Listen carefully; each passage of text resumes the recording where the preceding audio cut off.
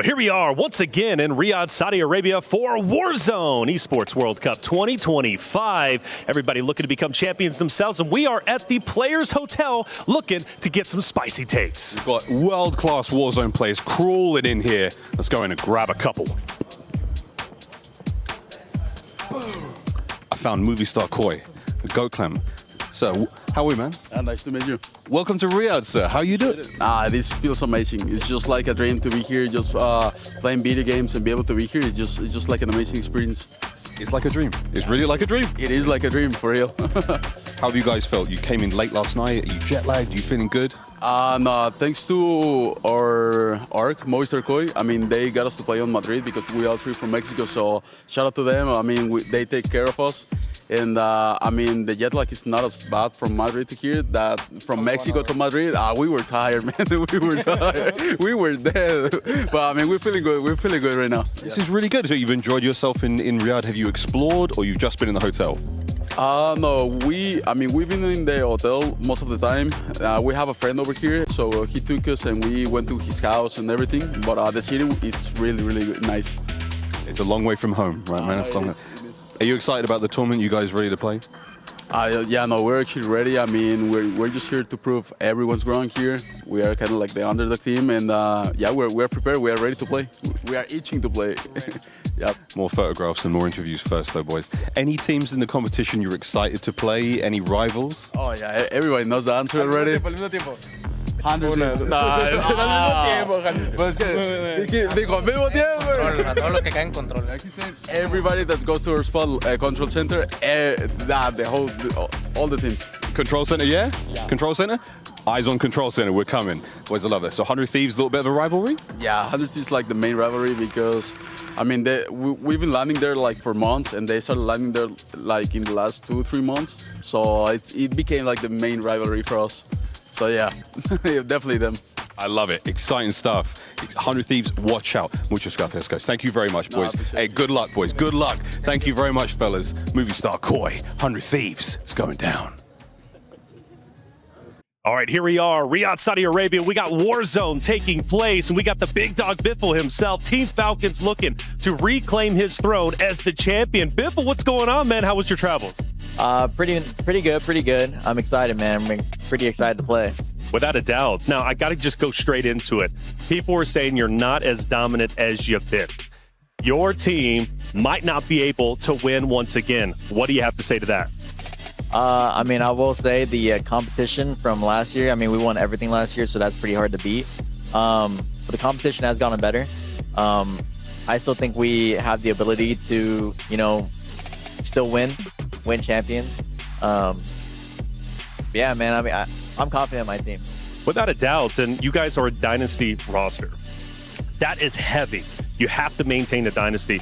What is that? First off, what does it mean to be a dynasty to you? And what does it mean for this competition to win it once again and maintain that dynasty? I think it means a lot to me because, I don't know how many more of these tournaments I got in me. So I got to go out with only wins. We're actually the only team really to win on land. So I feel like we have a pretty big advantage compared to these other teams with confidence-wise. And yeah, I think we got it. Not many more tournaments left. So one quick question. You're not retiring this time again. Don't bait me one more time. No. Not this time yet. Not yet, but he'll keep that storyline going. Biffle from Team Falcons looking to go back-to-back. I wish you the best of luck, brother. Well. What have I found here getting makeup? Scumming of AG Global. Mate, how you doing? Good, how are you? Mate, I'm fantastic.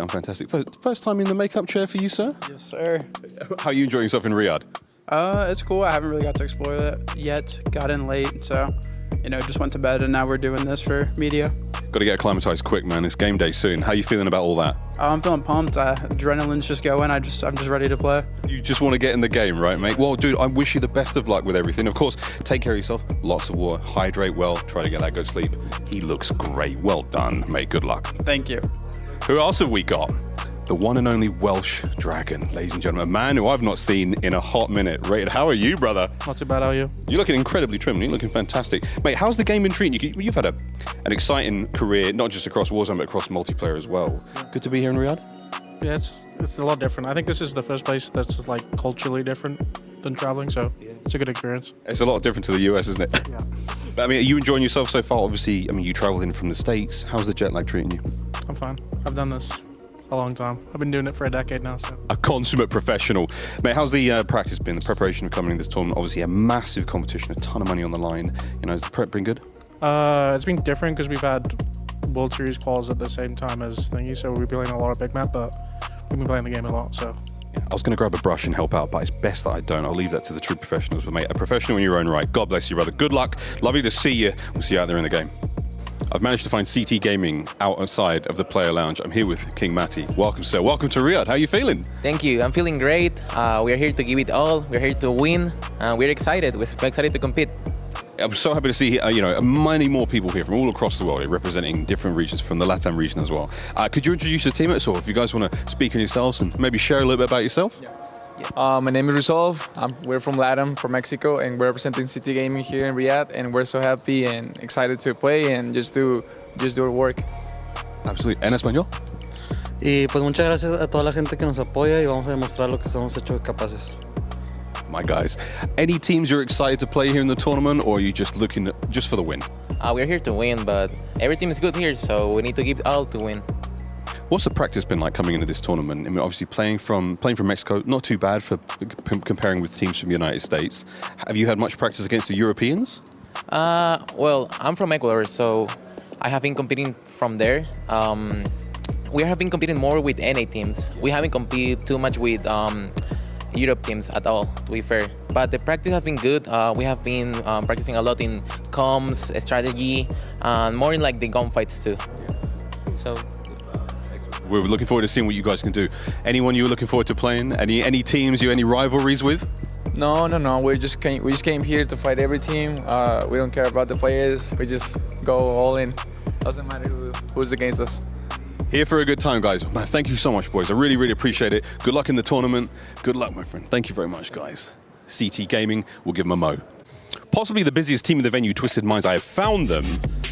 How you doing, mate? You good? I'm doing great, man. I'm excited to be back in Riyadh for Esports World Cup again.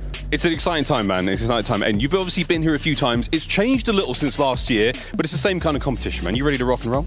I'm ready. I feel like, we got Ben this year, so we're excited. We've been practicing a lot, and just excited to take over Riyadh.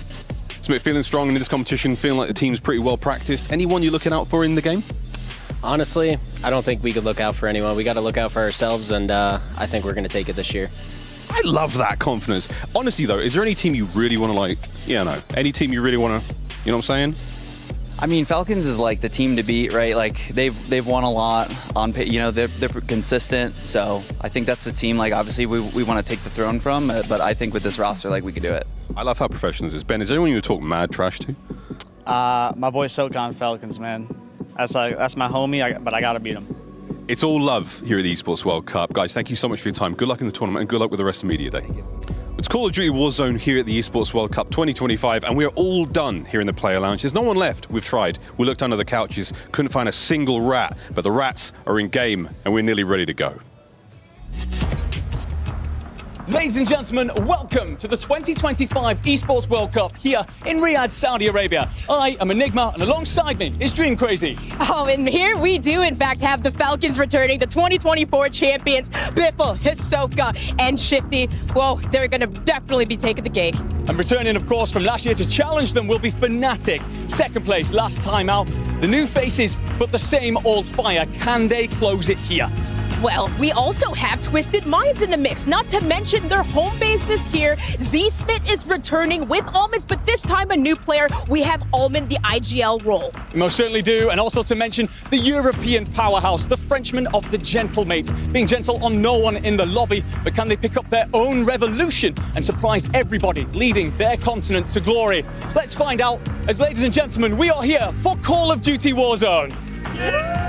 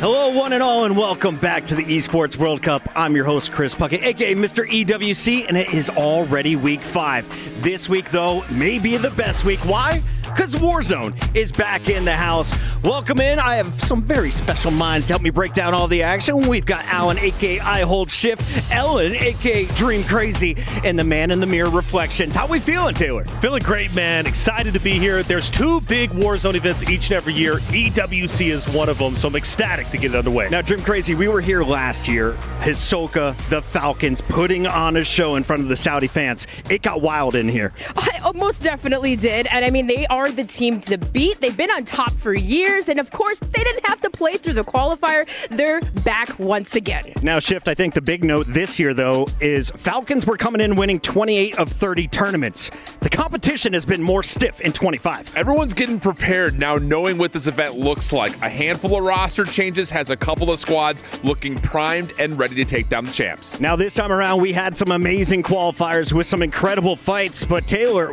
how did our 21 teams get sorted here? Yeah, without a doubt, it's going to be a long run to be a champion. We start in group stage. 21 teams enter. We break them up into 3 groups of 7, where the top 7 teams advance directly into the finals. Meanwhile, for the bottom 14, well, they get one more chance and a last chance opportunity. 14 teams will enter the last chance qualifiers. Meanwhile, we'll cut them in half. Only top 7 will advance to the finals, where 14 teams will once again match against each other in match point format. No match limit, 135-point threshold. Nailed it. It'll be a long run, baby. Boom. You finish first, you get bonus points. That's all you really need to know. Watch the top fraggers throughout the tournament and get weird on day 1, because you do have that LCQ if you need it. But when you look at these groups, what's the group of death? Is it Group A? It's Group A. Without question in my mind, you've got, of course, the defending champs, plus a Twisted Minds team that looked dangerous last year and looked better this year, and a couple of sleepers. I'm looking at Fnatic and FaZe. Lots of slaying presence on both those 2 teams. Love that call-out reminder. It doesn't matter which group your favorite team is in, you will see them today. Everyone is going to play here on day number 1, as we'll be starting to score our initial points. Ellen, are you ready for a jam-packed schedule?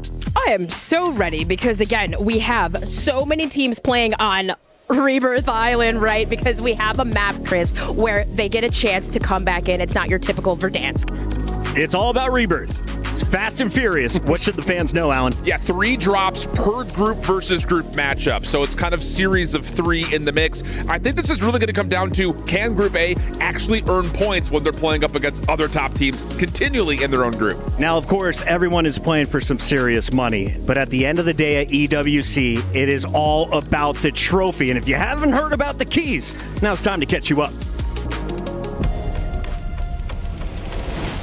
No competition is as ruthless as the Esports World Cup. Its trophy system is no exception. The Club Championship Trophy, awarded to the one club that rose above the rest and reigned supreme across all EWC games. The Game Trophy, when a competitor closes their eyes, it's all they see, and it's not complete until it's sealed with a champion's key. Every participant earns a key engraved with their name. That's their right to compete. This year, returning champions hold a key unlike any other. Only one can place their key into the Game Trophy and become an EWC champion. The frame of the champion's key is embedded into the totem, a stone marker of legacy displaying every champion of the year. The keys of the eliminated will be crushed. The champions select 3 broken keys as a personal token, a reminder of who they have humbled. Beneath the totem, a resin block holds the remaining keys, a graveyard of fallen contenders. Will your dreams be broken or your name carved in gold and stone?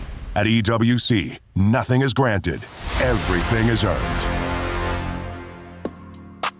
I'll tell you what, Chris, the Key Crusher is actually slaughtering keys this year. 3 keys go to the champions, but also keep in mind, Falcons have their champions key, which is new this year. I heard they upgraded the hydraulic press. Those keys are starting to snap. We're going to get to that in a little bit, but it's more than just keeping your key intact. There is some prize money if you do that. Everyone who made it this far, you're guaranteed 10 grand. But Taylor, what happens to our top teams? $1 million on the line and $250,000 for first is incredible, and a big reason why you want to get first. It's $100,000 more than second. But more importantly, if you make it top 9, everybody walks away with a little bit more than $10,000. This is why the players come. Yeah, they want the championship, but they want that prize money as well. Absolutely, walking away with a huge paycheck. And if you're playing with the jersey on, you're also playing for some tournament pride. We have a massive club championship going down across these 7 weeks, and we're right in the thick of it. Let's check it out. This is the Esports World Cup Club Championship, the ultimate cross-game competition that will crown the best esports club in the world. Let's break down how it works. Clubs will be able to compete at the Esports World Cup and as many titles as they can qualify for. The clubs will then earn points based on their placement in each title. To qualify for the club championship, a club will need a top 8 placement in at least 2 competitions.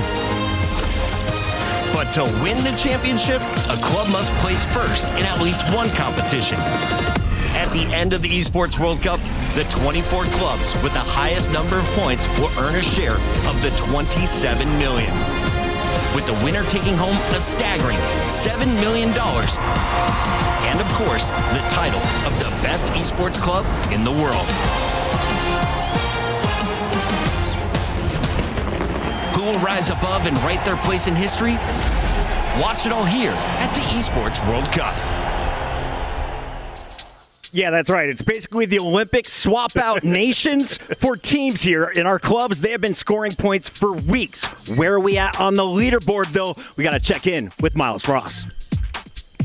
Welcome back to the STC Club Championship update. What a fantastic week to be a Falcons fan. They get their first win in Overwatch 2, taking down Al Qadsiya 4-0 in the grand finals. Now sitting atop of the board, 3,500 points, and now eligible to lift the Club Championship trophy. But that's not all. PUBG, Yangon Galacticus got a fantastic upset victory over Weibo after an 18-match grueler, now sitting at joint 10th place. For Liquid, it was a very, very solid week indeed. MLBB, they get a massive upset victory over Uselangon, Red Giants OG Esports. And of course, in chess, Magnus Carlsen, legend of the game, takes down Ali Reza Farouja in an unbelievable 2-0 game. The club championship race is still very, very much in effect. It can go anyone's way, especially after an upset loss in Rainbow Six for the Falcons, one of the favorites to win it. It's still anyone's title. We'll find out more here at the Esports World Cup.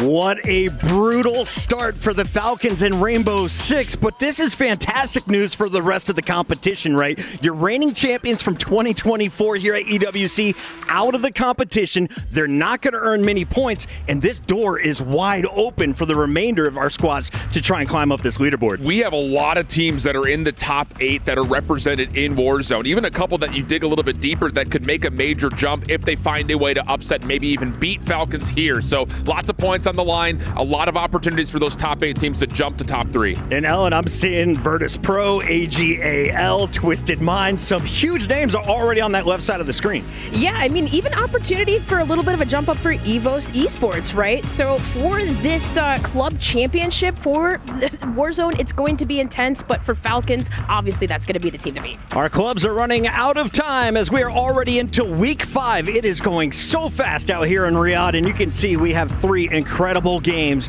over on the EAFC channel. Check out my guy Jafonzo for Vitality. We got Rainbow Six Siege, though. That is going to be going down without the Falcons. A big opportunity. But in Warzone, I got to ask you out of the gates, are the Falcons still the top dogs? Ooh, that's a heavy question. Now, I asked Biffle. He said, yeah, they are. And he said, for all the doubters, see him on the battlefield and he'll prove them wrong. But I do think the Falcons this year, I'm not going to lie, they might have some stiffer competition than before. Love that call out. Our teams are making their way into the stadium as we see it is the Falcons in our Jamil Motorsport departure cam. The champions, they get the best ride, Alan. Oh, of course they do. They have the best key. They get the best ride. They get maybe the best treatment. The thing about it, I need Ahsoka to pick if he's going to silence the crowd or ask them to get louder. Because last year he was doing both at the same time. So got to figure out how you're going to pump up the crowd this year, bud. Twisted Minds trying to get in their way. As you see, it's all smiles for Z Smitten crew, and this Group A is going to be ferocious. There are so many top dogs. You mentioned it's going to be the group of death. But the question is, who is going to be the top Slayer on day number 1? We take a look here at our Group A. Walk me through it from the bottom, Taylor. Who has your eye? Yeah, Robstar immediately, right? I look at him and I'm thinking to myself, he's going to be a heavy hitter. He always is. Anytime he's up on the battlefield, I know there's been a lot of expectation for this phase roster, more so in the idea that they're going to underperform.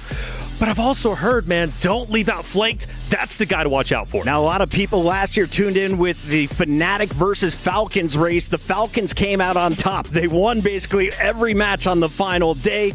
You look at this roster, you can't build a stronger team on paper.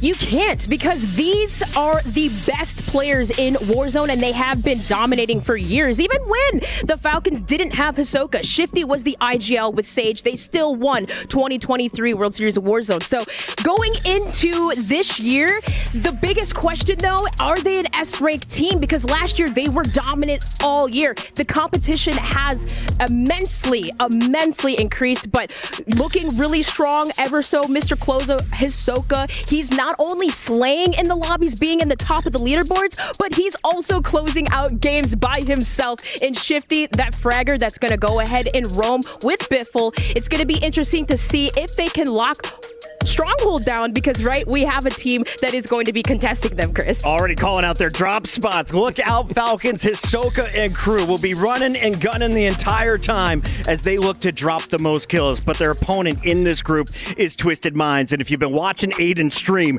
they're coming in prepared. Not only are they coming in prepared, they're bringing in a quote-unquote new third this year in the form of Almond, who has been one of the historical greatest firepower slayers in Warzone, no matter what map you're loading in on. So you've got a squad here that's built to win, built to be improved upon where they were last year, and they know that there's a huge target in their group on Falcon's back. So it just comes down to, like we keep talking about, are they going to try to get the ego in early, challenge out Falcons and put them in the dirt, or are they going to play a little bit more safe, a little bit more controlled, and just get out of groups and then figure out what you want to do afterwards? Group A is going to have a tough start to the day because they are taking on all the teams from Group B in their first 3 drops. Let's take a look at our second group, and this one, of course, is led by 100 Thieves, but I look down, Movie Star Koi, our top finisher in our Latin America North competition. The Mexicans are looking very strong as we had Miles Ross catching up with them. And then, of course, Rock Esports and VKA are some of my standout teams.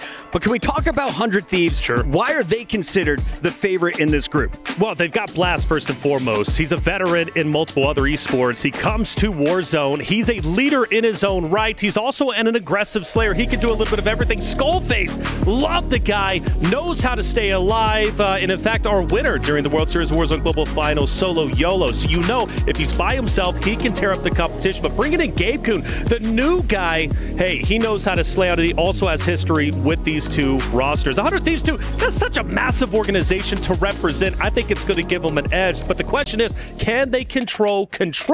Because you've got 2 teams, right? Movie Star Koi, Nova Esports, who's looking to gun them down. Let's just keep it simple. They won the North American qualifier. First place. Like, just that's all you got to say. Falcons weren't there, but still they won the North American qualifier. Look out for the 100 Thieves crew if you're an NA fan, but if you've been watching the beginning of Warzone, you may be familiar with this guy. He goes by the name of Wars, and this time around, he's playing for Rock Esports. Now, Wars, I first found him on YouTube. He was playing with Vicstar, one of my favorite YouTubers. Yeah. He has stayed in the competitive vein since then, but tell me about his teammates, Dream Crazy. What are the expectations for Rock? Well, you have Visions in the mix, who arguably has just been looking so good, one of the best Europe slayers, and then Prodigy. I think at one point, him and Wars, they were playing on like a 2020 sense, but they're super fast, super aggressive, and you can always catch them on, rotating out of POIs, but they're going to be really fast when it comes to their gameplay, and I really expect them to see them challenge around that chem area, really heavy. I think the thing is they're coming in with more experience this year. At Guild Esports last year, 2 of the 3 were there. They finished in the top 5, and they kind of snuck under the radar because they started to come online late after really Falcons had ran away. So a little bit of that late veterancy coming through, finding a little bit of a resurgence, no pun intended. Now it's time for them to do it right off the get-go here this year. Where did Rock land in our Aramco Power Rankings? I have a feeling they're going to be right in the middle. Let's take a look as we have favorites on top. You're all familiar with the Falcons, Virtus Pro featuring Noobs, and of course 100 Thieves and Twisted Minds. Fnatic coming in with a new roster. You have them alongside Rock, Gentlemates, and AGAL, Taylor. Without a doubt, and for me, man, I think this is a solid list. Of course, it can change. You do go down to the bottom, though, with the underdogs. Inner Circle, I want to put a little bit of time on them. Inner Circle, winners of APAC, beating out the roster of Na'Vi, top dogs in that region, but it's their first ever LAN event. That's my biggest question. Can they transfer the online skills into the LAN environment where there's a plethora of experience, but they're the ones to rise up to the top? Shift, who has the best chance on this screen to upset one of the favorites? I think AGAL. I think they've kind of gone under the radar a little bit in terms of conversation points, but they bring everything you would want in terms of veterancy, experience, a well-fleshed out roster of 3. You know what the roles are going to look like. If they just get good momentum early, I expect them to really be a force in other group matches. Dream Crazy, out of the favorites, who do you have most confidence in? Ooh, I'm gonna say out of the favorites. That is tough. I'm going to say Twisted out of the favorites just because Z-Smith, he already called out like people looking nervous on LAN. He came out frying last year, and then just coming back with Aiden, they're always in the top 3, and I think they're just going to come out hot. They've been smiling. Somebody needs to wipe that smile off Aiden's face. Who can do it? That is the question. For now, let's check in with our players as they are already making their way in to the Qiddiya Esports Arena. So much energy on this opening day as you battle jet lag and all of the nerves. Taylor, what are your keys for all of our players? Keys for all the players. First off, when you get out there and you hear the trash talk from the other competitors, you hear the trash talk from, of course, the fans. Because let's face it, Twisted Minds, Falcons, this is their home turf. They're so loud. They're the home team. They're so loud, right? And if you're not ready for that, it can get in your head. I have to say, I learned something from the Falcons fans and the Twisted Mind fans. There is an incredible chant. It goes like this. Airport. That way. All right, we're going to get there a little bit later. No teams will be sent home on day 1 and 2. For the meantime, though, let's check in on our match of the day brought to you by SNB. This is a banger. I think the thing about it is it's your top 2 teams. It's Falcons and Twisted Minds. They were right there in the running. Last couple of drops during Grand Finals last year. Again, the overarching story point, Falcons coming back as defending champs with the same 3, but looking maybe a little bit more vulnerable than they did last year. Twisted Minds, one of a handful of teams that were competitive last year and made an upgrade, or so they think, in their roster to try to dethrone them. Dream Crazy, quick predictions for our first series. It's going to be Group A and Group B. What team do you think finishes on top of the leaderboard after 3 drops? I already said Twisted, so I'm going to stick with that. I said they were my favorite. I think they're going to do it. Falcons, although, you know, listen, we knew they were an S-ranked team last year, you guys, but this year the competition is tough, and I think that 5 Beers is going to give them a run for their money. I will shift who is going to be the top fragger for our first 3 drops. Give me Diaz Biffle. Solid choice. Right on in there. Solid He's choice. a Dixie son of a gun, dude. I got Diaz all day. Give me the over. And Taylor, if there is someone from Group B that is going to upset the favorites, Twisted Minds and Falcons that we just highlighted, who are you liking? I like Rock Esports. They're the top team. Even though they get 6th place in EU, I think they're the top EU team competing today. Ooh. Ladies and gentlemen, this is a 5-day broadcast. It is going to be a blast, and it all begins right now as we introduce you to the competitors in the Qiddiya Arena. Enjoy.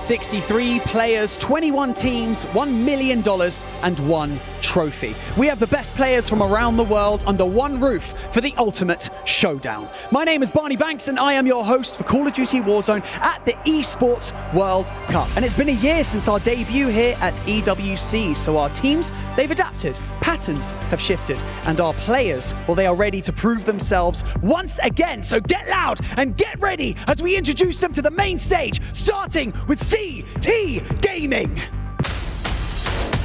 They are Extra J, King Matty, and Resolve.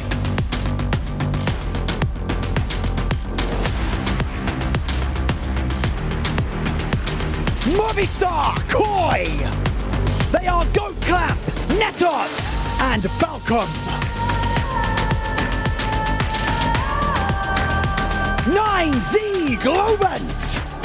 They are Goodbye, Elato, and Bale.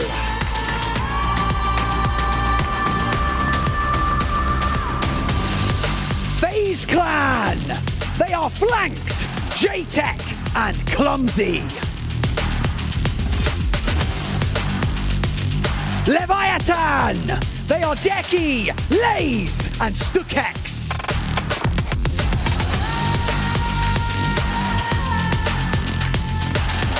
ROC Esports. They are Wars, Vision, and Prodigy.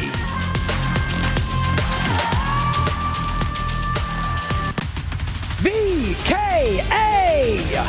They are Aizen, Vidati, and Katsu.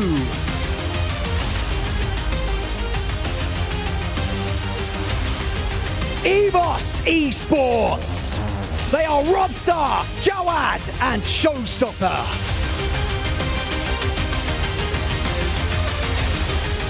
Fnatic.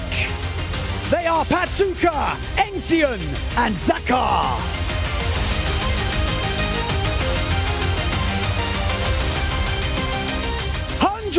Thieves. They are Gabe Kuhn, Skullface, and Blast. Gamax Esports.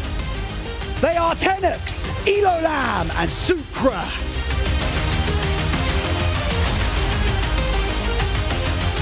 Twisted Minds.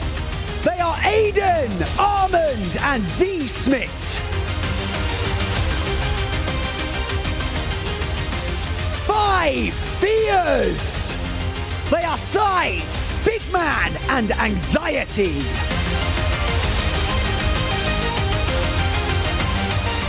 Gentle Mates. They are Enkyo, Hallow, and Gromalok.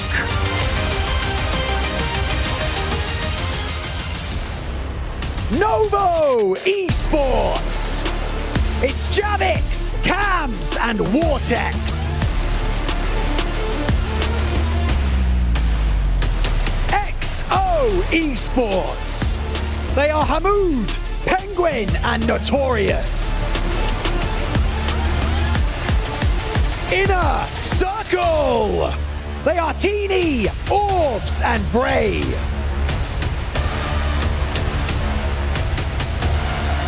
All Gamers Global. They are Rated, Nate Dogg, and Scumman. Team Vision. They are Echo, Lennon, and FIFA Kill. Virtus Pro. They are Dongy, Noobs, and Sage.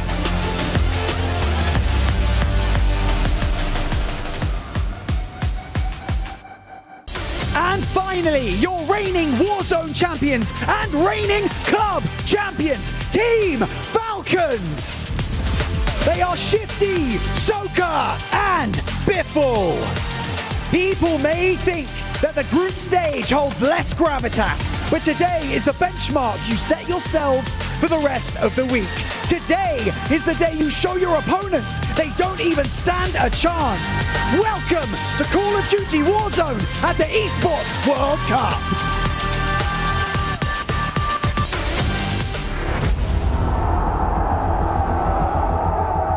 Yeah, they're obviously the team to beat.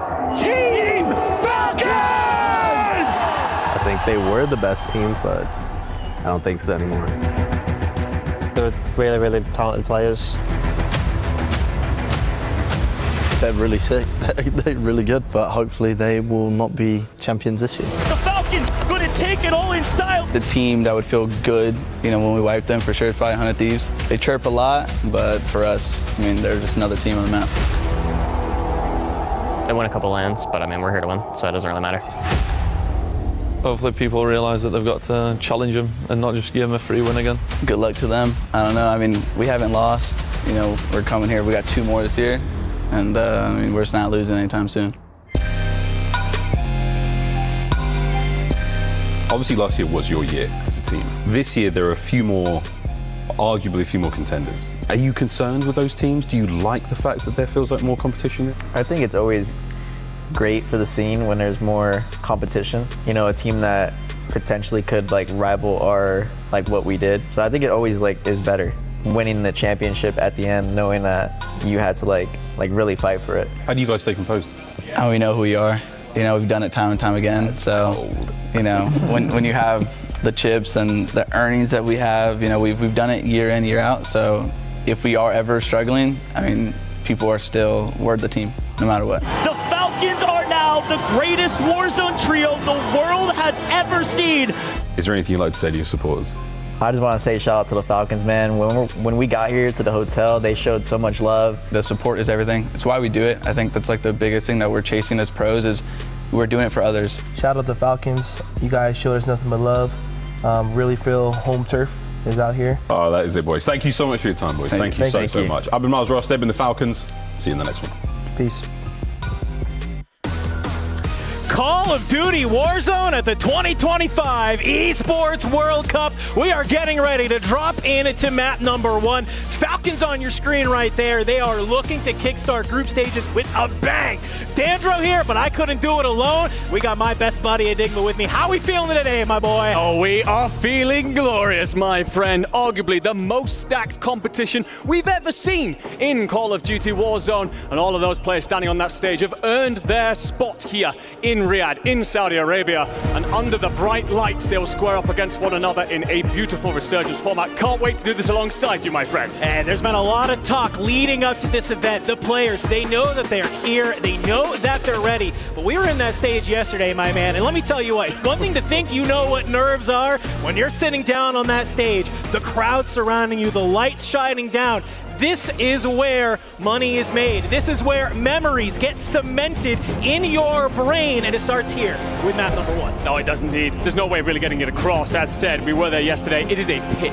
It is a place where you will feel that pressure very much so, whether you are the dynasty, the defending champions, or not. Speaking of which, the first chinks really that we've ever seen of them have definitely come this year, and everybody stepping out there right now will know that there is at least blood in the water. It's whether or not they can find it. I love how the desk broke it on down. I totally agree with you. Last year, Falcons came in just a cut above everybody else. Yeah. It's not nearly the same this year. You have, of course, some competitors in this first lobby who are trying to usurp the throne. I'm going to be looking at, teams like Twisted Minds. One of the things we are really going to be paying attention to here in map number 1, it's going to be those drop spots. It's going to be the contests that we see across some of these big teams. Twisted Minds, one of the squads in that mix. Yeah, absolutely. We're looking at a couple of different moments here early on. It's going to be that factory drop that's going to be incredibly busy. Leviathan in particular love to play out of factory. That surprise squad out of the European region. However, Twisted Minds, of course, also liking to play out of factory, dominate that side. So it's a huge battle going on early. An extra addition to that could be Fnatic, who have mentioned that they will play that side if the circle pulls that way.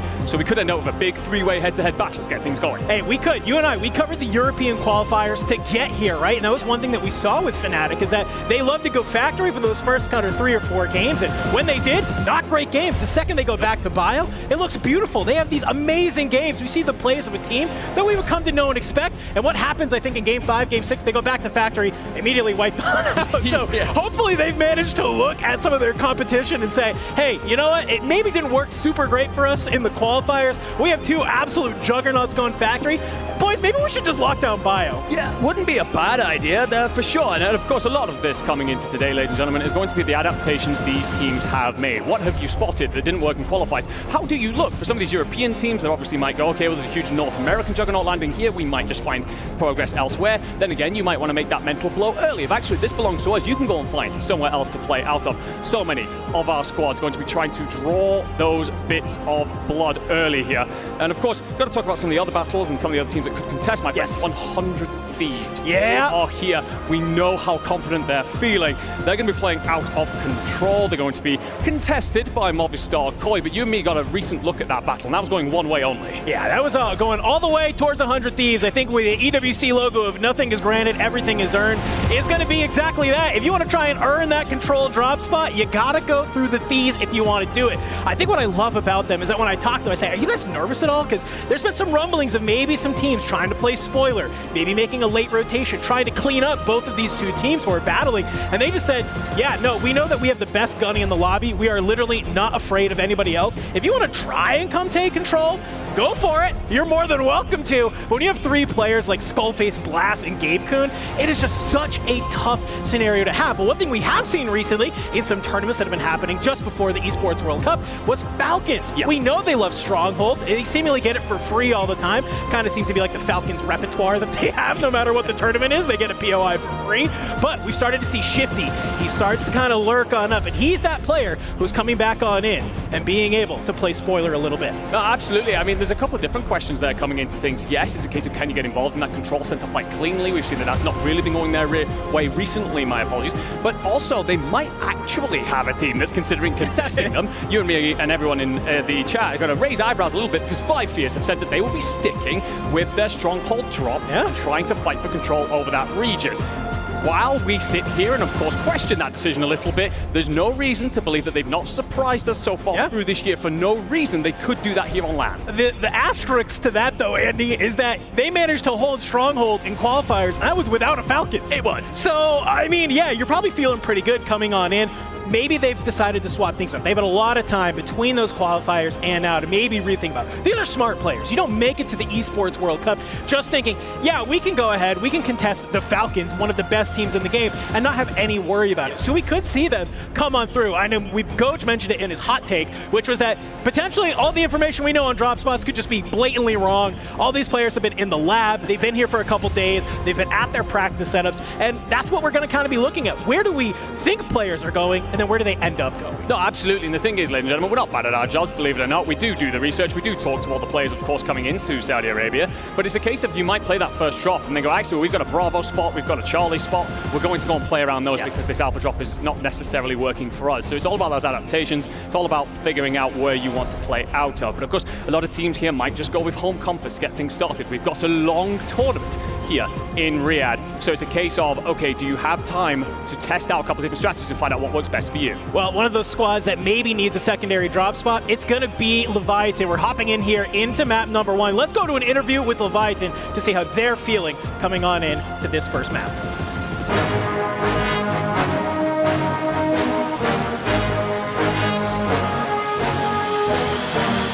Welcome back, everybody, to another interview here at the Esports World Cup, and we are with one of Europe's rising squads. I think we can say that. We are here with none other than Leviathan, here with Deki, Stukex, and Lays. Talk to me about how you three came together to participate as a team, because two of you have played together for a while, but obviously you're here kind of as a brand new trio, and things are looking pretty good. It was kind of spontaneous. We tried out. Me and Deki were looking for a third. Lays was free. We tried out. It worked well. I wanted to play with Stukex like 3 years ago. We played 2v2s and stuff like that, and I wanted to team up every time like with him, but I guess he don't rated me or something. so he played with UKs and stuff, and yeah, this year it's perfect for me, perfect for him, and now we're here. Talk to me a little bit about what's been some of your preparation that you've done for coming to the Esports World Cup. I know you guys have been scrimming. I know you guys have been playing, a lot of basically everything you possibly can. But besides out of that, what have you been doing to prepare for the event? Watching VODs, just preparing some strats for the team we're contesting. Not a bad team. We'll see. Is there any specific teams whose keys you want to crush, that you want to bring down that crusher on? Who are we picking? I would say everyone is saying that Falcons. Falcons, okay. Champions. Falcons. You want Falcons? Falcons, yeah. Falcons? Man, I was hoping to get something spicy, something good. Everybody's saying the Falcons. Everybody wants to bring them down. Besides the Falcons, give me one. Twisted Minds. Twisted Minds? Twisted. The Kings of Factory? Yeah. Is that who you're trying to come out on top? Okay, I respect that. I like that a lot. We've had a number of teams that come out of Europe that are like looking good, but you guys have like really actually, I think, cemented yourself as a very top team overall, globally. I just want to know, what was like some of the secret sauce? Like, what was the secret to success to kind of finally, you know, maybe just kind of poke out of just being a good team to being a great team? We talked like after every tournament, what we're doing wrong, what we should do better. When it's important to lock in, we're freaking locked. So okay. In the finals, we played like a completely different game as in the scrims. Well, hey, that's all we got here with Leviathan. Fantastic being able to talk to you guys. Excited to see you on land, playing, you know, on ping, and being able to see maybe you can take down the Twisted Minds guys and maybe come out on top at Factory. Loved being able to talk with those boys. They are so excited to not only be here, but to also represent their country. 1 Austrian, 2 Germans looking to make their move here. You heard about the prep. Let's see if it pays off. No, absolutely. And I love that you bring up representing their country. Of course, an important thing for every player here, but especially for our European brethren. There's so much in terms of different cultures here. A lot of our players know how important it is to carry that flag on their back and represent for everyone back home. But you're going to have to do that, of course, against some of the best players to have ever played the game. And in front of you are certainly those 3, in Biffle, Soka, and Shifty. All eyes on them as they defend their throne here in Riyadh. This is where they started to put the nail in the coffin to cement that dynasty in 2024. In 2025, it's about how much has that gap closed. And of course, many teams here are going to be trying to show us on the first day, but it's about keeping a couple of tricks up your sleeve as well. Again, a long tournament in Riyadh, and Twisted Minds are going to be one of those squads looking to make an early statement. They have their base here on the street. It is 30 seconds away from where we're standing, an impressive place, but they will be also backed here by a home crowd. Yeah, and I think that's really, really fun to watch. We have a couple of home crowd teams that they're going to have some energy in the arena. We also have some people who are maybe not the home crowd team, but we'll see them a little bit later. I know Gentlemates, they have brought a large part of their fan base here as well, looking to get loud for their squad. So very excited to hear this crowd, very excited to watch how some of these teams are going to go ahead and perform. When we kind of talk about this first group here, Andy, let's dive into the weeds. I'm going swimming, baby. It's Group A versus Group B, just to kickstart us off, right? So when we kind of look at some of the teams, we highlighted some of the contests that we have here, but what I'd like you to do, highlight me one squad that we're about to see in this first lobby that you think maybe people are overlooking, who, you know, they're not one of the juggernauts, but maybe a thorn in the side for some of the top teams. I'm really looking forward to seeing how this Gamax Esports roster play. This is the Puerto Ricans. They come out of North America placing 6th. I think that was a surprise to everybody last year. You saw Tenex, Ilalam, and JTech playing alongside each other. They surprised everybody again here in the Esports World Cup and through the competitive year in general. They then lose. JTech, he goes on to find fortune with the FaZe clan, and then it's a case of, okay, we feel like these boys aren't going to be a part of the conversation. They bring in Sucre, and they look even better, if anything, which is saying something, because JTech is a phenomenal individual talent. They play out of docks or industry or headquarters. They actually have 3 different drop spots. They've done a lot of VOD review, a lot of planning, a lot of prepping, and they're definitely coming into this intending to third-party some of these big team fights. And one of the things that I really like about that strategy, my friend, that control center battle. We talked about it. There's going to be 4 different squads potentially at points fighting over that. They're looking to come in, clean up the pieces, and walk away with a lot of points. To counter that, though, one thing we have seen in execution is sometimes if 100 Thieves win that battle for control center, I gotta say, there are a few things scarier than life than Skullface with a gun in his hand. And as your anchor who looks to just hold down that roof and stay up there, there's been a lot of times where that team is trying to play out of that boat side, and next thing you know, you're just getting shots downrange from the top of control, and your team is getting farmed. So it's really gonna be about understanding that timing. When do we move up from that control center boat? When do we try to activate and be the cleanup crew that you're really looking to be? Because if they can manage to make that happen, Gamax gains a ton of space on the map. They go ahead ahead, they loot out all of boat, they move up to control, they clean it on out. Well, okay, what's going to happen? A team's going to regain boat with the 4 crates that are on the entire thing. Have fun, okay. And the second you see somebody flying in from the sky, you know that GameX is going to rotate down and clean them on up. Yeah, I mean, I love the call out. I think it's very important here to talk about the different strats that are coming in for these various teams. And I think that one of the things to remember, ladies and gentlemen, is that this is group stages. This is not about winning the maps. This is about placing at the higher end to obviously see off that multiplier, but picking up a ton of kills. You finish in the top 7, you book your ticket guaranteed to grand finals. Everyone beneath will be put into that last chance qualifier. If you are that GameX roster, you go around farming up a couple of kills, nice and easy and early, get yourself a decent multiplier. You don't need to stand out on the map. You'll get your ticket to grand finals. Yes. Dude, so much to talk about with a lot of these different teams, and I feel like there's just so many things we can talk about. Because reminder, folks, this is only 14 of our total 21 squads. We're going to play 3 games here, and afterwards, we're going to go ahead, get Group B off the stage, get Group C on in, and we're going to have A versus C battling it out. Whole brand new amount of teams, absolutely just more chaos being infused on the map. So keep your eyes peeled for some of the differences between those 2 lobbies. But back to AVB, you brought up J-Tech in that little talk of GameX, and where he's now come on over and played against FaZe Clan. I think that this is a squad we really should keep our eyes on. You know, they have a potential. They're going to land top prison, what they've go ahead and told us, but I think they are going to maybe get a little mixy because in the North American qualifiers, they surprised a lot of teams by being able to come on in. They ended 5th overall, which out of 7th maybe isn't the best, probably wanted to do better, but hey, they made it here, and that's what the important part. And there's anything that we can't do is count out flanked. That guy is always going to be able to get to land, surprise a lot of us in previous tournaments when he's been able to get there. And I like that he's able to have J-Tech with him, but also Clumsy. I can't stop shouting out this guy Clumsy enough because he is just a Rebirth-only content creator. He's a Rebirth-only Reaper, and he's kind of one of these sort of secret weapons that we have in the community who, oh, you need somebody to come in and fry out on Rebirth Island? Clumsy is your guy. He's done it time and time again. He did it in the qualifiers, and I'm really excited to see if he can do it here, silence the haters, and do it on land. Now, I love that you are talking about that team, but another squad that I think is very important is one actually coming in from our MENA region. This is going to be EVOS Esports. They will be, of course, up against some of our best teams in the world, but we actually got the chance to catch up with them before we load in here in Riyadh.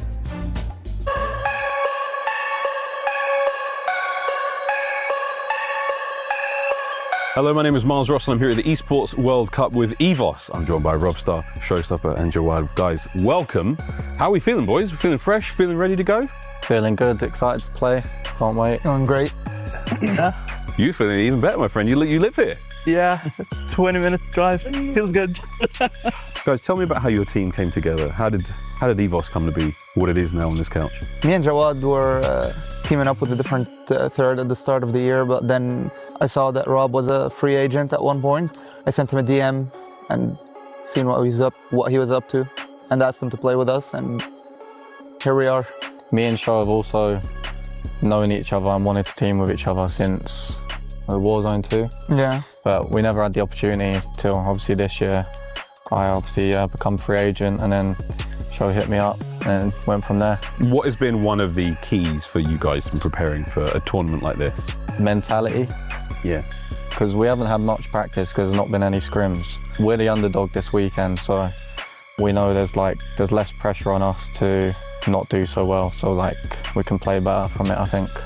Are there any teams you are really looking forward to playing or coming across in game? Yeah, AG Global.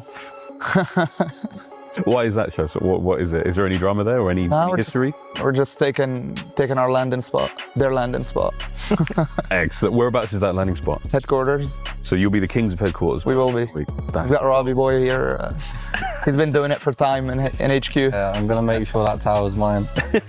That's a great thing to look forward for. Jawad, you split from Hamoud. You've both been still able to qualify from the MENA region, which is wonderful. Do you see XO Esports as friendly competition, or is there anything else there? I mean, yeah, he's still my friend. Hopefully they can do good in game. Maybe not. That's good. That's wonderful. Again, guys, thank you so much for your time. Thanks for coming in. I wish you the best of luck in the tournament. Anything you'd like to say to the fans, supporters back home? Everyone that's going to be supporting us, we appreciate you guys.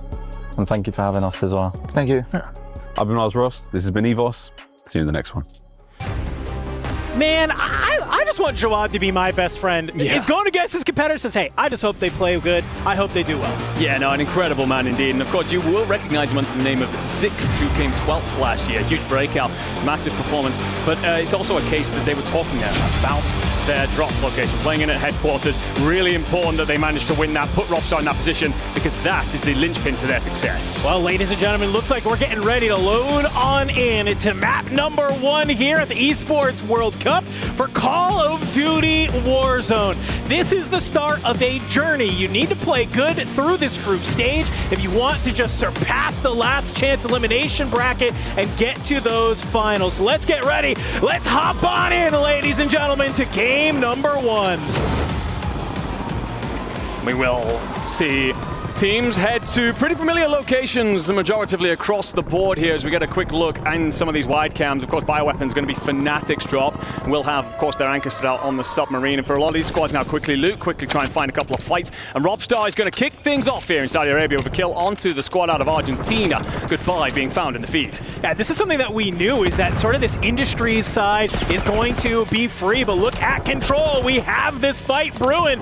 They know it. They love it. They want some more of it, baby. 100 Thieves gonna try and bring it to Movistar Koi. Now this is a little bit, if you're just tuning on in, par for the course what we see with this battle. It's usually one team tries to land below, another team likes to go ahead, try and take that roof, and then it's just all about who can get that first blood and start to move on forward. So for Movistar Koi, it's just gonna be about maybe trying to watch this zip line. Is anybody from 100 Thieves trying to maybe make a play? You got Go Clamp on the outside looking for the trade, and well, Blast, looks like he maybe extends just a little bit too much. Yeah, Go Clamp catches him. So for all the talk we've said about how this battle usually goes, that's the position to be in if you are going to be the Movistar Koi roster. Skullface and Gabe trying to buy time here, just backing off, try and reset the fight, get Blast back in.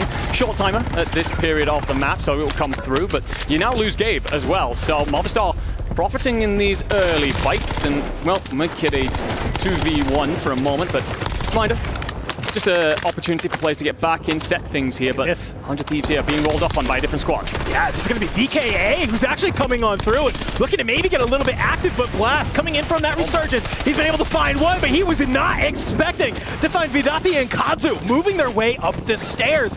So for 100 Thieves, they might have to go ahead, back off this control right now, because when you have a duo moving on in like that, it's about to get spicy. This battle for control already surprising us here. It looks like we thought Gamax was going to be the team moving up from the boat. Nope, it is going to be VKA. Yeah, plenty of differences in the look of this fight as opposed to just a few short days ago. Vidat going to be up top here. It's going to be the French trying to find a way to break in. Reminder, ladies and gentlemen, these guys weren't supposed to even be here, so every opportunity that they get is certainly one that they will aim to seize. We get a look over towards Prison. No surprise to anyone to find that there's going to be multiple teams scrapping over this. This is CT Gaming up against Rock Esports. Right now, CT just going to hold the rooftop for now. We'll give them a look out over the lay of the land around them. Yeah. To whether they can find a couple of freebies, but Rock have company. We'll find Prod picking up Marty, so it's all about finding the rest of the players as quickly as possible, but sticking nice and tight and together will be Extra J backed on down. You're going to get on the hunt. Yeah, I think you need to fly on forward right now if you are Rock Esports. I think you want to try and get that team on out. Extra J maybe trying to make his way on over to that buy station by Grandma. He's got to be careful, though, because it is going to be Evos in that Grandma's house. They could cut you on down, but great finds right now from Rock Esports. I love that they're playing the roof of Prison right now, because they're going to be able to look towards that sky, and any of those players coming in from Resurgence, we've seen it time and time again, where it's just guns up, and as you go ahead, drop back in, try and get your feet on the map, guess what? You are taken on out yet again, and it could be some easy licks. I'm looking at that kill feed, though, Enigma, and it just seems everybody here in Game 1, they are not withholding the violence. No, definitely not. Trying to make early statements. As said, we get a quick look at Dekiago. This is going to be, of course, Leviathan who find Big Blood onto Twisted Minds, bully them away. We said that this fight was going to be huge. This Leviathan's roster have surprised everybody in Europe with how they've performed, stepping on through, smashing through the qualifiers, and dominate here to force Twisted Minds all the way up into Harbor. Definitely not what would have been happen in script. Yeah, we've seen Allman time and time again. He loves to push off this and go play towards that red roof side, so no surprise to see them back on over towards that harbor area. You can see, thanks to our Codcaster, where they're going to go ahead and play on down below. Rock continuing to hold this rooftop at prison as Wars, with a sniper in hand, is looking to get a little active. Now, this is something we've seen kind of evolve in Warzone over the last sort of month or two. Players are starting to realize, hey, having something like an HDR or a Frostline in your hands, even though it can't get you that one-shot potential that you're looking for, what you're going to do is try and get that crack. So huge moments there,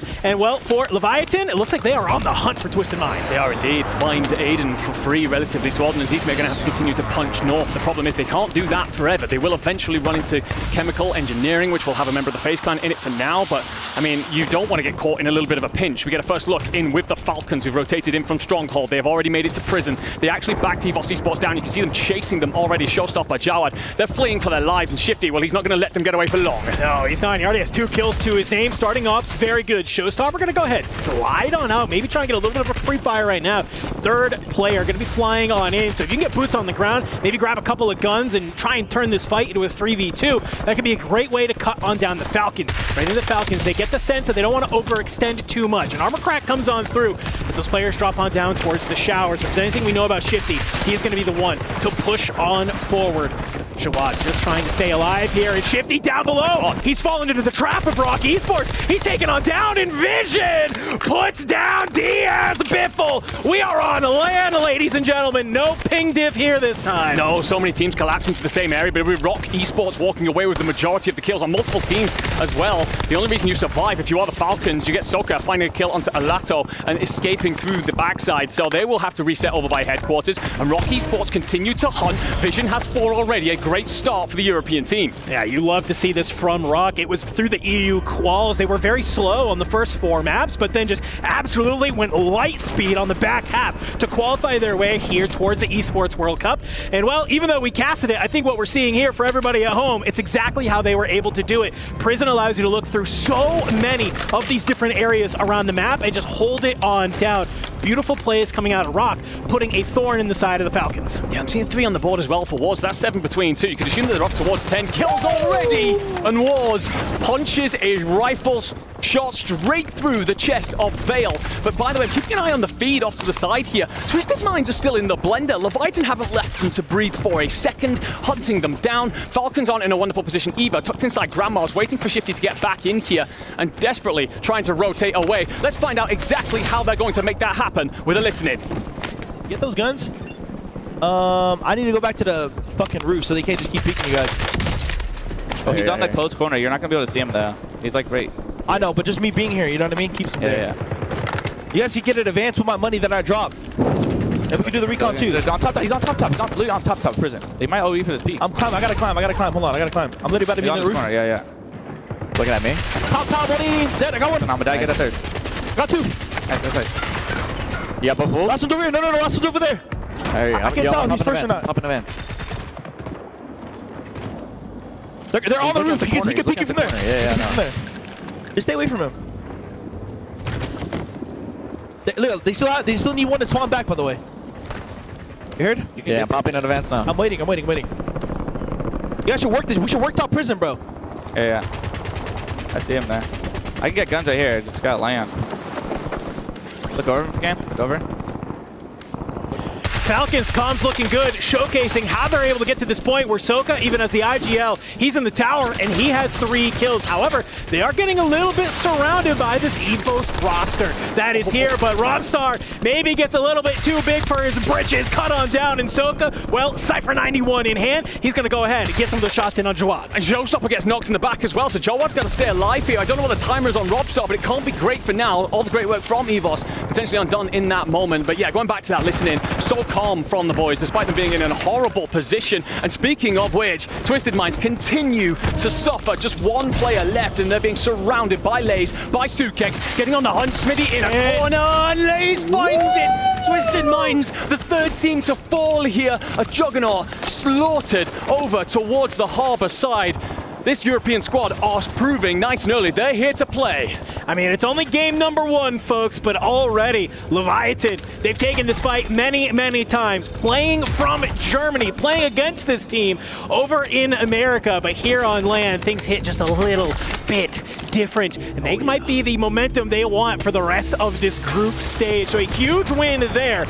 Not going to be really much action happening on that side of the map, but where the action is happening, well, look where its VKA is, over on the other side of the map. Glad to see 100 Thieves. They've managed to stabilize and looking to get maybe a little bit of revenge for that early game fight on the VKA. A couple of blast traps sitting on down will maybe stop them in their tracks. Blast moves on forward with the help of Skullface. Finds Kazu, but Aizen is there for a fantastic trade. But you are down a player. You have to be careful about how you want to play this fight. Just barely misses a sniper shot coming by your dome, and well, you're playing in and around these shipping containers, trying to lose not only the ire of 100 Thieves, but also the ire of Movistar Koi, who have managed to get back into control. They have indeed. The one thing, if you are this French roster, if you can survive for long enough, that circle is going to move everybody out of this region, and even Movistar for control, so they would have had a moment to breathe, but never mind. Aizen will fall in the feed, and your gentleman will have to come back in elsewhere.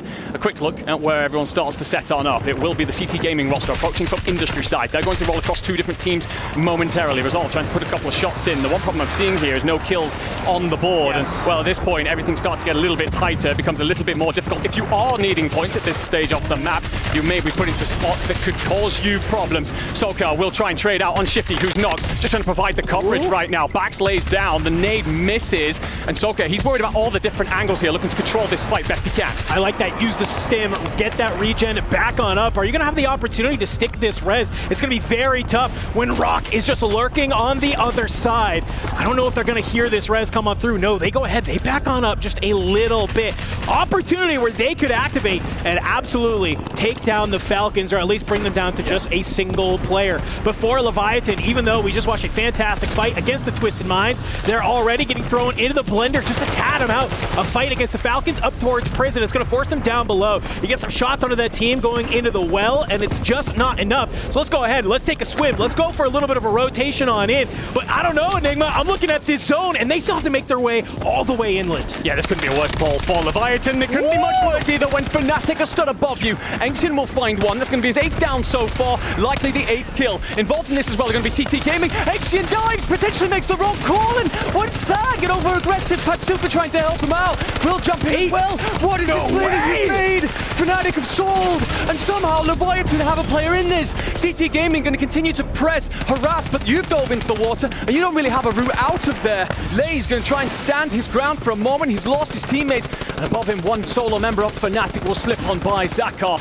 For Lays, 11 kills on the board already is fantastic. You want that top 5 desperately. Yeah, reminder folks, placement multipliers don't mean anything if you don't have the points to back them on up, and well, for Leviathan, it's already looking good. 100 Thieves trying to go ahead, hold out CT Gaming where they can. You lose Blast in the process. Skull, shots going across on delays. It is just a battle out here in the gas. Skull, he goes ahead, he turns, he burns, he's good for 1. He finds Zakar. FaZe, they've decided to move on down 2. Can you bring down J-Tech? No, you cannot. 6 team eliminated. Going to be 100 Thieves. FaZe Clan, they've been able to come on down, but J-Tech trying to hit the ladder, gets found by Extra J. Last player alive for CT Gaming. Not going to be enough, but hey, guess what you did? You found one more kill, and you didn't even give that kill up to any other team in the lobby. Top 3. Will be one member of the Falcons too, actually, as one dives out in towards the water. You've also got full team of Rock Esports ready for this final fight. DS Biffle down below. You can see the teammates flying on in. If you see this, if you're Rock Esports, you might go ahead and try and move on forward. Soka on the outside. He's not going to be able to do it against Clumsy. Clumsy gets the knock on to Soka and is finding him. Shifty, he's been able to bring down Prodigy on the other side that's there. He's trying to be able to stay alive, but Clumsy finds a 2nd kill against the Falcons. He's still alive. It's just not enough. DS Biffle, he'll clean up the FaZe Clan, but it is a 1v2 now for here in game number 1. Vision going ahead, trying to play on this outside. Surges on forward. Snakes coming on through, but it's an LC-10 right into the face of DS Biffle. Rock Esports will take game number 1 of the group stages here at the Esports World Cup. Beautiful play from Rock. Nice and early. They profited with so many kills in prison, and we've spoken about it for years at this point. You get those early kills, you can play for position, play for that multiplier. They were slow to move out of that prison spot. They were happy to let everything else unfold and then collapse on the scraps. And towards the end, they're the only squad with a full team of 3 ready to smother the Falcons and seal the deal. And honestly, looking at our board here, my friend, I think it's going to be these boys out of Europe who are looking towards the top end of that leaderboard, considering just how many kills they had in the early stages. Yeah, I mean, that is going to be fantastic. And you saw all smiles from them. And we cut over to the Falcons and Soka, the IGL. He's already given them the tips on how maybe they could have played that a little bit better. There was an opportunity for the Falcons to fully regain as a 3 and maybe play a little bit of a spoiler to Rock, but they just get split up too much. And I got to give some credit. We gave him some credit at the top of the show. Clumsy goes huge to find basically 2 different 1v1s against the Falcons. But let's take a look at some of these moments, though, through that map. I mean, these final moments were just absolutely crazy. Clumsy here with that 1v2. No, absolutely. I mean, you do have, of course, the Falcons trying to put up a fight towards the end. FaZe, you mentioned Clumsy himself, going absolutely nuclear. So many players trying to show what they can do. But for a moment, we're going to take a breath, ladies and gentlemen. We'll see you on the other side of a quick break.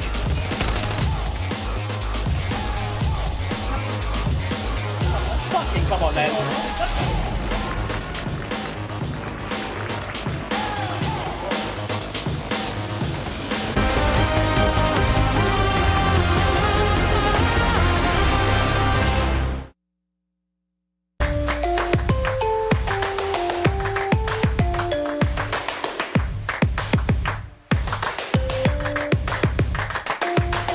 Level up your gaming experience with over 8 billion playlists, only on Spotify, the official audio streaming partner for the 2025 Esports World Cup.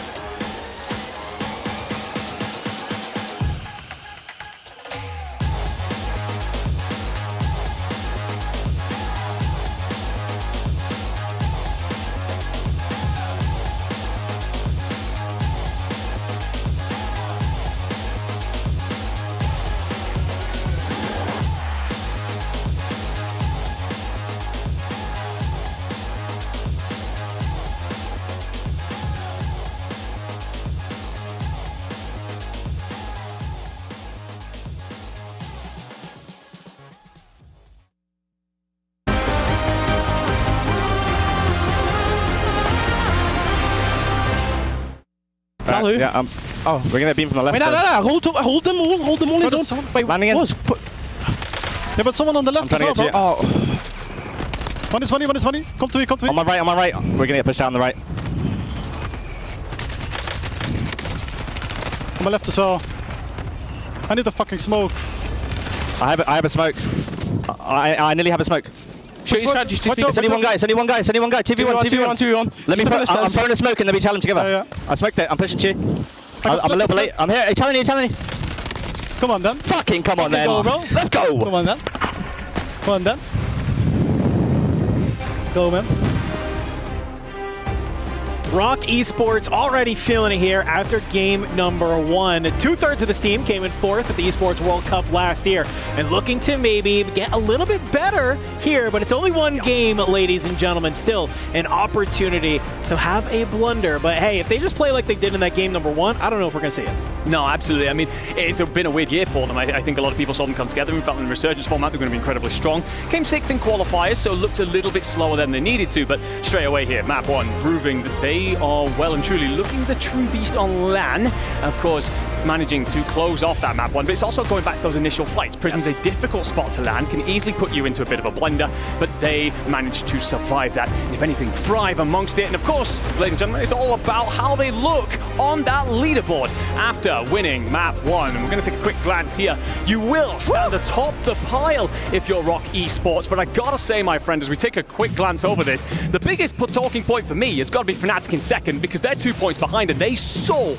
Yeah, they absolutely sell, but I don't know if we can really even still call it a sell if you're only 2 points behind the team that take the dub with 25 elims that are there. Really impressive. And the Falcons, even though they come in 2nd, they have 18 eliminations to their squad, 23.8. It's a nice little cluster here at the top with this grouping of basically a lot of these teams in 22 and on top. I got to give a shout out to Movistar Koi also being in there. We didn't see a ton of them throughout that game. We saw that engagement very early on with 100 Thieves, and kind of when we tune back on into Control at the end game, they're still alive and well. They're holding down the POI, so obviously able to farm just a little bit. And then it's basically a bit of a chasm here. Leviathan getting taken on out with 15 eliminations, 16.8, but they are tied with FaZe Clan, who are 2 eliminations behind, but they're just a little bit better on that placement multiplier. Yeah, the placement multiplier showing off there how important it can be. Looking at the opposite end of the scale, 5 Fears, this is the team that surprised everybody really in terms of qualifying. They were the first team out, landed on Industries, and sometimes that can happen, right? We've seen teams land, get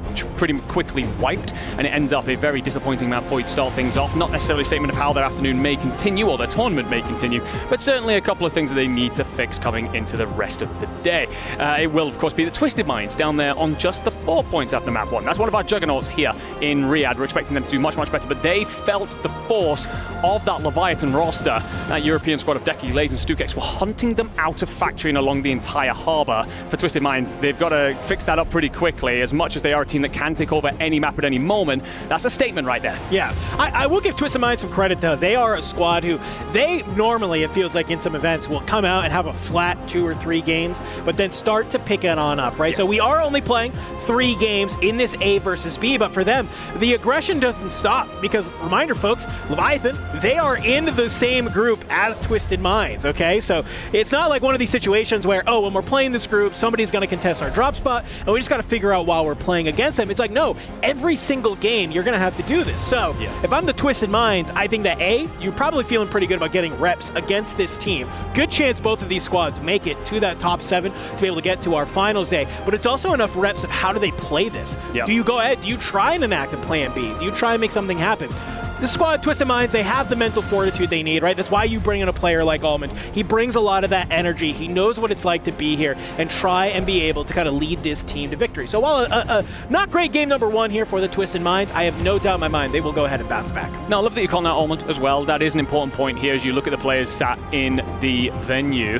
It's about getting your leaders into that talking position and saying, look, boys, it was just a bad map. What happens every now and again, calming the nerves, settling the energy, and simply going again with the game plan. A lot of our players out here will, of course, be led by various people. None better than that man, Hisoka. And we did get to listen in with the Falcons during that map, and we've got a real good look at why they are the world's best. Put in a very difficult position early on. It was a tough rotation from them out of Stronghold, and just as it looked like things were going to go south for them, they do the classic Falcons, which is to smash a hole in the team that was trying to hold them. It was the E4 Esports. But I heard Soka calling out things like, I'm going to position myself here. I'm not trying to do anything. I'm just trying to keep EVOS where they are. And moments like like that, was playing that mental game out there on the map. No one able to counter that in the situation. It allows Falcons to bounce on through prison and into that endgame. And I think that's sort of what we call the intangibles in Warzone, right? And that's a lot of what Silka brings to this Falcons roster. He's not just the best gunning, he's not just the best IGL, but it's moments like that where you're going to see is what separates them from a lot of other teams. I love that you bring it up because it is true. Like the fact that he's able to call out, hey, I'm just creating pressure here. I'm creating aggression. I'm trying to draw all of the lines of sight towards me. And that's exactly what happens, right? Because while he's getting some shots onto Showstopper, who's on the top of prison, he's able to kind of hold them there, hold EVOS in that position, and we see Shifty and Biffle just kind of running through as a duo up through those stairs, just trying to be able to then maybe, help out Hisoka and then push down that team and be able to get them. So great work from that squad. We said it before the break. I want to talk about it again, though. Great work from FaZe as well. We saw them kind of near the top of the leaderboard as well, and like to see them kind of come on down and in those late game scenarios get active. We see them jump on over the wall. Clumsy, he's able to find a lot of kills, and he's able to just pick apart 2 members of the Falcons very easily as well. So flanked, and JTech and of course Clumsy representing FaZe Clan doing a great job there in game number 1. Yeah, indeed. And this is a team that we've kind of highlighted as a little bit of that underdog. They were 7th in the qualifiers, only just making it through. But they are this kind of weird dark horse team, and we can't count Flanked out online, quite frankly. We've tried for years, and every time he bounces back with a ridiculous performance. Last year, he managing to pick up 5th in the World Series. Unfortunately, couldn't make it to the Esports World Cup, but showing yet again that he was able to overcome everyone else's expectations and lead his team to glory. It is a case with JTech and Clumsy. You've got a roster that just feels mechanically disgusting. Yeah. And we get to that look, of course, towards the end with the 2 victories against Falcons players who are, of course, some of the best shooters in the world. And it's a huge crest to be carrying on your chest. We have a lot of huge orgs here, but FaZe Clan, they're arguably up there with the very, very biggest in our space. Yeah, we can't talk Call of Duty without talking FaZe, right? I mean, you can do it to FaZe up. It has become part of our nomenclature, part of our history. And, well, Flanked, he's been a big part of that, at least in Warzone as well, of cementing their mark here. So glad to see them continuing to do that. I want to talk about sort of some of the other squads that were rotating around there. We saw CT Gaming, right, get a little bit active early on. And one team, the team on your screen right now, that maybe didn't get as active as they would have liked, 5 Fears, actually our first team taken on out. And we had the questions, are they going to go ahead? Are they going to try and contest Stronghold? That isn't the case. They drop Industries, and what happens? Well, they get immediately fried by a couple of the teams around them. Yeah, it's difficult for 5 Fears because they obviously qualify knowing that the Falcons didn't have to take part in the qualifiers through that Stronghold drop. Gives you so much lay of the land, so much room, and also no one else is playing over there because they know it belongs to the Falcons. They're not willing to practice that strategy that they're not going to use on land. For 5 Fears, it was their ticket to get them here, so it's fair play, but now it's a case of, okay, if you manage to adapt into a different location. Early signs are not great, but of course it's only been 1 map, so an opportunity for them to bounce back from that. But these are 3 players who they know they've got a huge pair of eyes watching them right now as everyone expects them to prove that they deserve to be here.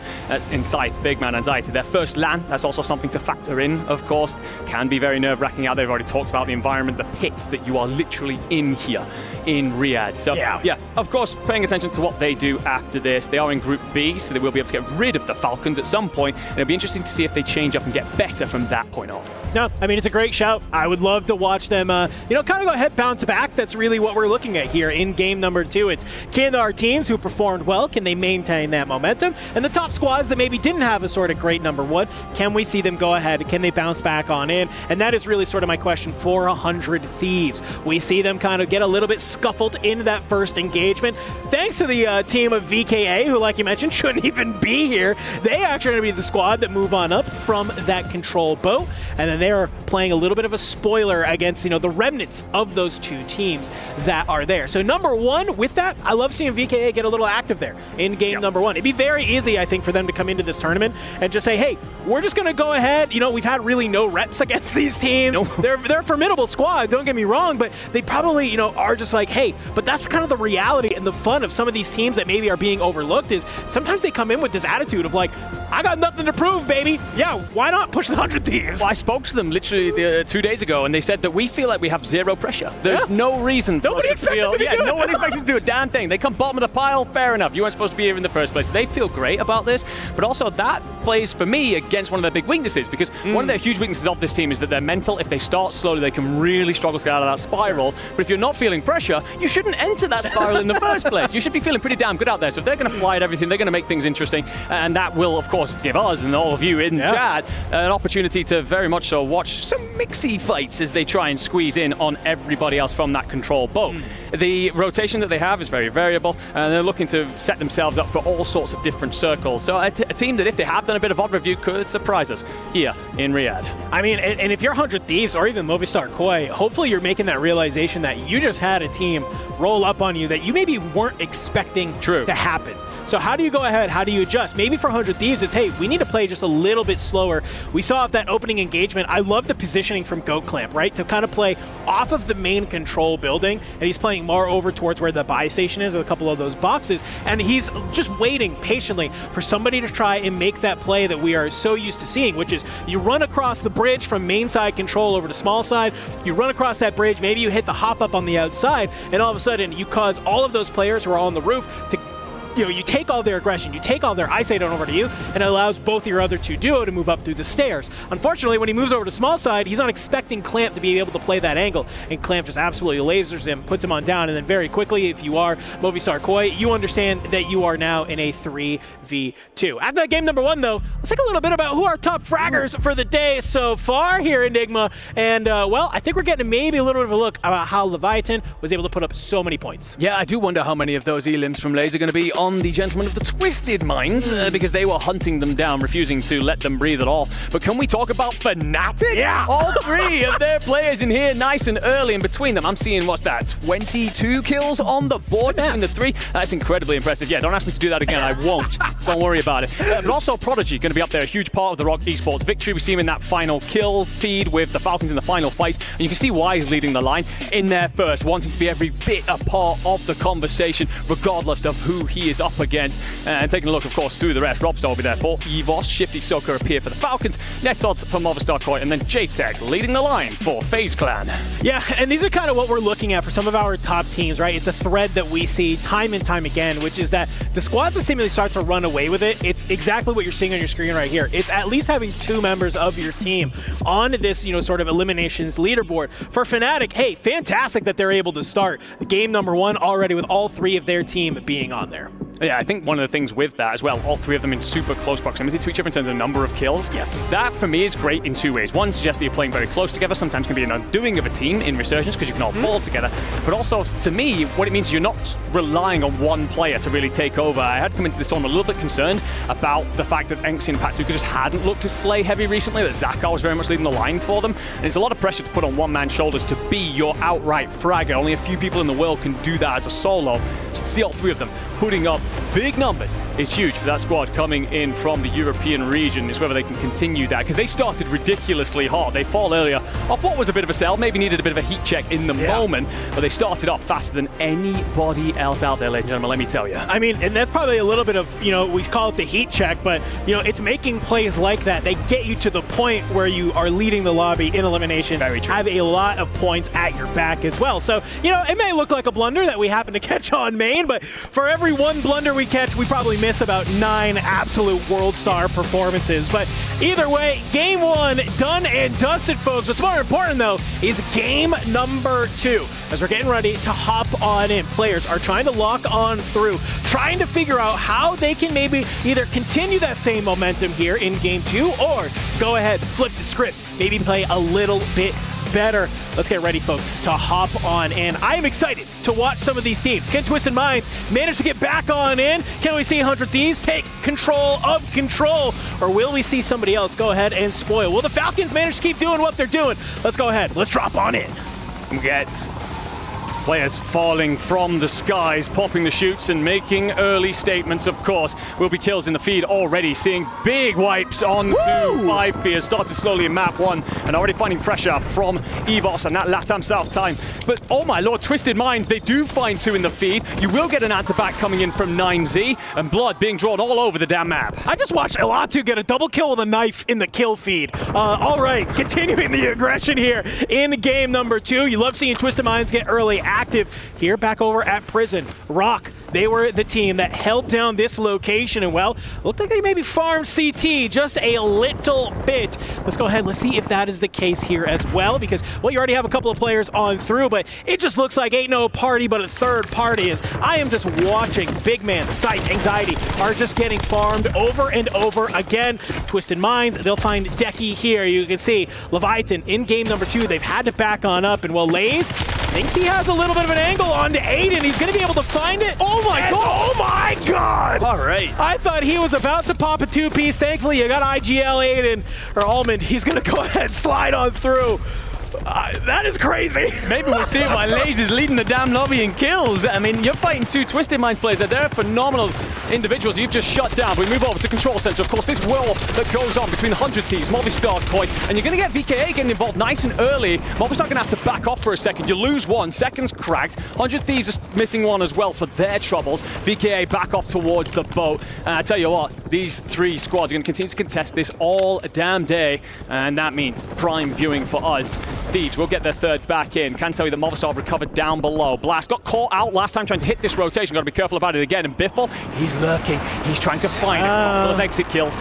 We've seen the Falcons do this time and time again. They'll sometimes send one of their Slayers up to Control just to maybe just get into the mix, cause a little bit of chaos between some of these 2 teams.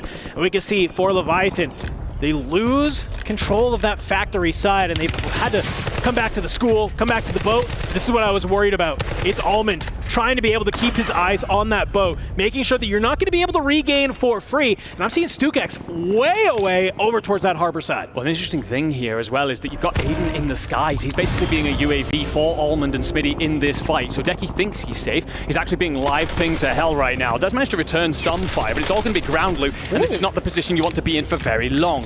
So right now as well, with 0 plates in the pocket, just trying to find a bit of utility to really fight back with. But the problem for this Leviathan squad, of course, being on this boat, you can't really push out. You're hoping that your teammate up towards harbor can find something and help you set up some sort of pinch. That's a beautiful shot to at least back down Twisted Minds for a second. Hey, that's a great way to do it. Grounded sniper in hand. Decky, he hits the shot. Back on over to FaZe, though, towards this bioweapon side.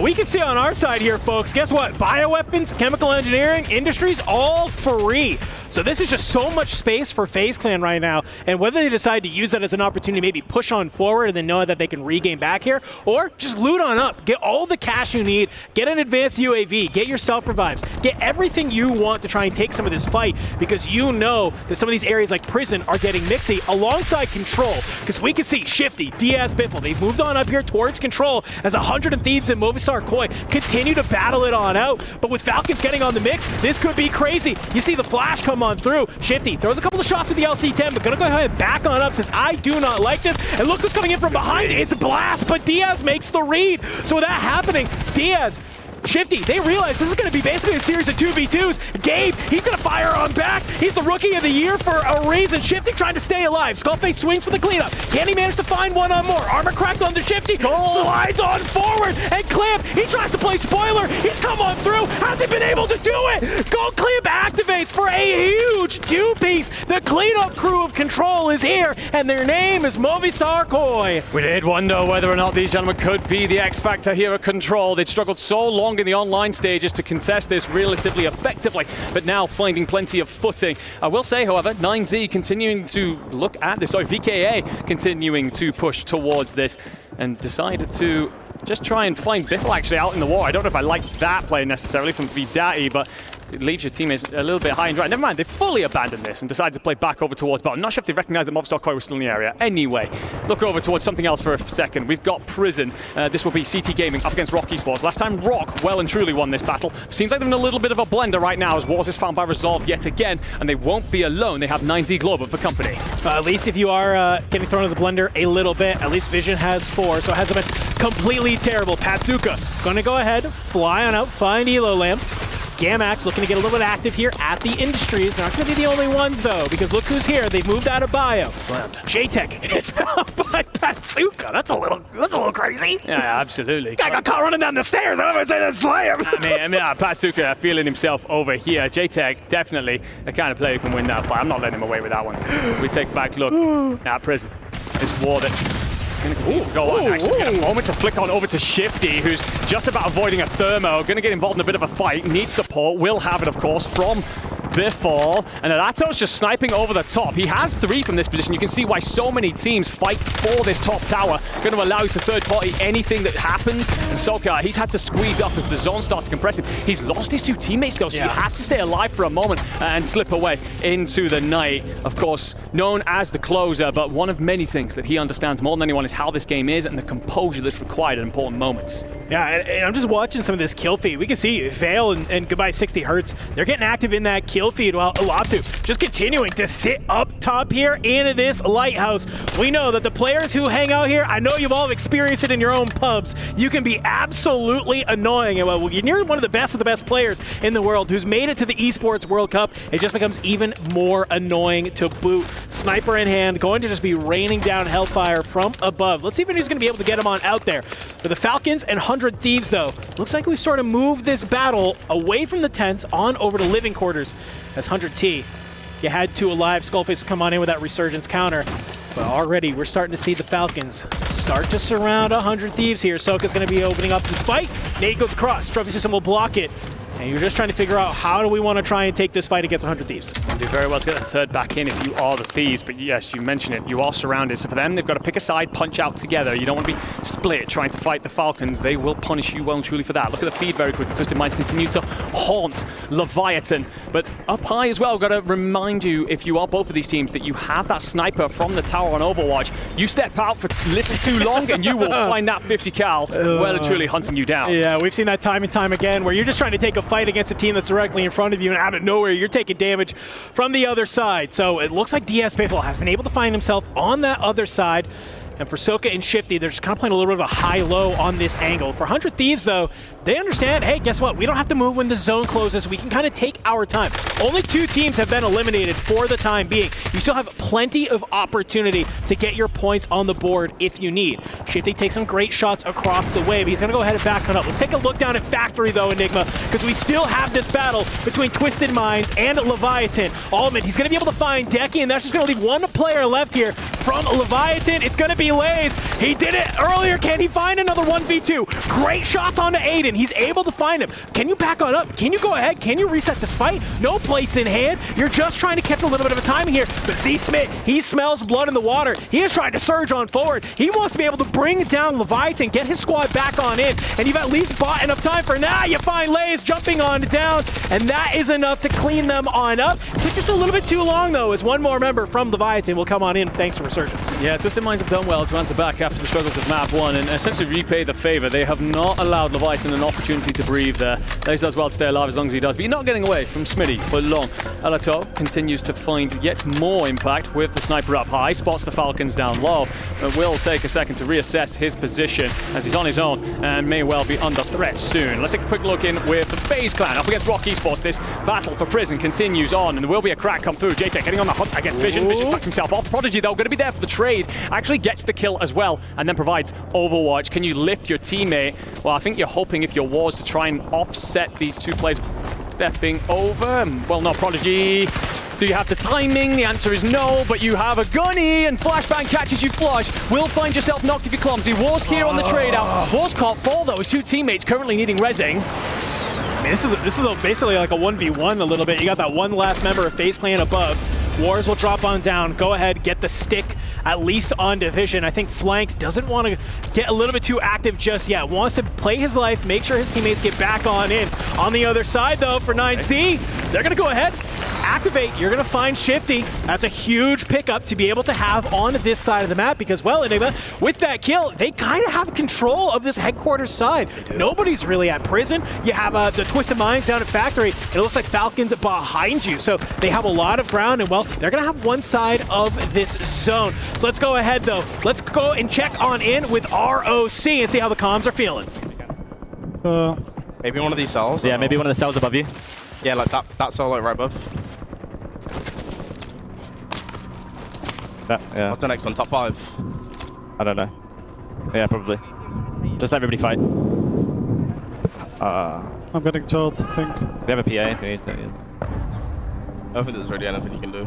Is there another cell on your left? Or is that the path? Vision last alive. You can hear some of the comms from the team that won map number 1. Just trying to figure out what is the strategy. I think at this point, if you can't manage to get the squad back on in, you just have to play your life if you are Vision. That's not going to be the case for Movistar Koi down at the bottom. They want to get active. As we can see, they go ahead. They find Diaz Biffle. That's Falcons out in 9th. That is indeed them out very, very early. Just struggling to find ingress from Stronghold. They found themselves back down by 9Z at points as well. So a couple of these squads reminding the Falcons that that gap has closed from 2024 to 25. Get a quick look at Z-Smith and Almond trying to squeeze up. They find Vision, Rocket's balls fall, and Almond's going to return some fire as well onto FaZe. Blind, clumsy, tucked inside. Smith's going around the corner, flying and wipes FaZe off the damn map. Beautiful work, but 9Z are here to fight this as well. They're just above, considering dropping in. I love the decision for Twisted Minds here. No one's going to expect this. They back off, find a different route, and maybe play up for the rooftop to then sit over everyone as they scramble below. Yeah, I think you need to go for the wide wrap here if you are Twisted Minds, maybe down into control. We can see goodbye 60 Hertz. It's going to be the first one to drive down into this tunnel. Unfortunately, though, CT Gaming, they are just on the other side of this. They are going to try and build a wall, make sure that you can try and hold it on in. You see the trades come on through.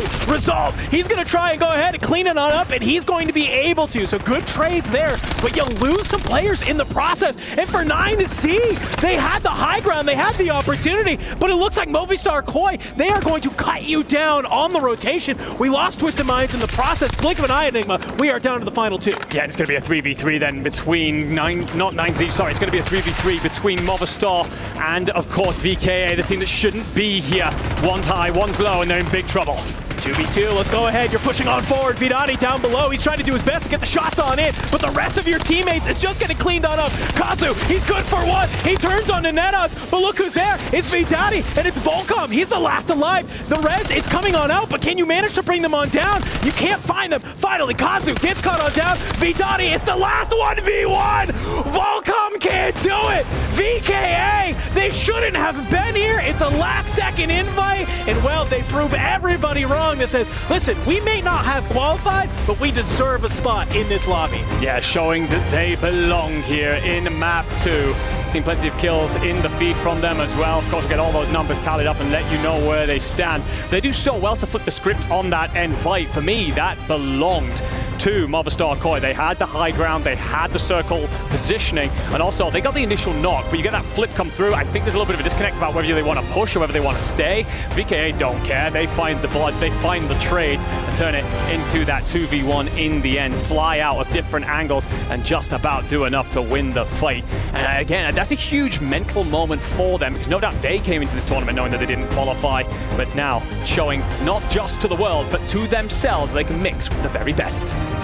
What a fantastic way to end game number 2. It's only a 0.2 difference on the multiplier between first and that second through fifth, right? So yes. Obviously we see Movistar Koi, they're still all smiles. You know, yeah, sure, if you're Volcom, you just lost a 1v1. You gotta like those extra 0.2. They had a great game number 1. That's a great game number 2 for them. Yeah. It's group stages, folks. Like, these players are just taking it game by game. Let's do a little bit of a run back, though, on those final moments, because, man, for Movistar Koi, it was like you mentioned, it was really their map to lose. But, man, they are able to farm, but it's just not enough for that one last player of VKA. We'll be right back after this break for game number 3.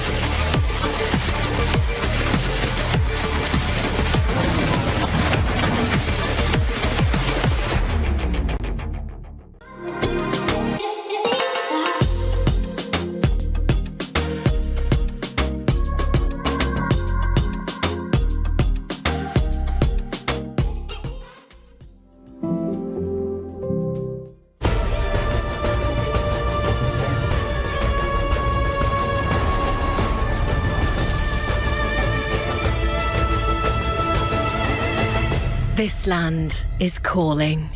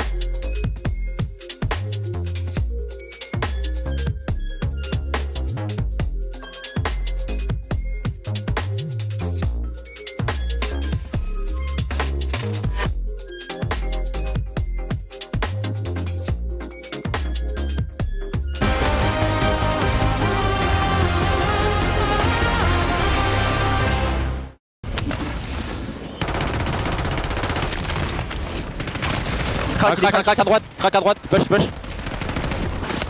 Dead. Prends le full. Encore. Wadi. Encore, le dernier au top. Live ping jaune. Ok. Smoke, il push. Avec moi. Il est là, allez dessus. Let's go! Bien joué les frères. Come on! Nice. Bien joué les gars. Bien joué. After some dirty little cheaters were identified, VKA got an invite into this tournament, and they just turned it into a victory. I'm Chris Puckett. I do what I want sometimes, and I just went rogue. Sorry about that, production. Can we talk about VKA, though? Because they're playing under auto-aim assist, right? These are mouse and keyboard players who have been on controller for 7 months. Right. And they just took out the reigning champs, teams like Twisted Minds, FaZe Clan. They just won the whole game. Where are they at in the rankings now? The thing about it is, it's not just the input that they're playing on, it's also just the fact that they're playing good heads-up Warzone right now. How they identified how those last couple of circles were being and how they rotated around it very strategically, taking fights, not just diving in. Right. Beautiful stuff from the new guys. Well, you know, the thing is, new guys, right? They came in with zero expectations on their shoulders. And for some, that's helpful. You have no pressure. Right. You go into it, you go full speed ahead. For VK, they had nothing to lose, everything to gain, and they made the most of it. Dream, what impressed you in game 2? I mean, well, for one, a lot of players came to life, like Z-Smith being one of them, Twisted Minds getting out of a lot of these engagements, but it really was Movie Star Koi, right? We were looking at this zone pool like, this is going to be 100 Thieves win. But guess what? They got knocked out. Clamp. He went off disrupting them, and then he also disrupted the Falcons. Without a doubt, and Falcons was a big one, taking them down intense. But even before that, right, that big battle for control going against Diaz and Shifty. Of course, we had his Hisoka still anchoring over in Stronghold, so Falcons weren't eliminated at that point, but also taking on 100 Thieves. Control is one of the most contested points typically in public lobbies. It's naturally going to be the most contested point when it comes to our private lobbies. Only the big dogs go there. So for Movie Star Koi to say, I'm going there and I'm going to lock it in, is massive as far as I'm concerned. But for them to get second place and now to elevate themselves up the leaderboards in a way that they do, they're here for a reason and they're making the most of it. Absolutely, and I got to give a big shout out to Movie Star Koi. As you mentioned, the Mexicans won the top spot from Latin America North. They popped off, not only going the distance, they're the top 2, they almost won the game and dropped some serious numbers in game 2. Yeah, they almost fought a 1v2 to win the game on top of that, and that was gunfight after gunfight after gunfight, like you guys had mentioned. It came versus some of the top dogs at the end point in the lobby. You're dealing with 100 Thieves and Falcons, you're through both of them, you're like, this is now our lobby to win, and then you realize there's still one more fight you have to take afterwards. They weren't able to fully reset, and that's just the nature of Warzone, especially, again, considering how VKA set themselves up on the backside of the slow part of the circle, gives them a chance to kind of get a lay of the land. Maybe not finding the most kills that they would have wanted, but still, first place is first place. Now, I saw some early interactions between Movie Star and Aiden's crew, Twisted Minds. Are they landing at the same place? Is Twisted Minds getting targeted? Because if you're looking at the leaderboard, TM's near the bottom after 2 drops, and we're only doing 3 between these 2 groups. I will say that a lot of that is because of Lays, right? We're looking at that Leviathan squad, and of course, Lays, Decky, Stukex. They had a little bit of a kerfuffle, though, this last game, too, where we did see Twisted Minds in the top 4, at least. Of course, Lays wondering what the heck happened, right? Because he was staying alive for so long. Without a doubt, and he was the staple. He was the glue, if you will, for the Leviathan roster over against Twisted Minds. He's tearing it up. Absolutely. Let's take a look at our numbers as our admins have officially inputted the scores. I hold shift. Walk us through after 2 games of action. Who's on top? Well, not that. That's not the one. No. Do the other scoreboard, the one that's loading. Everyone's tied. Nothing matters. It's just fresh start for everybody, baby. I do believe that FaZe Clan is jumping up. They had a monsterful performance. If you're looking in the kill feed, right. If you're looking for someone who's been consistent, has there been anyone who is kind of controlling their zone and not letting anyone in? I think the thing has been they're playing their own game and they are staying away from 2 of our top dogs at the drop point, and then dominating either the north or the south side, depending how the circle goes. And they're playing it to a really, really fundamental level, knowing when they've got a team weak in front of them, chasing down kills and eliminating squads quickly to where they're not dealing with a full 3-man reset. They're maybe dealing with 1 or 2 players out of the sky, and they keep playing 3v2s the whole time. I have to say that this FaZe squad is something special. Clumsy being one of their players that I personally had played with in a tournament. tournament, he's a god. He's a Rebirth player. This is his game mode. But for JTech and Flanked, right, they did play with DJ Moss in, big map. Right. So making a player switch, that was my biggest thing going into it. Like, will that affect anything? And they're consistent, right? Possibly being in first, but we know that they've been in the top 5 the last 2 games. Our numbers are still unofficial. Chat, let us know who you think is in front, because I think it's FaZe. I think so. And I got to give a shout out to 9Z, because Alatu just stood up at the top of the watchtower with a sniper while his teammates were doing work. They stayed in it deep. They finished in the top 5 teams. This was a squad that was the top team from Latin America South. No one's watched their gameplay. No expectations. What have you seen from them so far? I mean, that full Argentinian squad has been doing good, and that one interaction with that first place squad of VKA, right? We saw 60 Hertz. I mean, he went in bottom prison. They traded, right? He almost won that. So you have to think for that squad, could have won that. Just from that one engagement. Let's go back to the start of the show, though, because, Taylor, you were kind of noticing some people with hot hands that were not feeling any jet lag as we roll the highlights. Who were some of the top performers? Without a doubt, Skullface was great. He's always going to perform well when he is needed most. And in these final moments, honestly, I believe from game number 1, it was Fnatic who ended up stealing the show. Fnatic was looking so hot and powerful off the rip, tearing up everybody. They had an early lead, and they ended up making a bit of a mistake. More on that in just a little bit. But one team, though, that of course is the #1 team coming into the tournament was Team Falcons. It was great to see them in second place because, in my opinion, that silences the doubters. Yeah, they're not in first, but Falcons are still cruising, and I think at the moment they really are cruising, but wait until they hit their final stride. My whole thing is like, we're 2 games in. Yeah.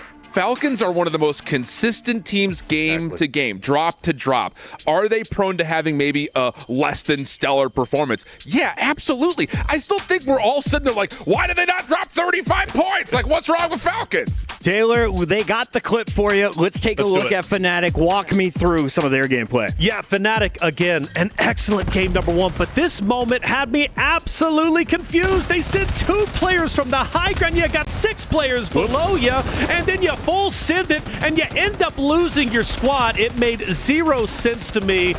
You had such a great game 1. Gravity's strong sometimes. Gravity's strong, but the thing is like, what I wanted to point out was like Fnatic is a team that performed very well, and after game 1, I believe they were in second place, if I'm not mistaken, despite making that massive mistake, which shows to me if they can clean those little mistakes up, maybe nerves, it was game 1 after all, right? So they're getting their feet underneath them. If they can start to clean up those little mistakes, I truly feel they can make a running for the championship. If you go back and watch, though, I was watching the map feed, and while this was all going on, the zone actually had pulled originally to the other side of prison, where the Falcons were set up as a trio. But guess who disrupted that again? It was Clamp. He took out Shifty, so that actually left the Falcons in a 1v2. Had that not happened, I feel like it could have been a Falcons win for game 1. Goat Clamp. Are we calling him Clamp or Goat? Goat. The Goat. That's my Goat. He's one of both. I love what we're seeing so far. This is the final drop, though, for teams like Twisted Minds.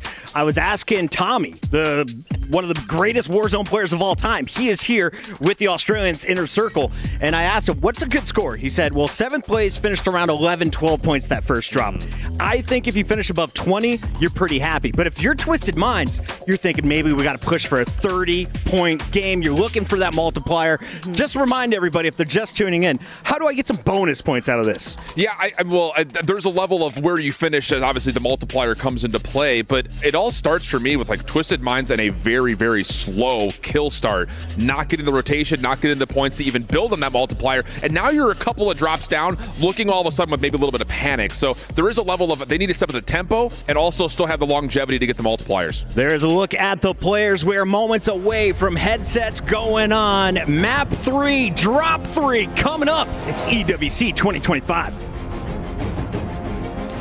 All right, fantastic work from the desk, giving us a little bit of a break here because we're going to need it for an electric map number 3 of Group A versus Group B. Reminder, folks, this is going to be our last game of this group, but not our last game of the day. We still got 6 more games to play after this, baby. We got Group A versus C. You'll get Goj and Ton in here on the desk. And then, well, my good friend Annie and I will wrap up the day here with our Group B versus Group EWC. So for a lot of these teams, this won't be their last opportunity to earn their points here today. If you are in Group B, if you're a group like 100 Thieves, like we saw on our screen, you will still have an opportunity to rise that leaderboard, because we are just looking for our top 7 teams after our first 2 days to try and make it to our day of finals. Otherwise, you're going to be battling for your life there in the elimination bracket. Let's get on in to map number 3, Enigma, because if I'm thinking about anything, I'm thinking about still this contest at control. Absolutely. One of the things I will say, we get an extremely southern pulling circle here. And I think the Santalan bio still, but we get a lot of teams actually play off towards boat as Twisted Mind immediately hunt Leviathan down, who I think had given up Factory for a second and decided they were going to land on this outside boat, maybe play up towards it once they had their loadout. Not given that opportunity as Ullman seals the deal, and one of the Leviathan players has managed to flee to living quarters. But these are the early mental blows and statements that we're talking about, ladies and gentlemen. Map 1 did not go the way of the North Americans. Map 2 most certainly did. And Map 3, well, you just obliterated your opposition. Just a couple of friendly bullets between friends. All love. That's really it. It's all love. No, nothing wrong here. 5 Fears, though, they are looking to try and get back on into the mix. It hasn't looked very good for them for Big Man. Well, he wants to gain control of this tower, and his teammate Sipe down below here at Grandma's alongside Anxiety. 2 kills already for Anxiety, feeling good. So 5 Fears after not a great map number 1, and even worse, arguably, map number 2. Yep. Already showing some signs of life here in map 3. Yep, and let's hope we continue to see those signs of life, because they most certainly need to show some here on that. We move over to this Battle for Control Center. 100 Thieves and Movistar Koi, of course, is looking to square up here. You are going to have company, though, rolling in. There's a couple of VK, well, at least one VKA player lurking around, just trying to sniff out a couple of kills. That might be Kadzu in the back corner. Gabe's going to slide out, spot absolutely nothing. For the Thieves players, it's about making sure you don't get isolated. You don't want to overstray and end up being found. And you can see Movistar Koi waiting, looking to do exactly that. Kadzu will be here to at least put some damage in. Can you isolate this? Well, the teammates are looking to support. You're going to have Vidati up close and personal. Oh, no. 3v3. You've left the roof open, though, and Volcom is going to hit that Ascender on the outside. Make sure you can hold that high ground. Try and stay on there. For FaZe Clan, over towards Chemical Engineering, though, looks like Fnatic. They are going to go ahead and take some of this aggression, bring it their way, and they're going to contain a lot of this area of the map. It'll only be for basically this first zone, as we are just absolutely pulling all the way to the southwest side. That is there. Let's get a nice little shot onto Clumsy out into the water, just trying to stay alive. And well, for Twisted Minds, it looks like they are just going to continue to have the aggression. And Aiden, it's a little bit of a hesitated shimmy. He catches Deki onto the outside. Lays taken on in. And Stukex, he's actually taken down by Diaz. Biffle, just like that. Leviathan wiped off the map. And map number 3, they're our first team eliminated. Yeah, huge map 1 from them, showing early signs of fire, but no such thing in maps 2 and 3. Made to suffer well and truly. Please put out their misery quickly here in map 3. They will fall as our first squad, and well, the Falcons will continue to go on the hunt. That duo, arguably the best to ever play this game, continues to hunt through living quarters. They do have a member of FaZe in there, as well as some of the Movistar Koi. Move over to Fnatic, who continue to punch their way southern down through the map. You will have presence here from this Puerto Rican squad, just looking to buy their time. Elolan trying to get Sakura back into the fight, but he's torn between just leaving this, and I think that's his decision. Just get the hell out of Dodge, try and regroup with Tenix. Yeah, I think this is a really, really good idea right now for Fnatic. This team playing underneath Vitality last year, they loved this POI. This was their drop spot, so they know how to play out of here very well. The only problem is you're going to get moved out of here for sure with this next zone. And for Gamax, they do not want to let you take some of this size as you slide on forward, and Elolam is good for 1, is good for 2. That might be really bad as well, because actually FaZe are considering regrouping over by Chem, which is where your one remaining player is if you're Fnatic, so you're going to have to buy some time. Circle's going to continue to pull you in, so worrying moment for the team. They've looked so good through the early stage of this, and actually no, you get the kill if you're Zakar into JTech. FaZe in a mad scramble on the opposite side of the map, but go back to control as 3 teams fight it over. Yeah, I mean, this is just getting absolutely mixy. Falcons, they're going to go ahead. They want to try and stay on up here, and it's one final bullet from Diaz. Biffle catches Gabe Kuhn, trying to go up for the roof. Blast has to go ahead. Tail between his legs, duck back on down, but it is not going to be a clean exit for him. He's got to stay alive. It's by the last skin of his teeth. Blast goes down, but he gets another teammate back on in. Falcons continuing to surge up here towards Control Center, and this is just Shifty and Biffle up here, ladies and gentlemen. Soka's still down in Stronghold, rent-free. He just has the entire POI for himself. Yeah, incredibly important that he stays there as well, because that zone may well pull in that direction towards the end. So just looking to hold and swat away any interested parties. And you could do that when Biffle and Shifty are tearing teams apart like this. Oh no. Incredible work at control. They're trying to fight Gabe Kuhn out of the sky. Skullfist going to land on the opposite side, be found by Shifty. Biffle also looking to chase this down. If Gabe is found here, I mean, 100 Thieves, they're continuing to stay alive for now, but it's a blender that you've got to find a way out of from some time. And Biffle, he's chasing, he's cracking, he's looking high, and by the skin of his teeth, Gabe will live for a moment. Well, we start Koi. They're starting to get in on this fight. They hear these shots going on out. They know what's going on through. However, Volcom has been found on the outside by Shifty. It's just going to be one last player from that team that is just trying to stay alive for the moment. Looks like 100 Thieves, at least got 2 players back on in. Gabe was able to play his life on the little bit of a scuffle with Diaz Biffle, as we have lost a lot of players, it feels like. However, it's only been 2 teams taken off the map here, ladies and gentlemen. Circle 2 looking to come to a close. Already pulling down towards this sort of tense living quarters side. It looks like that's where our zone is going to go ahead and pull us. A lot of these teams going to have to start moving. Just setting himself up here to try and fight this. Got to bear in mind the Go Clamp's on the rooftop. You want to clear that. Shifty goes high. Shifty finds the kill because, of course, he does. 2 players off the Thieves down below. Shifty just going to hold the top here. Biffle's going to try and provide backup from a distance. Volcom's coming in from the sky. Skullface found yet again in the cleanup. And right now, Volcom as well, trying to research here. Now, honestly, at some point, I think you've just got to give this up. You do not want to be in a blender against the Falcons of all people, as Biffle finds his 7th kill, of the day. You do get shot actually by a member of the VKA team that are playing off towards Bo. Just a reminder that they are going to be there. This zone looks like it's going to squeeze everybody off towards that living quarters side, or maybe even Stronghold soon. 100 Thieves still suffering in the feed. Twisted Minds, though, they did make that big bounce back, of course, in map 2 and won their fight for Factory early. So here, just trying to push into living quarters. They will have company in phase very soon, and just trying to assess how they will approach that. I love where Twisted Minds has moved here. It's up towards living quarters. They know that they've cleared out this entire, basically, south side of the map. They're just going to have the ability to hang on here. They're back at their POI, back at Factory.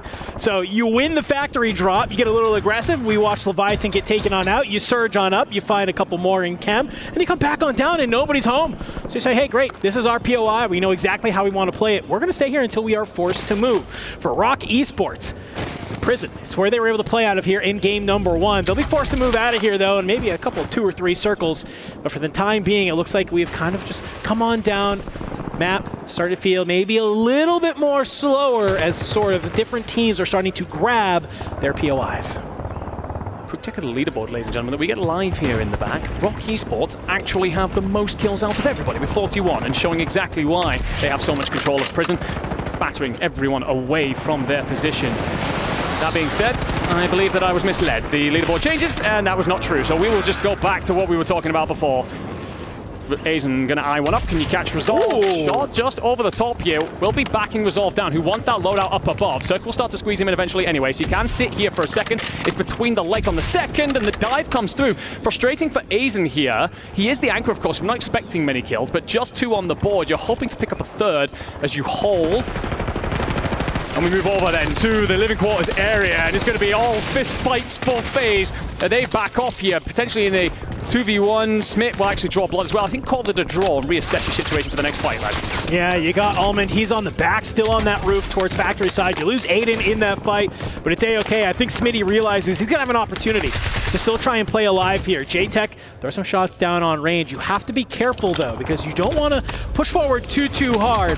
As well, you are going to have members of EWC Esports just up ahead of you at headquarters. If they decide to look on down, they could maybe try and clean up some of these kills. Skullface still alive, so he's just trying to stay here down towards that side. Well, his 2 teammates, this battle at control is still going on between 100 Thieves and the Falcons. Maybe a little bit of revenge finally. Shifty, he slides on out though, and well, just as you're feeling good if you are 100 Thieves, you get caught on down by the Falcons, and if there's anybody who's going to let you know exactly how they feel, it's Shifty. A little bit more friendly love bullets going out for some of our teams. Yeah, that guy doesn't do quiet. As King Matty is found in the feed. Back on over then to Factory. This battle between Twisted Minds and Leviathan rages on. Twisted Minds coming out on top again here. Map 3 has been theirs to lock down this south side.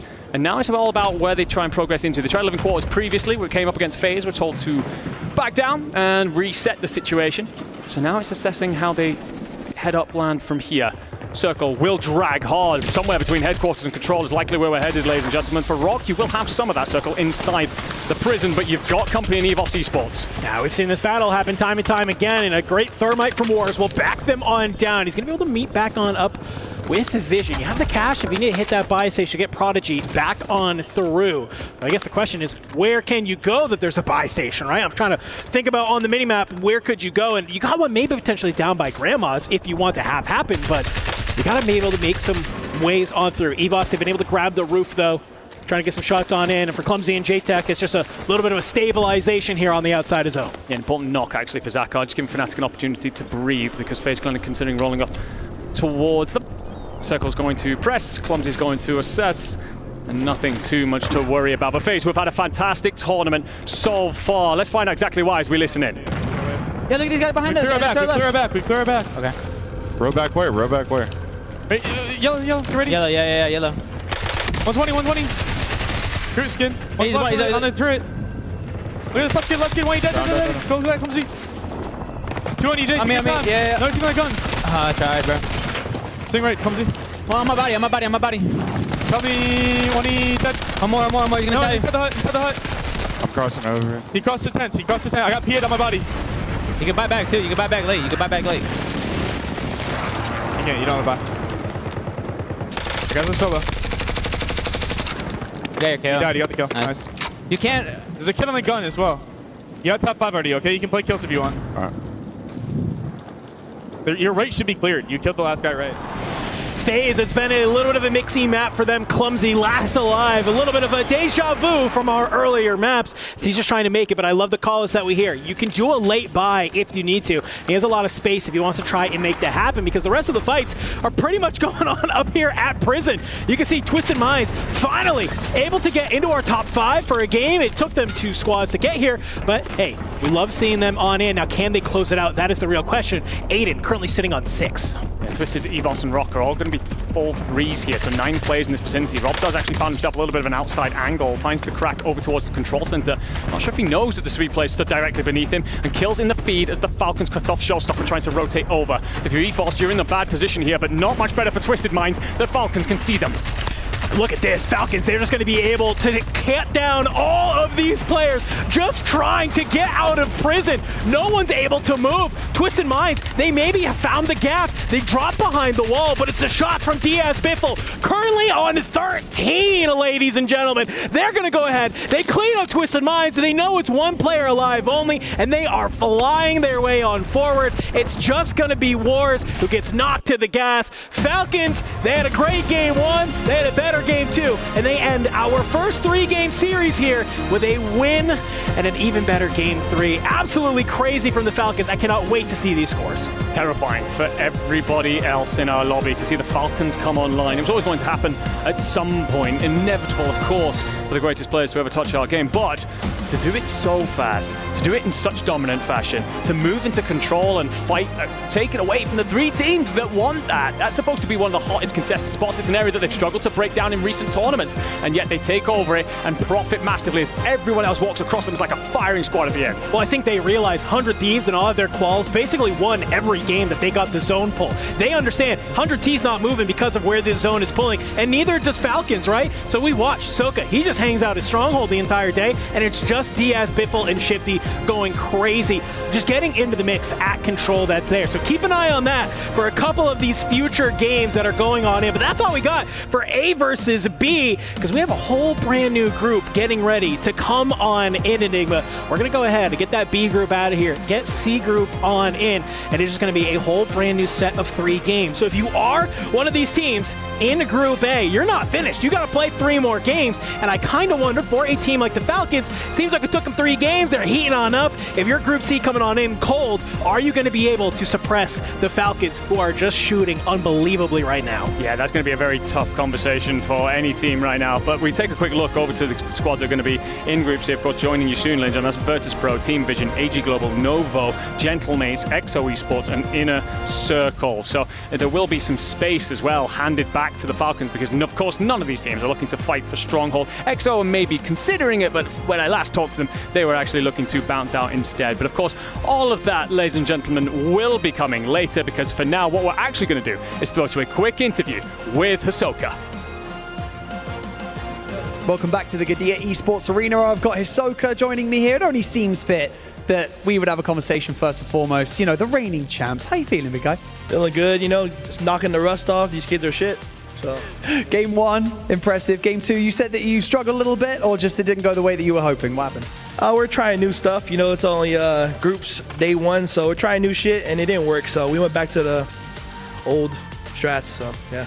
You're kind of like gaining a bit of a momentum now. Obviously, we're having a bit of a switch around here. We've got some teams coming in. We've got VP coming in. We've got Vision coming in. Some teams that are pretty impressive in the lobby. What are you thinking about that? Have you got different strats, or are you just playing your own game? Playing my own game. I'll find them later down the line. So yeah. You seem kind of like relaxed. Are you like a bit bummed out? What's going on, Soko? Talk to me. No, I just want finals. You know, I didn't take any caffeine today. You know, so kind of chill. But it's group stage. You know, this is the time to just ensure that you qualify, and then finals you can really turn it up again. But, mate, game 3, you've absolutely handed it to them. So get a bit of pep in your step. Come on, bro. I got you, Barney. Thank you, bro. Okay, thanks very much, Soko. Back to you guys. We are going to go into a quick break. We'll be back very shortly with our next round of matches.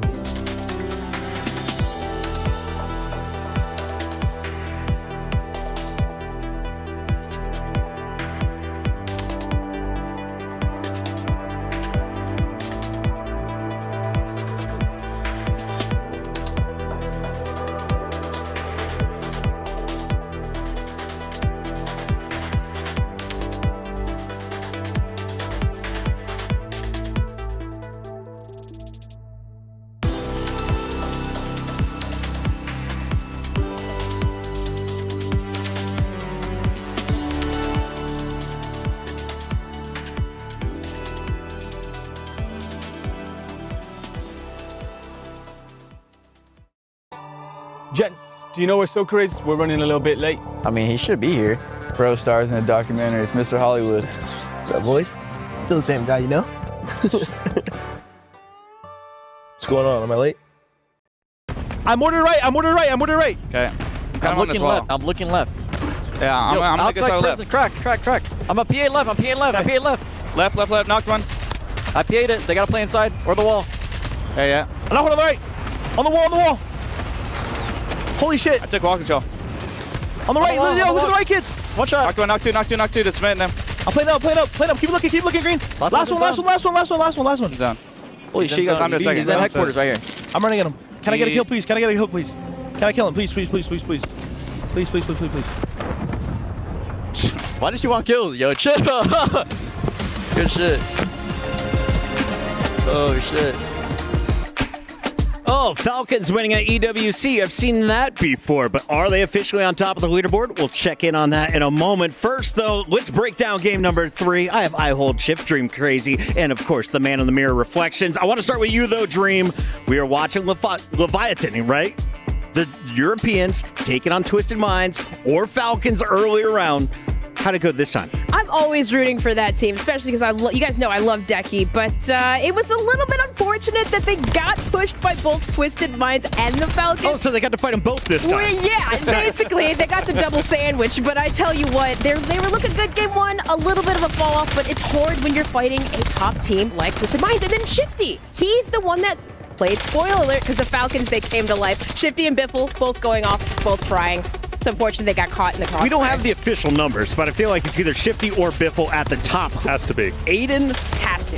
Z-Smith. Yeah. Almond. Yeah. Where did they finish? Because they had a terrible drop 1 and 2. That is correct, but they were getting challenged ferociously, and that's going to happen over at Factory. Factory is highly contested, much like Control is, and for Aiden, he's used to that because this has been his landing spot even for previous rosters going back to the previous year of EWC, but that's how Factory is going to end up enrolling. Now for them, though, one of the biggest things that ended up hurting them was, yes, the early fights. That's naturally going to happen, but also the zones just didn't favor them. They went all the way across the map over towards Control. So once they finally did end up winning Factory, they then had to go through a multitude of teams. It's never easy. Shift, were you surprised to see Rock back in our final 5? They were going up against the Falcons in that last fight. Dude, Rock and FaZe are playing consistent drops right now. I think they're getting a lot of opening space against some lesser teams. In their opening drops, they're finding good kills, they're clearing space, and then they've got the freedom of either the top or the bottom side of the map to rotate around, and it's causing issues for teams like Falcons and Twisted Minds early. But we heard it from Ahsoka at the end.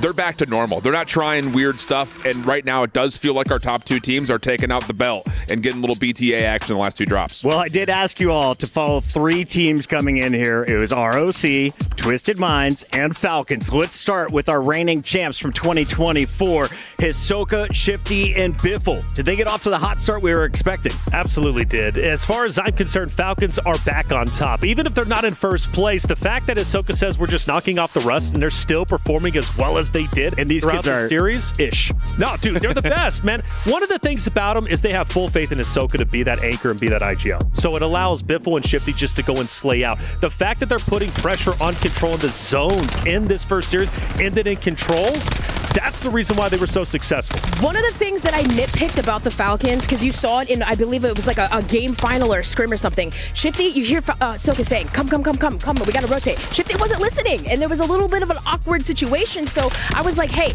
make sure you listen to your IGL. Shifty, he does what he does best. Sometimes instincts take over, but yeah, that was my one nitpick thing. You gotta listen to Mr. Closer. He'll bring you to late game, and hey, flying, frying, everything was just connecting perfectly. And the thing is, they almost won 2 out of the 3 games. Correct. Here. Thank you. I was about to say, the other thing that this is reminiscent of, watching game 1, watching game 3 in particular, is Falcons take away pivot points on the map like no other team does. Like, talking about the success of ROC, other squads like FaZe, where it's like, yeah, they're doing great, like clearing the North Coast or clearing the South Coast.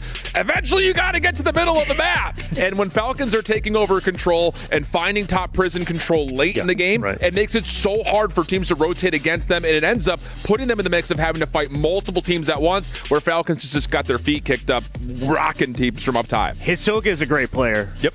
But I wonder, could Puckett spawn in? and just hide in a corner and let Shifty and Biffle do what they do and just bring them back in over time. As much as we love the Falcons, we got to talk about their opposition here in Group A because they go by the name of Twisted Minds.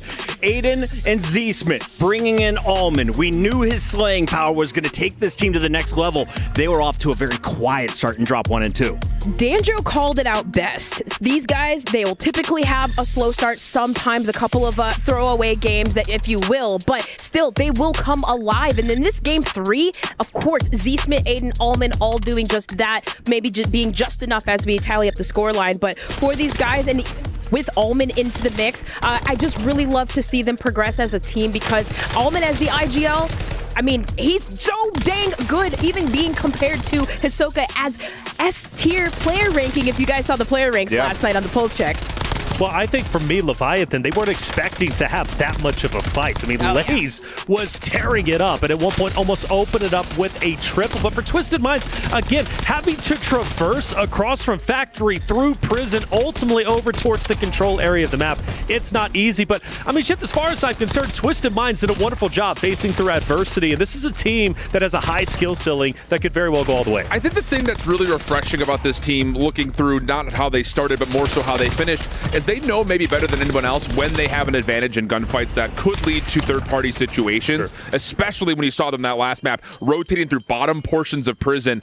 Difficult because you just never know who's around you, but they're getting good information and they're finishing teams very quickly. Now, there's a lot of talk in Call of Duty. Anyone who's ever played the game knows this.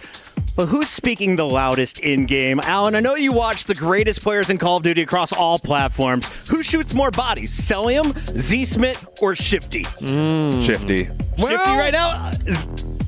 Yeah, probably right now. I mean, it's tough. He's going to be top of the kill leaderboard, or at least up there with Biffle. So they have more opportunities to shoot more bodies. Talk your talk with the magazine, my friend. He's going to talk his talk. We got to take a look, though, at the Europeans. As much as we love our North American squads, Rock came out firing. We know Wars, the OG, was going to be able to lead his team, but who was going to be able to top frag for the squad? I was very impressed by Visions and Prodigy. What did you see Dream Crazy throughout their 3 games? I mean, obviously their game 1 is impressive, but you always saw them in the final moments. But it was their really impressive plays and slays, Vision being one of them. I mean, I called them out at the top of the show being Europe's finest, best. And, well, he was proving that. A lot of long-range shots, a lot of engagements. Of course, we saw them clutch up so many times, Alan. Yeah, I think the other thing, and just kind of looking into the early numbers, this is currently the closest gapping in average kills per player on the map right now. Everyone averaging about 5. Whereas you compare that to a Falcons team, Hisoka's not in the kill feed as much as the other two. Right. Those two are playing 2v3s. These guys are playing 3v2s, and they're cleaning up as a full group, which is really refreshing to watch. Without a doubt. And for me, for Rock, one of the things that is so valuable that we mentioned at the very beginning was the fact that they all have LAN experience. They were here last year, so they want to go all the way, and I think they truly can. So for Rock,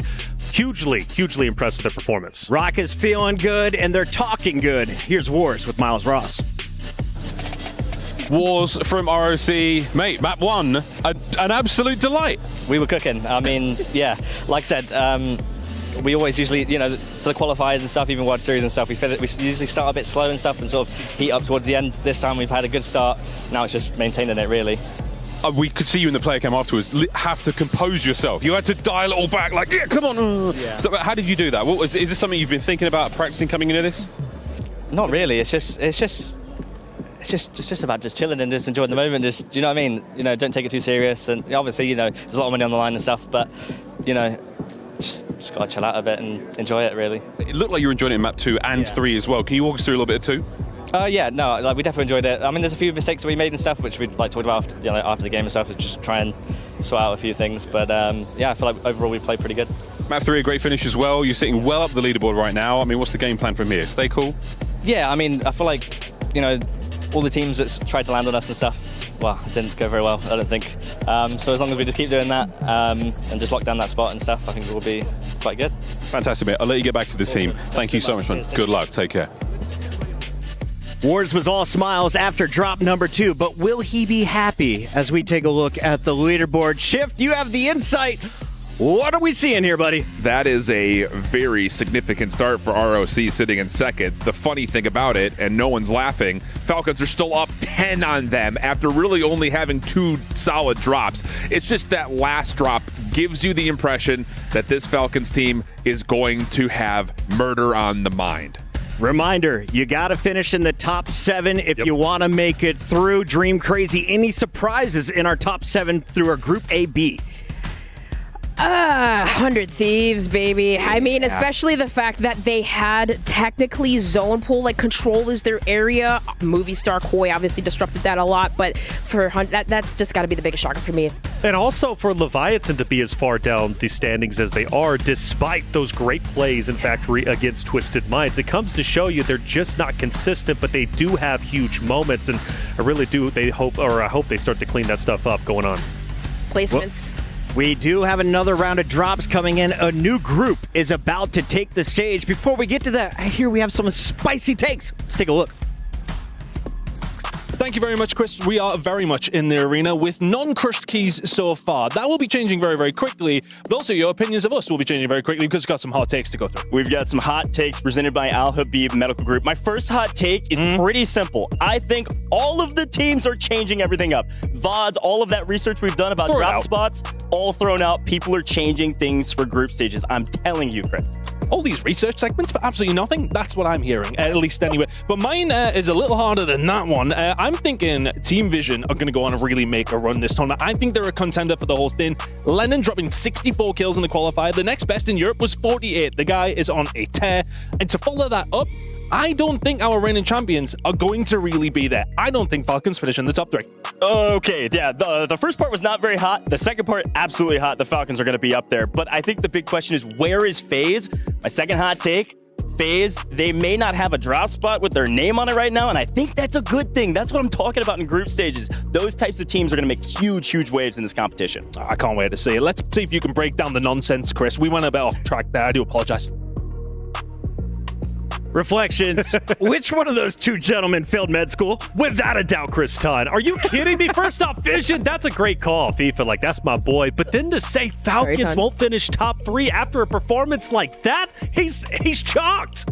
The mustache man has been sipping the EU Kool-Aid. He does not have faith in our NA squads, but Shift, you do. We're about to see some from Group C. You excited? Yeah, I've got more faith in Virtus Pro than Ton has in his mustache, I'll tell you that much. Wow. Dream, final thoughts on this one. Well, I was going to ask if you all can rock the mustache on finals day, you know, like maybe just get some matching, Ton matching. Give me 3 more weeks. I might be able to get there. For now, we got to go to a break. When we come back, it's the second round of groups. Don't go anywhere. It's EWC.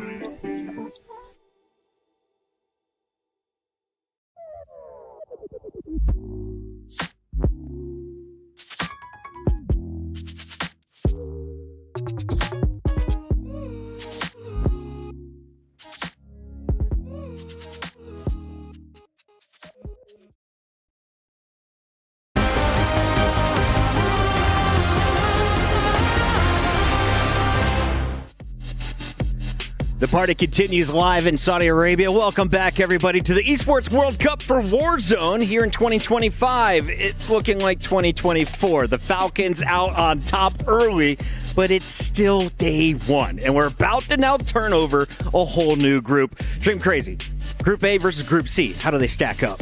I mean, okay, well, if we're looking at Group A, Group C, I'm looking at Virtus Pro, first of all right? Virtus Pro contesting Vision Esports at Chemical.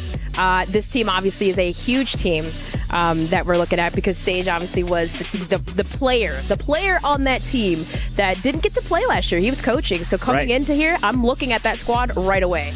And of course, this will be 3 drops for A and C, and then C is going to stay on the stage to face off against all the teams you just saw from Group B, including 100 Thieves and Movie Star Koi. But let's break down this Group C a little bit. Reflections. I'm looking at the leaderboard and I see Virtus Pro. Yeah. Right behind them, though, is Team Visions. Right. Are you going with the top NA squad or the top EU squad in this group? What do we like at the top? Oh, it's so hard for me, man, because I'm a big fan of Sage. His story is incredible, and he's just happy to be on that very stage play. Because last year he was a coach, this year he's competing, and let's not forget Sage is literally a world champion, winning the World Series of Warzone Global Finals in London in 2023. Now, Vision has FIFA Kill, and that's my boy, and he's looking to be a champion himself. But if I had to go with anybody, I got to go with Vision because I'm always backing FIFA Kill up. All right, so let's dive a little bit deeper into this Vision squad because everyone knows FIFA Kill. They know Lennon. Play for 100,000. But what about Echo, the new face on this squad? Are they a threat to some of the big dogs in the competition? I think with Echo, it definitely elevates this team because the other 2 pieces of this puzzle really didn't have a good showing last year at EWC. This has got to be the squad that has to work, and so far, looking at them through qualifiers, it's provided. They were able to find 177 total points, put them first overall in EU. Yeah, they're looking real solid in terms of figuring out this map this year. Can we talk about Lennon and how much he's grown as a player? 100%. The Bradford Biffle, as his name has been called, you guys. So he's been absolutely eliminating his opponents. You'll catch him talking smack too. Like, we're talking shooting bodies. If he gets confident, I'd believe it. He's going to be taking out the lobby. The other team, though, that we are expecting to go big on the scoreboard once again is Virtus Pro, and you're going to be familiar with these faces. Noobs, of course, playing for Fnatic last year. We talked about Sage. He was here coaching with the Falcons. He was not very happy to be coaching, to be honest. I caught up with him. He's like, I love being an IGL. I kind of feel like I'm not able to do everything. Well, he now has one of the best guns in the game to tell what to do. That's Dongy, who had a last-minute team last year. This squad could go deep. Shout out to Seymour with the Dongwick call-outs, all right? Dongy is sensational. I mean, he is incredible. You partnered that with Noobs, who's had so much success in the past, and then you bring in Sage. This roster looks to be one of the strongest rosters as far as I'm concerned in our tournament. In fact, we had him in our power rankings as like our favorites. But for Sage, again, I just want to say, by the way, he's just such a good guy, and he has so many opportunities, and he loves each and every one of them. But Noobs, though, again, a guy with an incredible past, and he wants to make his future even better than the last. Noobs is simply that guy. Yeah, I mean, he's a great support player. I mean, he'll hold things down. And, I wanted to add a quick extra note about Dongy, because in this tournament, you guys, endurance is key. Dongy, even watching scrims on him, he was like, I think 20 kills above Shifty. He's going to be the one that will outlast everyone. And Shift, if you watched Dongy last year, I wasn't even sure he was 18. I was like, are you sure he's allowed to play on this stage? He's got facial hair now. He's feeling confident. He's rocking an orange jersey, not a pink jersey. Look out for Virtus Pro. But they're not the only ones. We have people like All Gamers in this group coming up, and we're going to see what one of the most OG players in this competition can do. You have Rated coming in, and he's been around since, 2012? Yeah, he's been around every form of competitive Call of Duty as well. On top of that, it just comes down to, will this team be able to keep up with all the top heavy slayers that we're talking about? Your Dongies, you're now going up to Falcons and Twisted Minds as well, so throw in Smith and Biffle into the conversation. Someone on that team needs to establish themselves as being able to dominate, take over, and play those 2v3 moments that we've really highlighted for teams like Falcons. That's the one question mark about this team. Can they do it? Because there have been questionable moments in their past. Great call outs there. We have a lot of great personalities here in Warzone, but three of my favorites are all representing with the OG Esport crews. There you go, by the club name of Virtus Pro.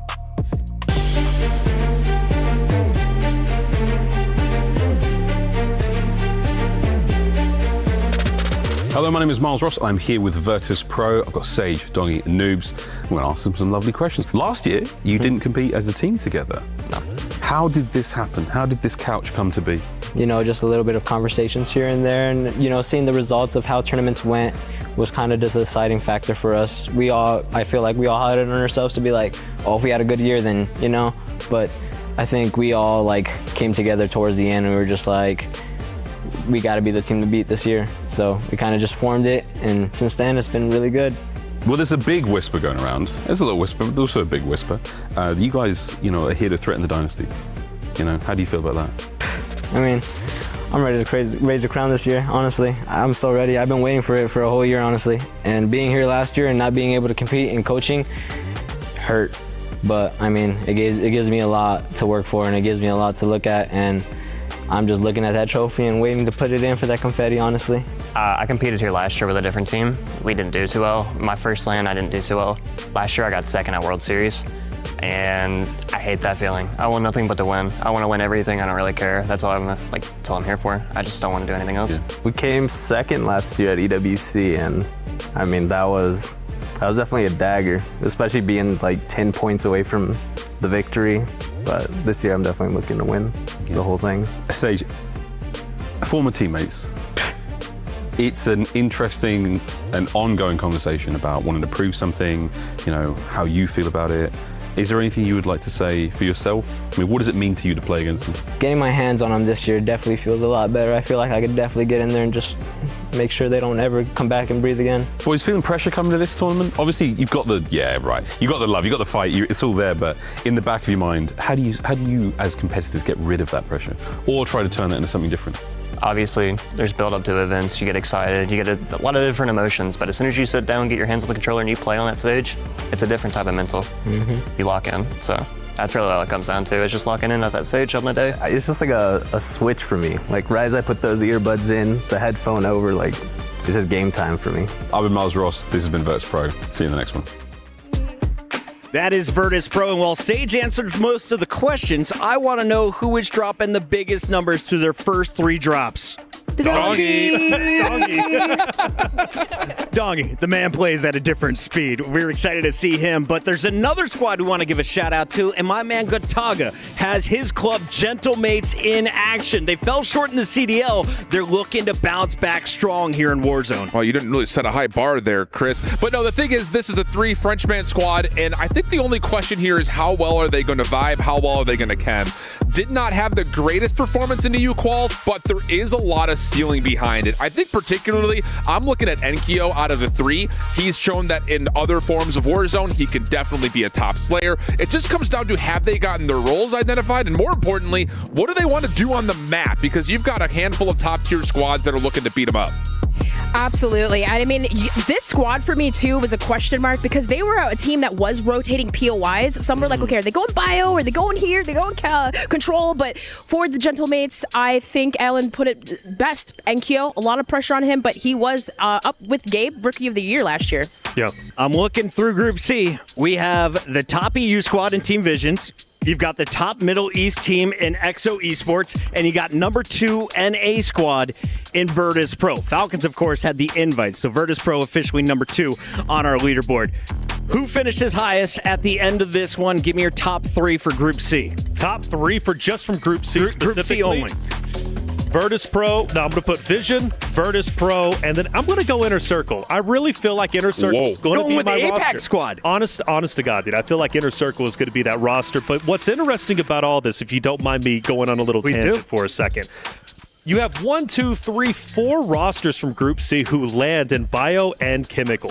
So it's going to be highly contested. Now, FaZe did a really good job, right? But FaZe likes to land over in that area. So now they've got 4 teams who are going to be joining where FaZe is currently landing. So therefore, it could be a bloodbath over on the northeastern portion of the map. All right, well, Tommy is coaching Inner Circle. Tommy used to play with TBE. That was Tommy, Ben, a.k.a. Allman, and Eddie, a.k.a. Noobs. So he knows where his buddies like to go. This is resurgence, though. It could get weird. Final predictions before we kick off Group AC.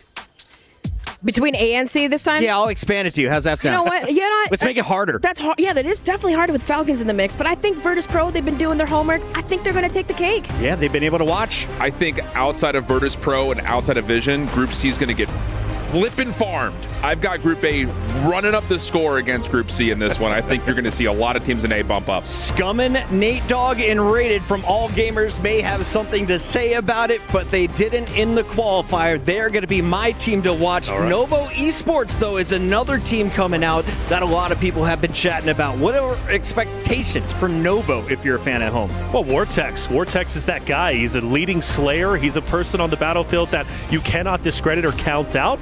I do still feel like A is most likely going to be the dominant group here, but for Nova with Vortex, I fully believe in him, and he could very well surprise everybody.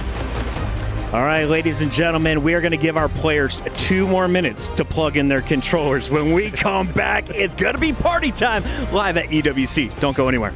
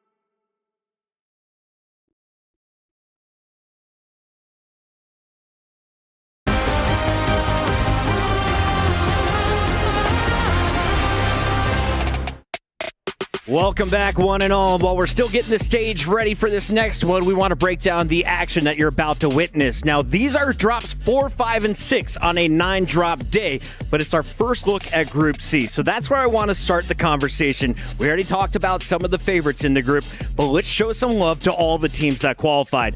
Team XO is one we were talking about during the break. Why? Because the Saudi fans here in Riyadh are amazing, and we know that they get behind their homegrown talent. Yeah. XO is probably going to be the team to cheer for here in Group C, right? I think so. I mean, Hamoud is a guy that I've been pumping up since last year, really 2 years ago, whenever he was introduced onto the World Series of Warzone global stage in London. You were, Dream, one of the people hyping him up, but I became a big fan of him last year, not representing Falcons, but representing Falcons, I believe, at the World Series of Warzone. So he's got history, but a Saudi local. He always brings the energy, and he was a part of the roster that was the only roster, really, to challenge Team Falcons last year in Stronghold, which means he's not scared to go up against the top teams in the lobby. I love Hamoud as a player. He can drop big numbers, and I do feel like his success is overdue. It's a matter of what he can do with this new roster from XO Esports. Yeah, and I mean, watching them in the meta qualifier, my biggest question was, because we always seen Hamoud with or Zizix or Jawad, who's on EVOS, right? So different teammates, and he was with, also Crims as well. So seeing him with Notorious and Penguin, I was like, how are they going to do? It was a little bit up in the air, but they were playing really good, locking down Stronghold, the green side, and it was all credits to Penguin. I talked with Hamoud. He said, IGL, he slays it too, and he was leading them in late game. Well, the thing about Hamoud is, this is his now 3rd LAN event, on the biggest stage, right? On the major stage. That is invaluable experience, and now bringing in 2 new guns, as far as I'm concerned, I think he's going to be the most valuable member on the squad. One extra note, they get extra practice too, that region. They have better practice now. That's a good point. I think the other thing about it is, whenever we see someone who is kind of an up-and-comer, like Hamoud is, now he's the veteran on this team. Yeah. How does he take over that role of being kind of a mentor to guys who've never seen a stage like this before? It's a tall ask, and especially going into this opening set of groups playing each other, it's going to be a battlefield for him. Now, remember, no one thought VKA was going to win a game in our previous group, right? They were one of the lower-seeded teams that came in towards the end of the qualifiers. I feel like XO is in that same place. If you can stay alive, you could go deep. But here's a look at VKA. This is a team that we wanted to show some love to, because from Group B, they're going to be playing later on tonight. They already have a win. The question is, can they stack up some more frags? I got to give credits to Aizen, because he just switched from mouse and key to a controller, and we saw him sniping on that dock side by control. They really shocked us with controlling that side of the map. Final predictions. We got VP, Team Vision, All Gamers, and Inner Circle as 4 of the squads that could make a challenge to Group A. Well, our players are ready. It's time to find out who's going to get it done. Well, hello, ladies and gentlemen. I'm Goj. I've got the amazing Ton next to me, and really excited to see what Group C can bring us here, Ton. We're really excited. It's going to be an interesting one. We changed things up from what we just seen before. Those first 3 games were insane, but we've got a few drop points to talk on here, and we're going to be jumping in very, very quickly. So let's quickly cover. Control Center was very heavily contested over those first 3 games. We are likely moving away from there over towards more the northern side of the map. Yeah, it's going to be a battle for Chemical, a battle for Bio. You heard the desk. It's going to be a battle for all, but I think Control Center might be a little bit more quiet this time around. Folks, get ready for game number 4 of the day, but the first game for Group C, it looks like, holy cow, VP starting out with a bang. Was that a team wipe? I don't know what that was. I mean, nobody dropping just yet, but everything getting very, very mixy over towards Bioweapons. I think for me, that was one that was really looking towards Gentlemates and Team Vision, potentially going over towards that side. But Gentlemates up against Fnatic is typically a matchup that we'll be keeping an eye on as things do go on. Very big EU battle to kick things off. Yeah, this is a really important battle over here in Bio and Chemical for multiple reasons. I think one of the main ones here, though, is that VP has been one of the most strong teams in Rebirth Island, and to have a team potentially contest them, it doesn't look like it was much of a contest. As we swing over to that Bio side, as Inksy and Zakar, they have been crushing it. Well, frankly, Ton, they crushed it in the first game, but they've been a little quiet in the next 2 here for Fnatic. They were a little bit, but somebody else is actually getting involved here. Inner Circle starting to get in on the fight as well. Inksy trying to stay alive. The rest of his team is still along, but Gromolok doing what he can only find the one, will fall. Big fight going on between these 3 teams here. And right now, I think if you're INC, you need to survive. Yeah, this is a huge moment for Inner Circle to really prove themselves. Bray, 18 years old, They win out in APAC, just like the Des talked about. Now they're trying to win out in Bio. See Obs get back into the mix, of course, Resurgence, and unfortunately, Hollow gets cut down quickly. Teeny goes in for the trade, picks up another. Inxian alone and, well, fully alone. That's a nice wipe there for our APAC team. Yeah, no, it's a nice start for them, to be honest with you. In a circle, finding their way over, picking up the pieces, and bioweapons is entirely theirs. I was really curious, actually, if we were going to see Virtus Pro start to make their way over from Chemical. They decided not to. They're still doing that. Yeah, it's a good shout. Battle here, as per the usual with Twisted Minds. This is a battle that will continue, folks. A couple battles, Control, namely, is going to be quiet, but this side, the factory, it's going to be active all day today and tomorrow, and it's going to be this fight right here. Twisted Minds wins out yet again. I believe the overall belt for factory is now 2-2 in 4 maps, as Decky's team in deep trouble. Yeah, I mean, they had a bit of a slow start to the day, did Twisted Minds, but yeah, very much warmed up and up and running over towards the factory side. Interested to see, of course, what the squad of AGAL are going to be doing here to kick things up. That's not necessarily the hottest of drops or the hottest of starts for them, but things starting to get a little more mixy over towards the prison side. A lot of teams fighting over headquarters right now as well. A lot of movement down towards factory, as you mentioned, at least 3 teams down. Yeah, EVOS, an opportunity to continue to make a name for themselves. Of course, if you watch a lot of Warzone, you've seen some of those names before, but on the main stage, they still have a lot to prove as we swing back to the fight that has been going on for all 4 of these maps. I just mentioned it, and Twisted Minds still on top in this fight, still making sure that Lays can't slay out. Man, that player so dang good in the first 2, but unfortunately for Decky and his team, can't get anything going in the 4th. Yeah, Falcon's starting to get interested over towards his factory side. There are the shots that's coming in over towards Noobs. They're full firing them down, keeping them down there over towards factory. A couple of the teams have kind of moved themselves away over towards the harbor side. Falcons on the hunt once more. This is classic Falcons behavior. We saw what they were able to do in Game 3, one of the biggest games of the day, absolutely the biggest game of the day. And frankly, the Falcons really play 2v3 as you see Biffle and Shifty play together looking for trades. They're okay with dying and they're able to trade out 1. Gets the cleanup, will get cut down, but guess what? Hisoka is all alone with 100 miles to himself in Stronghold. I mean, that's a good trade for Twisted Minds, right? Falcons get themselves 1, you get yourselves 2. Not a problem whatsoever, as teams now starting to make their move. Circle coming in towards the southwest side of the map. Bio and Chemical and Engineering. Somewhere we said was going to be busy, entirely cut off. So teams going to be fighting for a little bit of purchase over towards Industries. Yeah, a quick shout on this map view, by the way. As you can tell, Team 9 in the salmon there. That's going to be Team Vision. We expected them to land straight on top of this VP squad, and I think they did. Got wiped almost immediately. VP kill able to rat, stay alive, plays down toward Harbor now. We'll see if they can regain as VP is on the hunt. Sage picking up 1 on Zakar. Yeah, that's Fnatic falling, but they had a really good game number 1. Kind of went under the radar a little bit, but the kills are being put up by them. Can they continue to do so? Here's Dongy.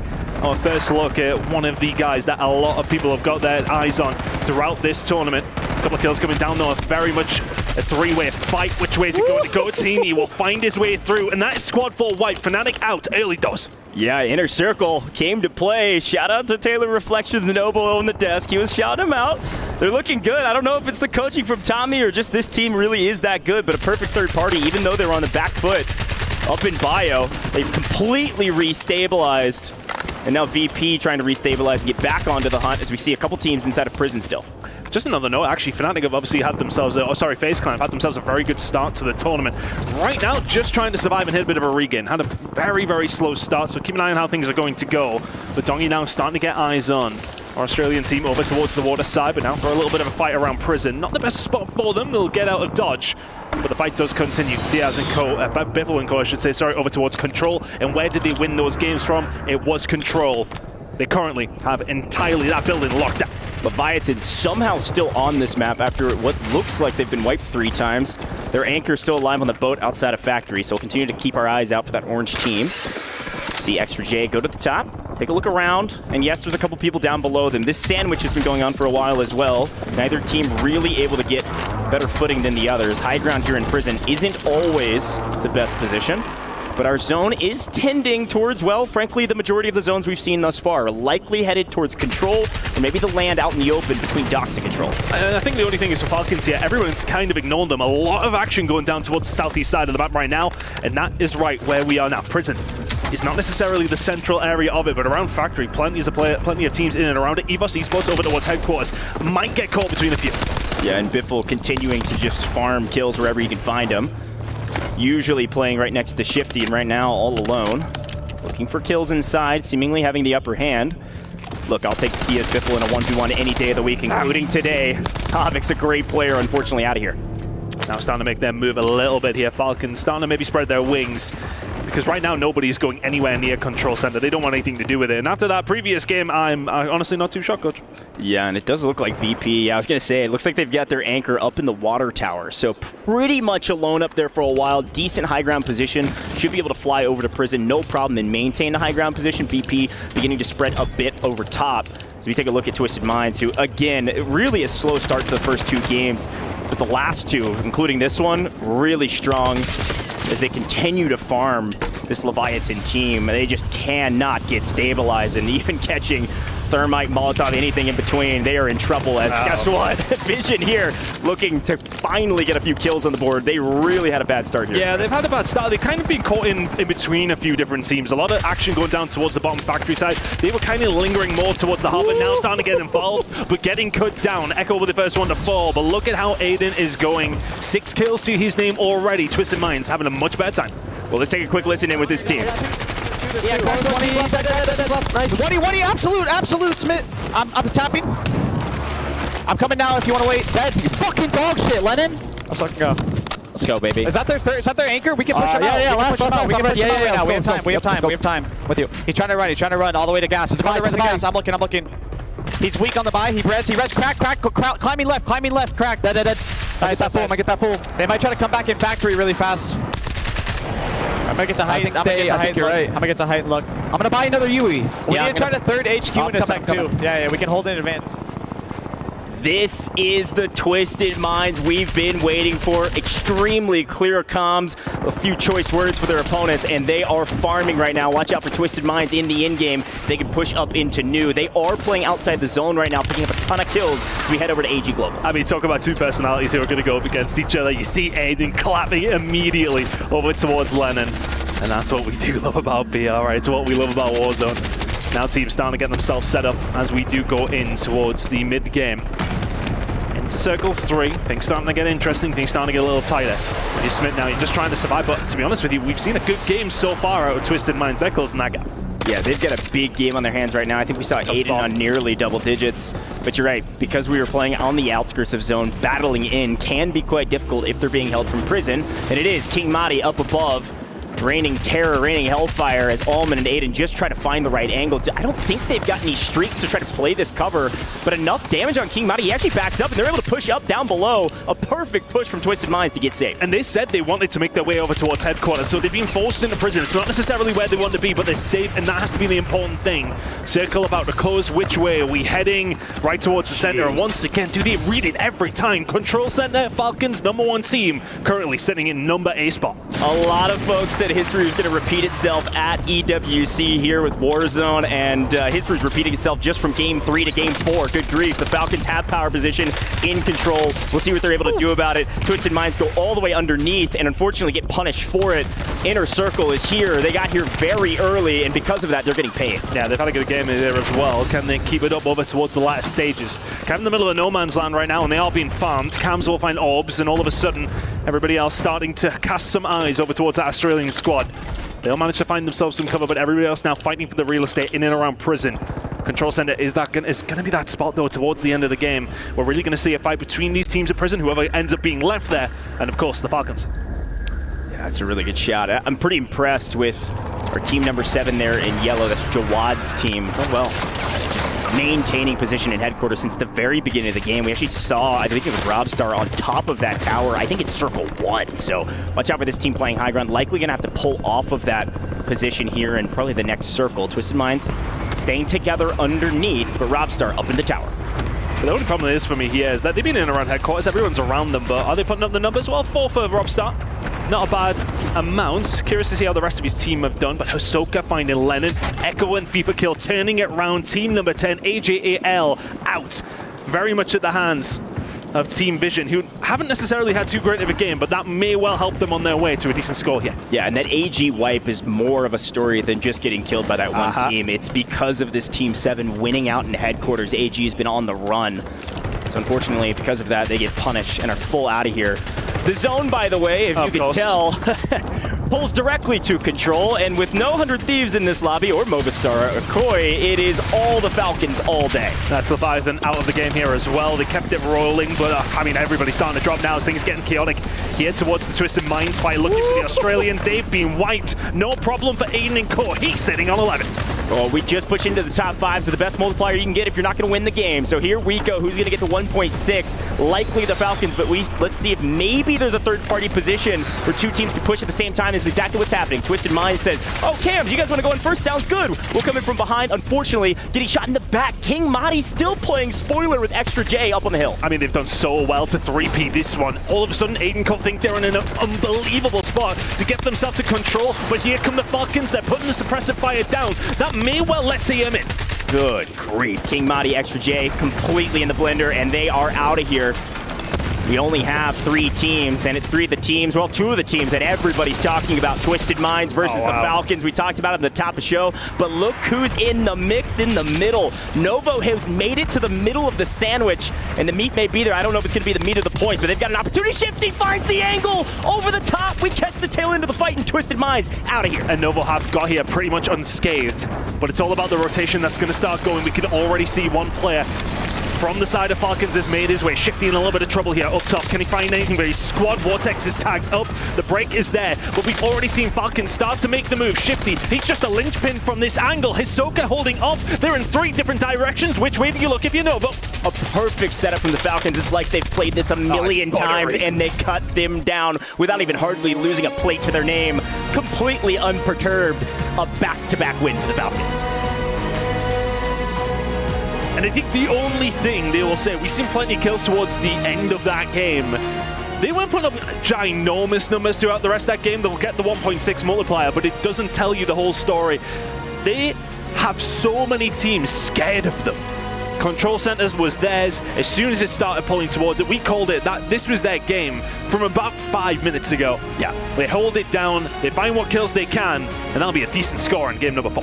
I mean, that is textbook Falcons. I think one of the things we talk about with this team is that they're always fighting 2v3. They send out Shifty and Biffle. Shifty and Biffle not only go fight, but they also scout. Yeah. They get to control early and they say, hey, there's nobody here. You guys want to win the game? They called the zone perfectly. He said, well, that was easy. Thank you very much. And because of that, they're going to be at the top of the leaderboard, or rather remain at the top of the leaderboard.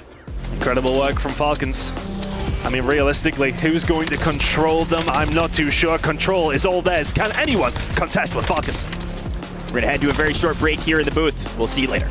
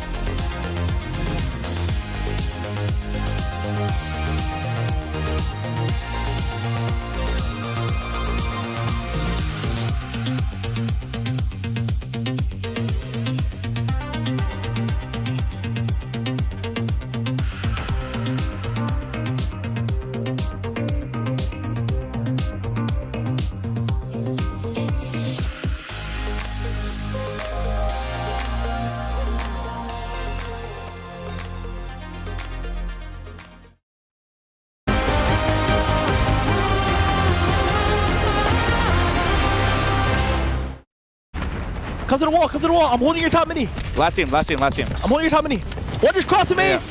One's playing you. I got P'd where I was. I'm going right. I got P'd where I was. I'm gonna stay here, okay? I'm dying with it.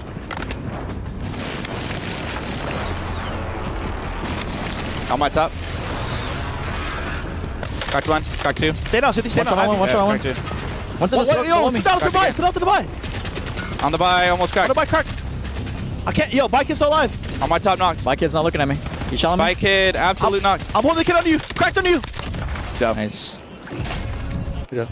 Hey, D. Come on, bro. Down.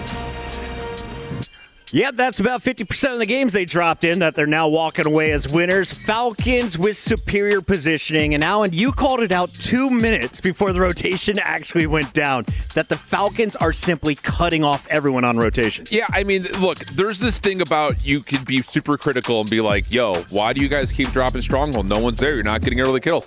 They don't care. They don't care, because once you get a free drop, you get your loadouts, then you've got the world at your, essentially in your palms. If the circle ends up being on the northwest side, you fight through control. We saw that now in back-to-back games. If it ends up going towards the southeast side, you rotate through headquarters. No problem. Now we've got the circle for high ground. If it goes to the eastern side of the map, this is where they're most impressive. They rotate late from either of those two POIs to the top side of prison. They follow the circle, and then they're high ground controlling you the entire way. These guys don't make mistakes. They wrap the map better than anyone else because they go from central points of interest, and no one wants to challenge. I think that's the biggest call out. They still have high ground at all points during this game. Excellent off angle by Hisoka at the very end. But can we talk about some of the early action? I saw Virtus Pro members constantly in the kill feed. They had like 14 kills, Ellen, before they went out around 11th. You don't get a multiplier if you don't finish in your top 10. It's unfortunate that did happen, but with the way that they are getting those eliminations, just a couple of corrections that, of course, IGL Dongi, I mean, he's Dongi, he slays, he knows the game. I think that with the boot camp that they went through too as well, they're not worried. They're getting the kills. What did you see, Taylor? Well, one of the things about Virtus Pro is, again, they're landing up towards, biochemical, so that's going to be a highly contested area. It makes sense they're going to pick up a ton of eliminations, but Group C favored that northeastern side. So I wasn't surprised to see them drop early, but I was impressed with the 14 points they were able to accumulate, which begs the question now, how did they change things up? Because the point multiplier was reduced from 2x to 1.6x, right, from last year to this year, but it's still important to get those placement points. That's one thing I forgot to say was that fight vision, right? There were so many teams that were on that chemical side that we were wondering, like, are they going to switch those POIs? Where are they going to go? Bio, obviously, Gentlemates got cost the crossfire, but for this next game, Alan, I don't know. It's going to be difficult for these teams to come up. Yeah, I think, here's the other part about it. That's one drop for Group C. They're going to have time to, and for Virtus Pro, you say, okay, hey, we're doing good in the early game. Let's just stay alive. You finish top 5. You got 5 more. You're chilling. You're chilling if you finish top 5 at that point. So I don't think you're sweating if you're Virtus Pro. I'd be a little bit more worried if you're some of the other teams that are finding themselves in the mix. I mean, there is just a lot of squads in this group in particular that finished outside the top 10. So Group C is in a little bit of trouble early. I'll be honest, if you're in Group C, you just sat there, you watched 3 games, and then you come in and you're Gentlemates and you get spanked without a single elimination. My head is gone right now. How do I regroup knowing I still have plenty of time? I have 5 more drops left. Plenty of time. They've got the fan base behind them as well, right? Flying out 60 or so people to be out there in the crowd. They might even be out doing, Falcons and Twisted Minds for the home team, but that's not the performance that they were looking for. But you said it best, Shift. I mean, it's game 1. Plenty of games for them to go.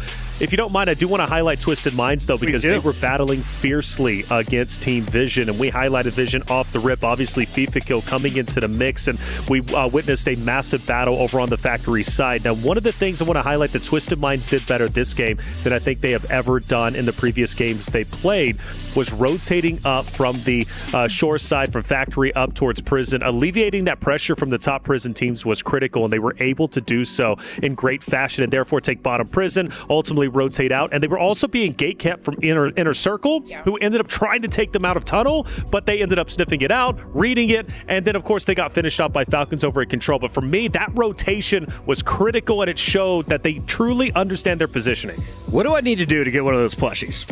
Which one? With Twisted Minds? I saw a plushie. I was like, I need that little pink brain guy to hang out with me in the studio. No, I love it. Ellen, as we take a look forward here, Group C about to drop back in. Novo Esports is one. one that we chimed in just a little bit about. That is a squad that I want to put eyes on early in this game. They finished in the top 5 in our first drop for Group C. Expectations going into drop number 2. I mean, the thing with them too, all of them were alive, right? They were baiting and trading each other so efficiently that going into this next drop, I feel like that's going to be another team that we're going to see on the top.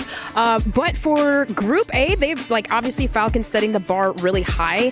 If you are at this Group C for this Game 5, I think there's just so much pressure on them as, yeah, they got that warm-up game out of the way, but they got to come out swinging. Nova was the second-place team. That's great for qualifier points, multiplier points, I should say, but you need to drop some more frags.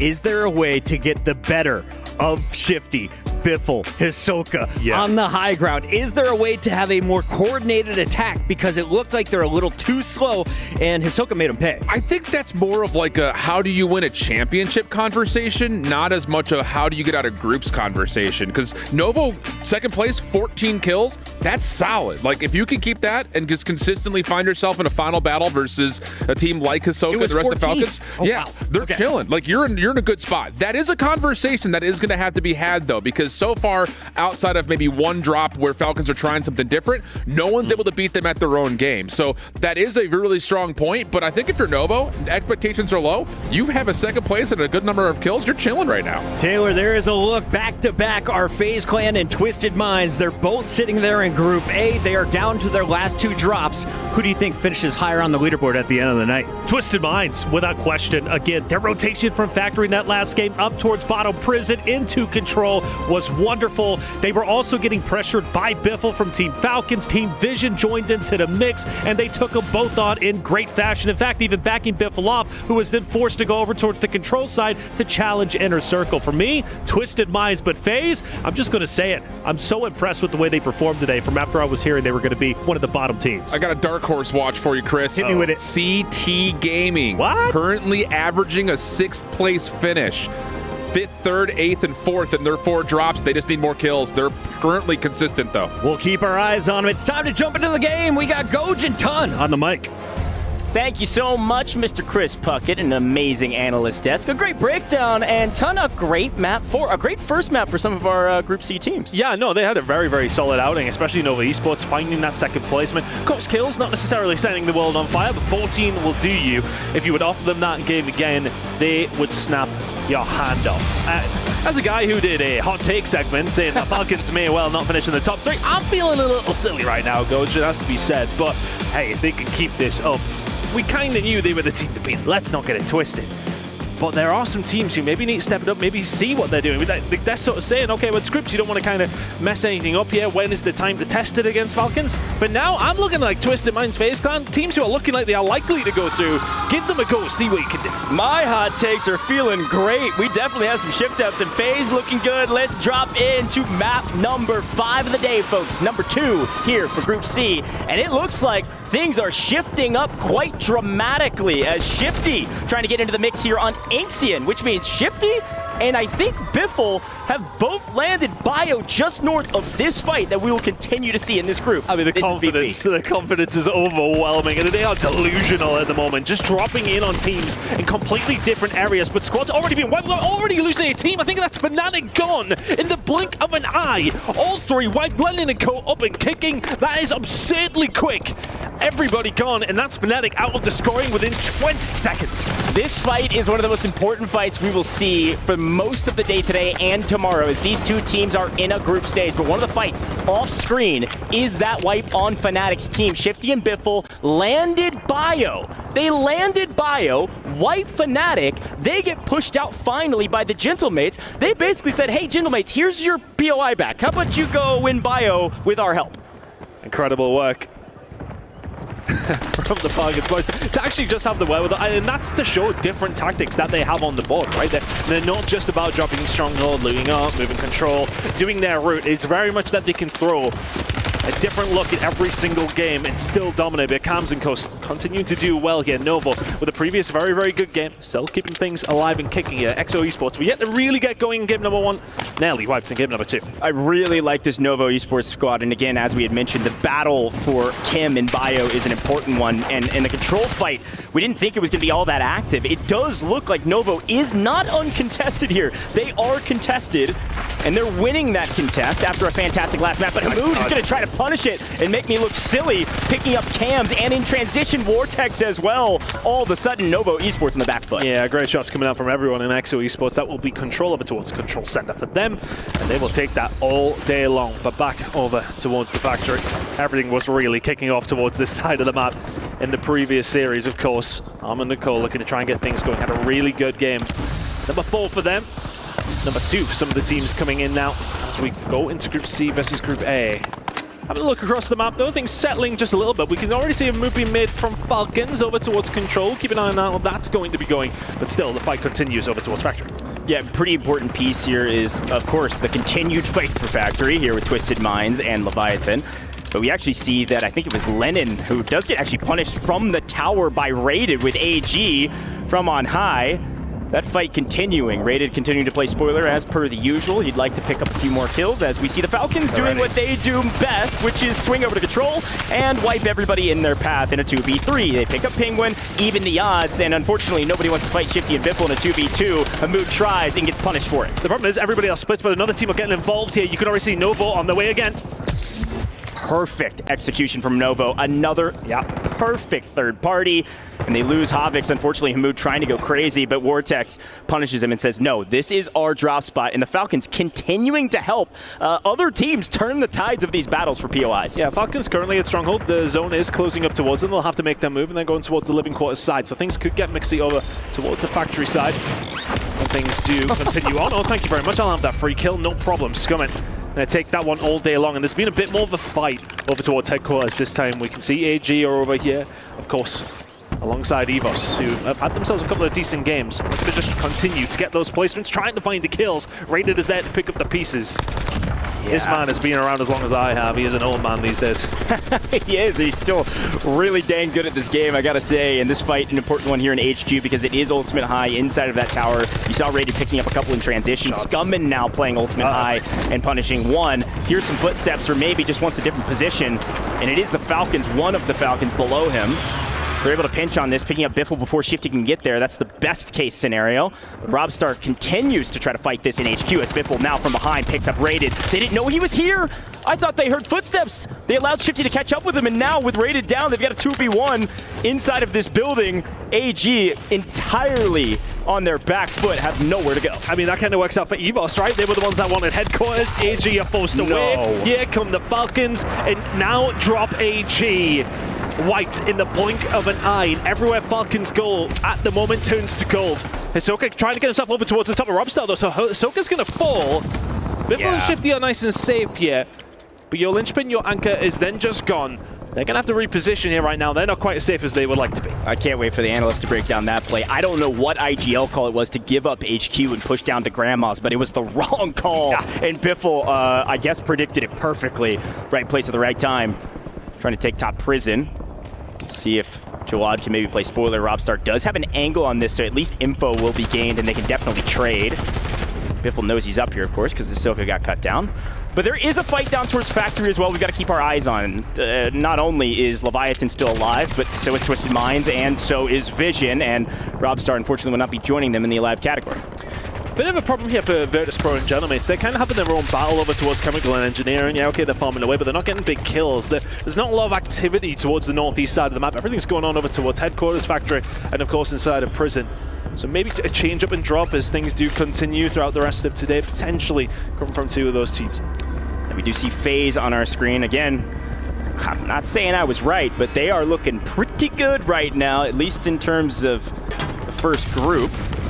You see VP has maintained control for the most part, as it does look like the Frenchman, Gentlemates, coming down from Bio, being pushed out by the zone. Gonna try to get involved here at Chemical, and Noob's kind of by himself. Oh, gets traded out, actually, I believe by a PA that he just couldn't get down the stairs fast enough. No big deal, but it does give them a little bit room to work with. Gentlemates should be able to push inside and maybe try to force Sage out of here. Yeah, again, both these two teams kind of fighting on an island right now. 3 versus 3 consistently going in up against each other, and Enkyo looking for a little bit more. They didn't have the best at first game, but Enkyo already with more kills than his team managed in the previous map themselves. And the pickup is going to be there. Should be able to get the res on Grom as well. This is working out a lot better for Gentlemates, who having a significantly better game too. Yeah, a couple quick updates, by the way. Gentlemates, yes, they've taken control of Chemical, but it is, I believe, XO that is completely taking control of Control. Here's a quick look at that map. That pink lavender color, 13, that's going to be XO. So they've completely won out on Control, and it does look like the Falcons have regained over an HQ and are maintaining position there rather than top prison. It's just a little bit too big right now. So we see a lot of fights happening here in the kill feed and a couple folks getting knocked. Nothing incredibly important necessarily, but player advantages across the board. We'll see if anybody can execute on them. I think Biffel's the one who has made his way in towards prison from the Falcons side. They're looking to try and get a little bit of purchase now if they can. And it's just a free route for Enkyo and Co here, right? Gentlemates can quite happily make their way through Industries, have a few kills, plenty of cash, can get things rolling. But the problem for them is going to be height here. I mean, they need to get themselves over towards the prison side. Big fights going on there. Towards the other side of the map, though, we're still lingering around Harbor. A lot of these teams who have been Harbor, Chemical, Bioweapons haven't really been able to get things going. Again, as mentioned, maybe a switch-up could come, but Circles have not came their way. Yeah, and for the looks of it, I was about to say Twisted Minds on their heels, but no, they are out of here. They're in the lobby. Finally, Leviathan has struck back here in map number 5. These two teams consistently battling. Leviathan on the upper hand this time around. Having a look over towards prison as well. Falcons are starting to make some inroads there, but still as we continue over towards Harbor. Right now, if you're Team Vision, you're very much on your own, but you have to make it up the hill. That's going to be the problem. You can see which way the zone's pulling. We'll see where that's going to go. We've got a couple of minutes before things do go that way, but Hallow trying to keep things going here. Big fight going on between themselves and Novo, and this is really nice from Gentlemates now. I can hear Enigma getting excited. It's huge. I mean, obviously 2 EU squads, but right now it is Gentlemates all day, every day, including today. Good grief. A nice wipe there on Novo, who technically, I believe, was top of their pool, their group, after our first game. They fought here in game number 4. So in game 5, Gentlemates on top. They got a lot of kills to work with, but like we just talked about, we need some multipliers. So we've got another fight on our hands as a team from Control came swinging down towards Ammo Shack. Yeah, XO are on the way over as the fight over towards prison continues as well. But here come VP. They've kind of got a good of an overlook here across everybody else. Let's listen in with VP. Crack on the right. Absolutely right. Gonna be a lot of kids in the sky soon. Pull back to you. Okay, I get that done. I'm getting out of the tower to get that. Come back. Come back. It looks free, by the way. Lower left. Free. I got it done. No resurgence. No resurgence. Okay. I have 10k. We don't have enough. We do. I'm gonna grab this money. We have money. We have money. We always have enough. We got 14. Okay, there's a couple crates here. I have it for Yui. I have it for Yui. Okay. Hold on. I dropped my money on the buy. I'm coming to you guys. How much did you drop? I'm gonna zip back up and chill in the tower. Okay. Coming. Drop me your money, Eddie. I can buy. I'm buying. Okay. So kids are red. I dropped. Stop popping. Yeah, I popped. There's a bounty on you. Matter top prison. One landing in on the right. Courtyard. Comms seem clean, and, well, patience is a virtue. Virtus Pro seem to have plenty of virtues as they continue to be extremely patient around this water tower. Unfortunately, the Falcons, they may not be patient. They have the high ground, and they are pushing every equation they can find. They have the ego that is bigger than this entire map, and it doesn't really matter. They're not getting punished for it. I mean, it's just their positioning every single map. I'm sitting there watching the minimap. You guys at home don't have that luxury, but every single time you can see they just weed their way into the middle, and it is just inevitable every single map. Some teams are going to have to figure out how to do something against this right now because Falcons are starting to run away. Plenty of points to their name. But we have seen some of the teams over towards the bottom side of things after the first map that we've just seen of our second section starting to get things going a little more. But the zone's starting to come in, inviting teams, inviting that pressure, and inviting players, particularly to the killing factory that is Falcons. Yeah, Virtus Pro was in a pretty decent position, but the Falcons pushed them out and take 1. And obviously, I don't think they're getting that player back. Now they're down to 1. Dongi down. Sage in trouble by himself. If there's any player that can play his life well, it's Sage. Shifty getting traded out here as Ahsoka picks up 1, but I think Sage is just going to try to make sure to try to stay alive to top 5. Unfortunately, I think it's Notria's just out in the middle of nowhere. Sage, there was no way he knew anybody was over there, spotted somebody, but Ahsoka picks it up from the back. VP is out of here in 6th. They just barely miss out on the multiplier. Yet again, not capitalizing on their kills. And Gentlemate's out as well. But the thing is here for Falcons, they've lost a little bit of control over towards the top prison side. They still have members in and around it. Hisoka's able to call somebody back in, so that's Shifty back into it. Biffle is already in lower prison. But look at the team who have made the charge here in a circle. Had a good game number 1, now in complete control of Prison Roof.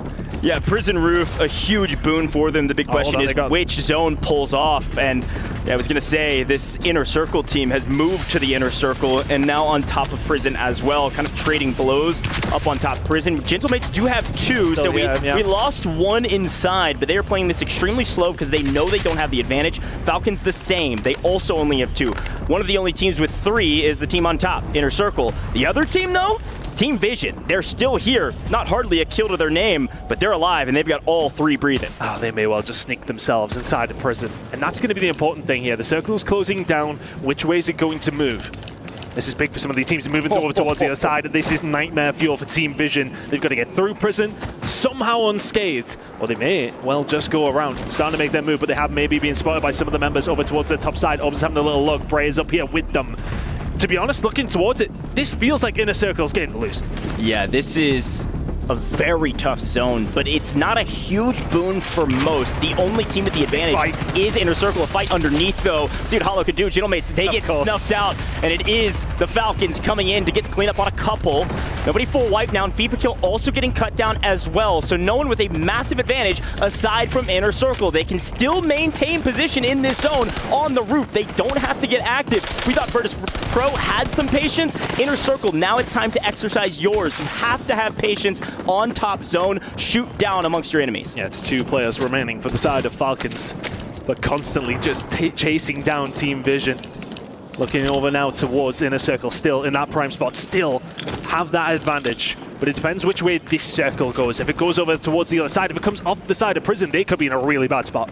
It should just collapse here, and now the question is who's got an advantage. Top, yes, sure. If you've got gas masks to play with, you've got the resources, you're going to be able to shoot down. Everybody's going to get just pinched into this wide open space. Player advantage is still Inner Circle. You jump first, you might get shot first. Everyone's trying to stay patient, and as per the usual, the Falcons making a crazy gas rotation. This is what they are known for. They almost categorize this play, and unfortunately getting caught. Bray has rotated early. They've jumped all the way to the shack. A perfect execution. They've lost obs in transition, but they have the only remaining piece of cover on this map. Inner Circle are going to be your winners unless they absolutely sell, and they're going to make sure Echo does not stand back up to shoot back. Yeah, Echo drop, but Biffle's in a good position to maybe do something here, but into the center circle we go. Just no way they can do anything, Biffle.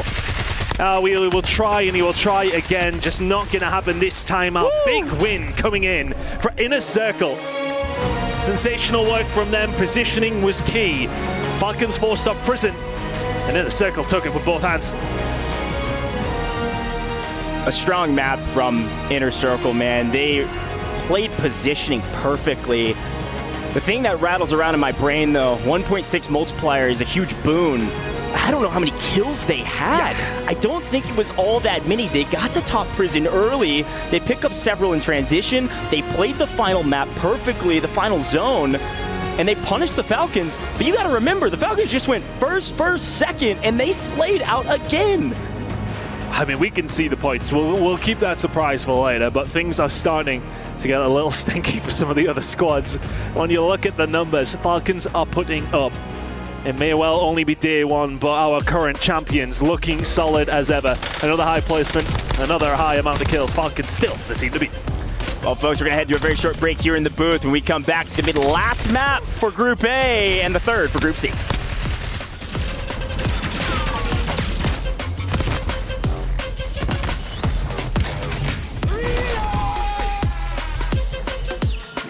Shit, right?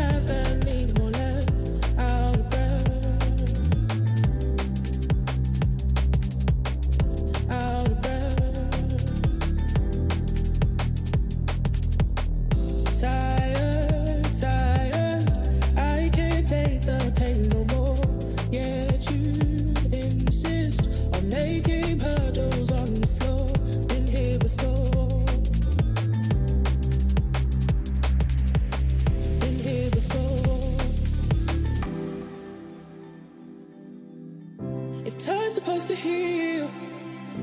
Why do I feel like I've been here for hours and hours? The pain that's in my throat continues to grow. They say it'll get better. How can they know if time's supposed to heal? Why do I feel like I've been here for hours and hours? The pain that's in my throat continues to grow. They say it'll get better. How can they know?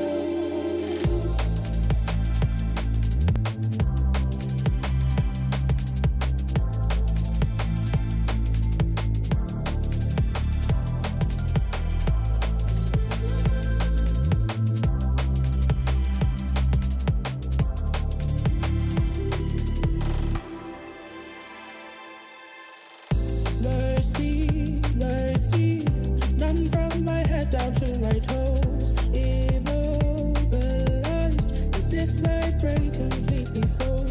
Colder I go, colder I go.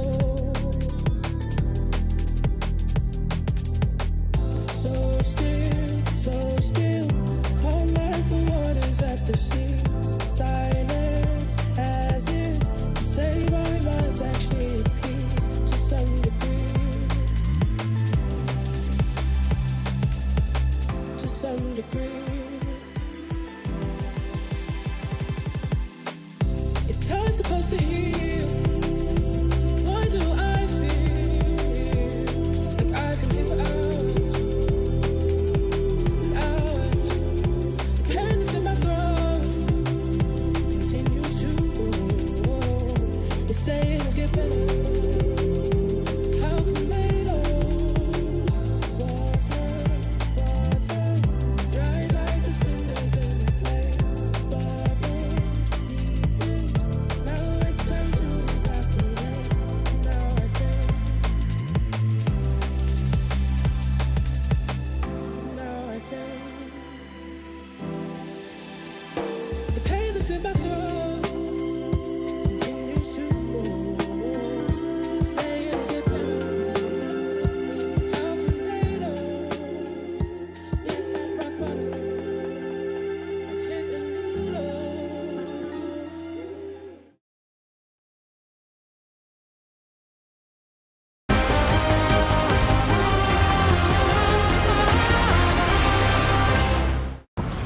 I'm stuck here. I'm looking at the ladder. Dead, I'm dead. Where? Deep left. Calf. Play left. He's selfing, by the way. He's selfing. The guy. Wait, knock him. Shower window. He's still calf. I got naded from calf. Ahsoka. Rails. We need this. I'm challenging. I'm on win. I can't. Nice. Kill it. Rails, money. Oh, it's a 2 solos. One more. 2v1. Where is he? He died. Let's fucking go, baby. Hey.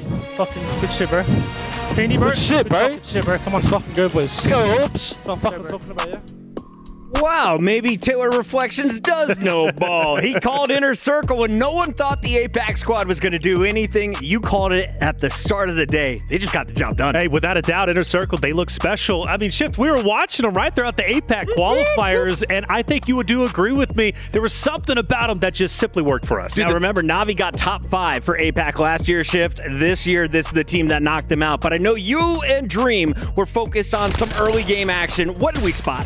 I mean, let's just talk about the fact that Shifty landed Bio and contested Fnatic. Shifty and Biffle landing Bio, contesting Fnatic, and completely wiping out early. That really changed the pace of the game. This is a really scary precedent to set if you're playing anyone against Falcons right now, because last year was the story of no one tested a stronghold.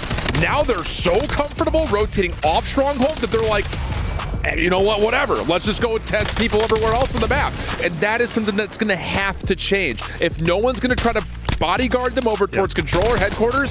Falcons are just going to drop down early, get a couple of early kills, and then say, all right, well, let's go back over to Hisoka and get our free farm. Plus, he has advanced UAVs the whole time. Without a doubt, because they have so much money, because they're slayed out the entire lobby. What Shifty and Biffle do that's so great is they make the entire lobby uncomfortable. They made Twisted Minds uncomfortable over at Factory. They've landed over at Control, made 100 Thieves, Leviathan uncomfortable. They've now landed over at Bio, making other rosters uncomfortable and eliminating Fnatic. Great call out here. Virtus Pro is not off to that hot start I expected, and Dongy, he was at high ground at one point.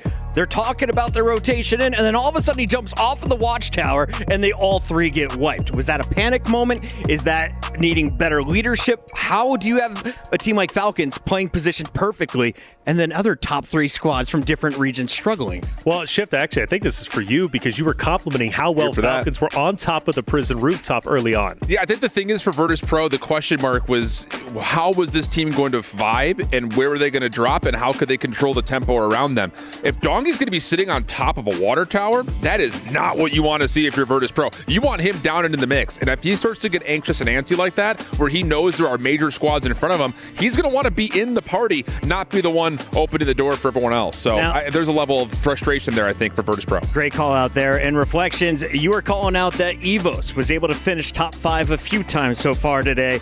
They had an opportunity going up against the Falcons. How did that fight go down? No, it didn't go too well. I mean, look, because Falcons have been dominating everybody, but you have to appreciate rosters that ended up going for it. Now, this was big.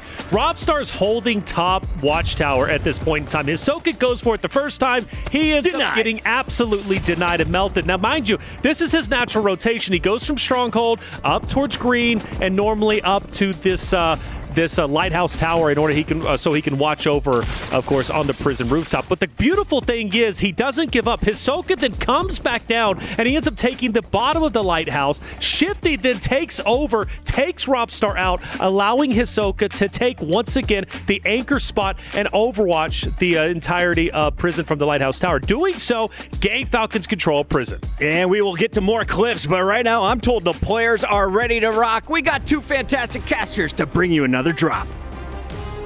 Thank you so much, Chris Puckett and our amazing desk. And Chris, I gotta say, Mr. Chris Tunn, that last map was a lot of fun.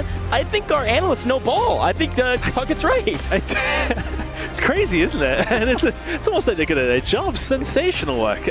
Look, I think, we were having the conversation in the break, though. It's like, right, okay, Falcons are doing this right, and they're doing that well, and they're doing this well. But what do you do to stop it happening? That's what some of these other teams kind of need to start figuring out pretty quickly, because they are dominating these lobbies time and time again. But we've seen a potential route to some teams to potentially do something about that there. And the clue came from the switch up that Falcons did. Yeah, we've seen 2 players land over towards bioweapons. We've seen Shifty, we've seen Biffle go that way. And when they did, that leaves somebody like Soka completely isolated. That could be a route in for one of these teams.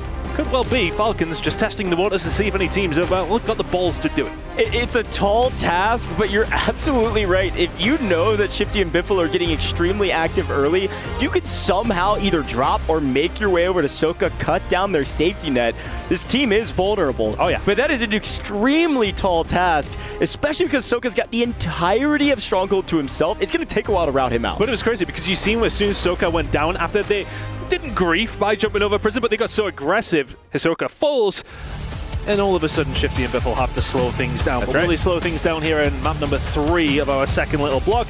I'm not too sure. Keep an eye on the number 1s on the map. I'll let you know when they go. Yeah, maybe for Group C, the answer to that question is, well, let's just get through this game so that the Falcons are done for the day. Folks, I don't know the exact points. I'm thinking the Falcons are up by over 50 on second. I can't believe how many points they're putting onto the board. But as we go into the final map of the day for Group A, the final map for the Falcons to get mixy, let's drop in and see what happens, where they go, and who do they try to grief. They do it again. They do it exactly again. They're going in a different direction here, though. The EU teams are about to find out once again what they're doing all the way over towards Chemical almost immediately. Last time out, Fnatic got wiped. Can the EU squads hold on this time?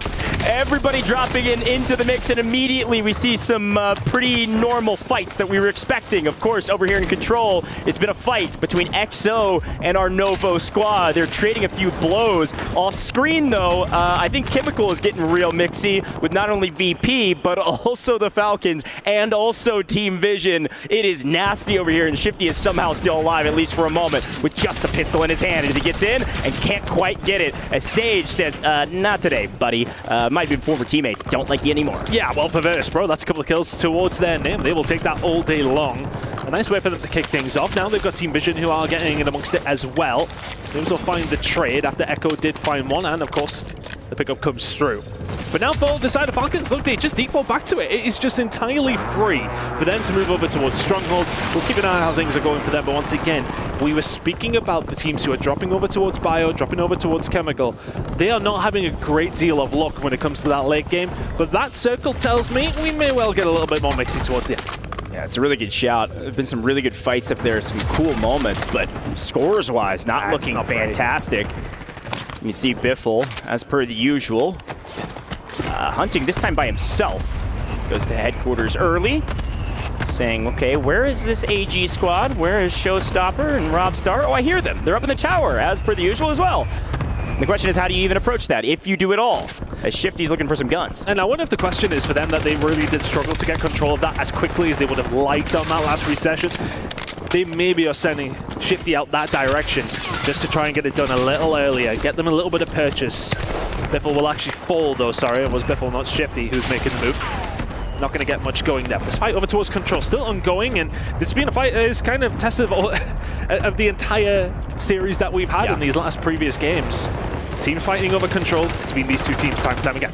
Yeah, the key here is, of course, when players respawn with this resurgence timer. It closes, about 3/4 of the way through the map.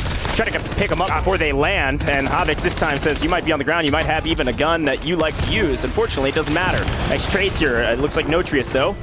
Trying to punish back, can't quite get the better of one, therefore Vortex alive.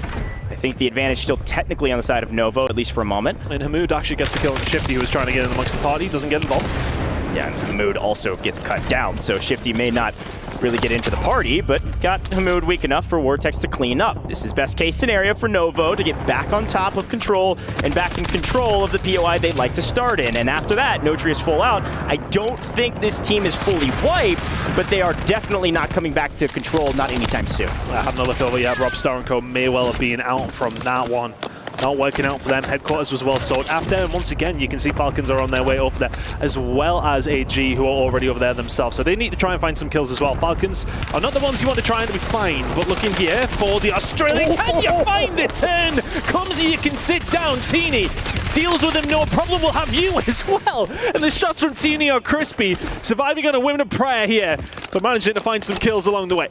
Teeny's alone. His teammates are over at Ammo Shack. That guy doesn't care. He said, let them come. I want everybody in my sights. He is shooting beams right now and is thinking about maybe trying to pick up some shots from top roof onto some flyers, but you can see the Falcons, they go towards headquarters and can't quite get control of headquarters. But this time, they're going to get on top of this factory and maybe look over Twisted Minds, who I think currently are winning their fight against that Leviathan team.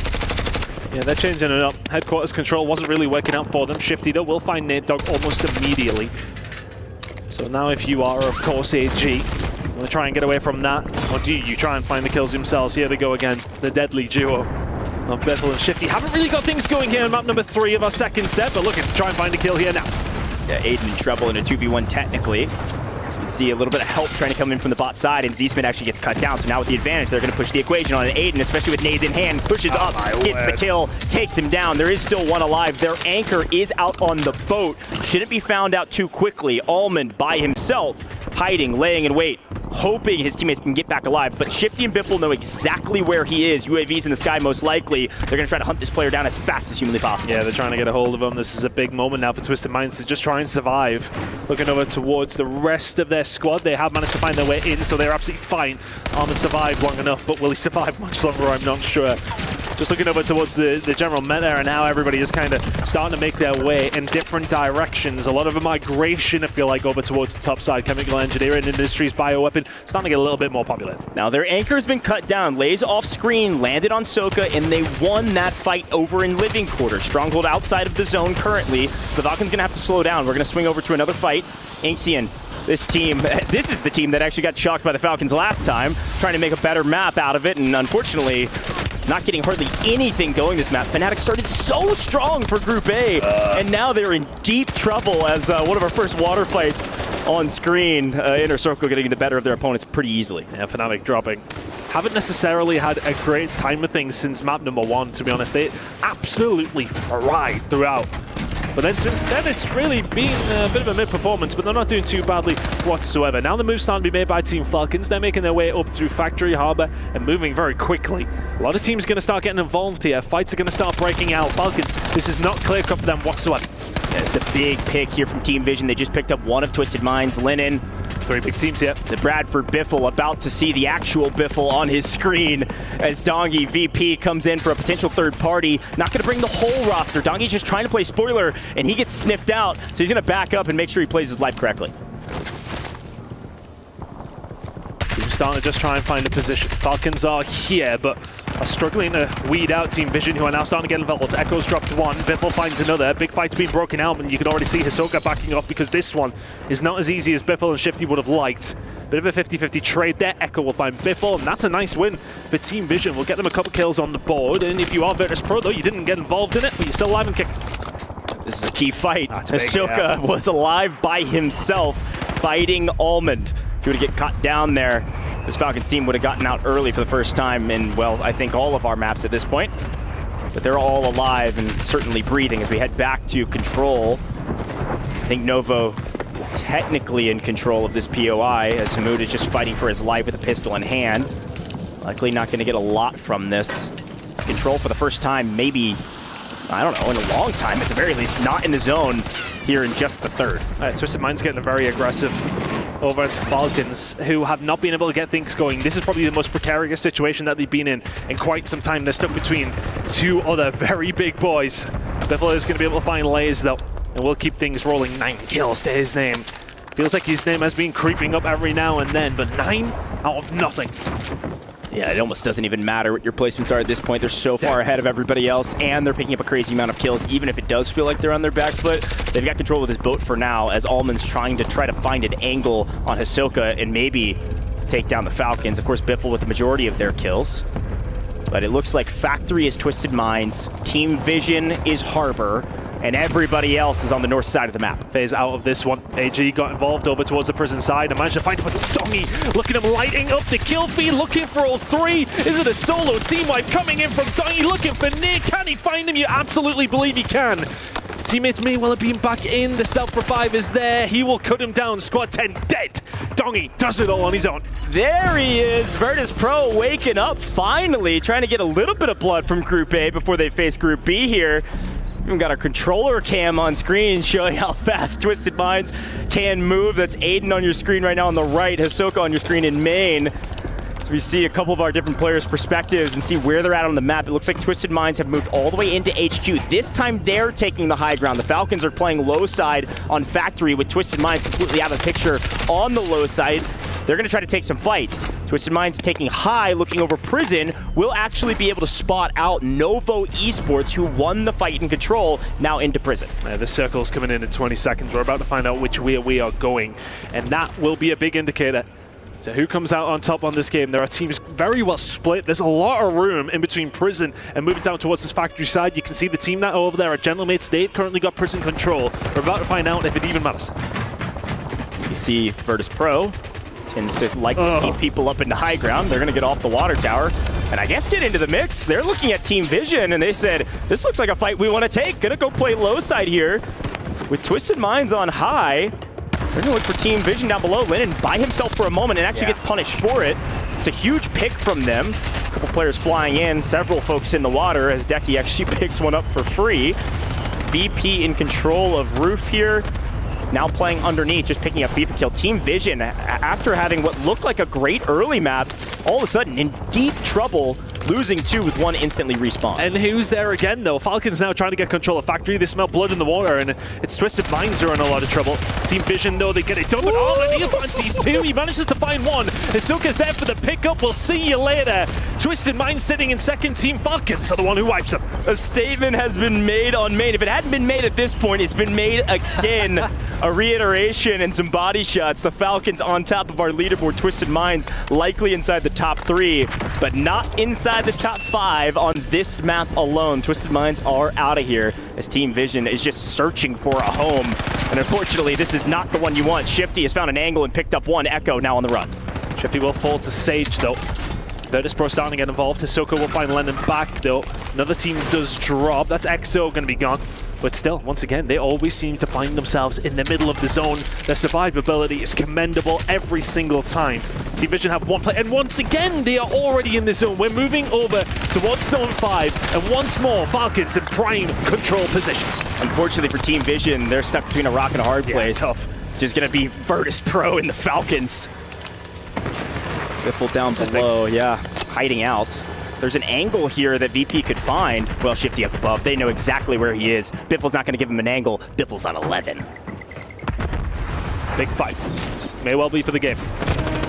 Virtus Pro have themselves involved, but here comes everybody else now. Novo starting to get themselves in and amongst the mix. Is this the first time that the Falcons will be felled? And yes, it is. They get caught between a rock and a hard place. Novo swoop in, Virtus Pro positioned to pinch them the other side. Falcons are gone. Anybody's game. Anybody's game, but frankly, Novo Esports came here to make a statement, especially against Virtus Pro. They would love to shout for EU, and unfortunately, it might not be them shouting for EU. It might be the Gentlemates who've been playing this backside, and they've been playing pretty slow, really being patient before they get into these fights, and have found angles to make sure that Novo, they get cut down. Trading of blows between Novo and VP actually goes to the side of the Gentlemates. 3v3 for the game.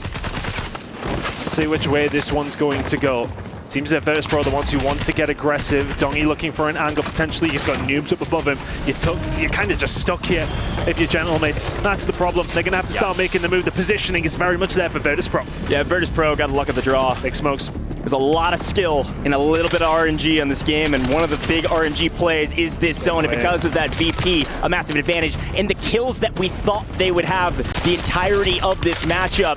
Gentlemates, they're fighting for every tooth and nail that they can get, but it's not even close. Virtus Pro, your champions of Game 6. Incredible work once again from Virtus Pro. Positioned themselves so well, time and time again. They were sitting at the bottom of the leaderboard for a little while. They will no longer be there. It's a big win for them up against Gentlemates.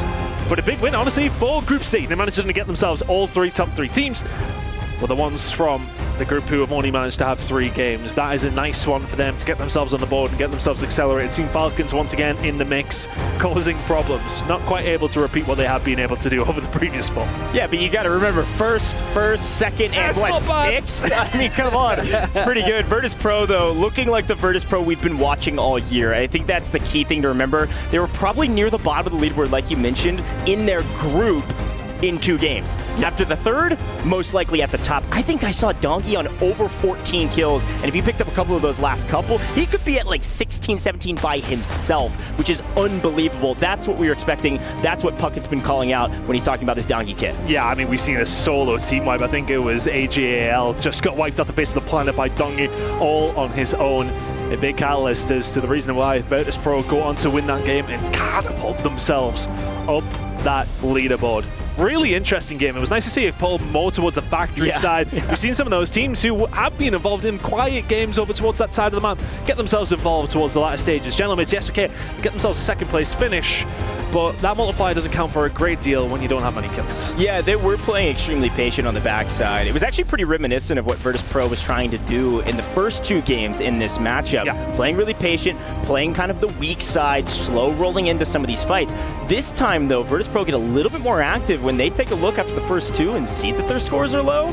Good grief. Dongy says, well, I'm just going to get Mixie. You guys stay alive. And it works out perfectly for them, right? And that's the strategy that most of these teams try to implement. It just takes a special skill set to be actually able to execute on it. Seen a big fight over headquarters as well. I think that was between AJL and I believe, seen EXO over towards that side too. It was a really tough one. Actually, you've seen immediately that Falcons, as soon as that circle wasn't pulling in their general direction, they're making their moves so early. And their moves were, well, made well enough for a 6th place, but they'll be happy enough with it. That's exactly right. Well, we've got an interview down on stage. Let's hear from Barney and the crew. Welcome back to the Good Esports Arena. Thank you so much, gentlemen. I've got Teeny here from Inner Circle. because we got to talk about that really impressive Game 5. Let's start out strong. Rotations were clean. It was awesome. Bray was obviously throwing you guys out with the comms. Talk us through those last moments of that Game 5 win. Honestly, Bray is a very, very strong IGL, and I think the road that won us that game was the call from tunnel to control when we popped the advance, and then we seen everyone had their backs to us, so we just climbed up the ladder, shot Falcons in the back, and then ended up holding out everyone and ended up winning the game. It was just easy as that, you know? It was. You make it sound easy, but honestly, you made it look easy as well because, you know, holding out that circle at the very end just looked like it was just clean-up crew. Now, I want to talk a little bit about Tommy being in your back as a coach. You know, he's got that, he's kind of legendary status, let's be honest, within Warzone. What's he helping you guys with? What's the focus point of him being with you, and, like, how has he helped?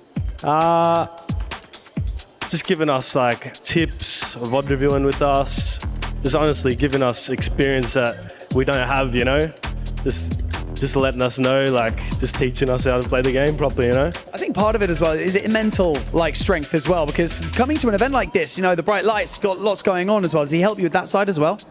Yes, of course.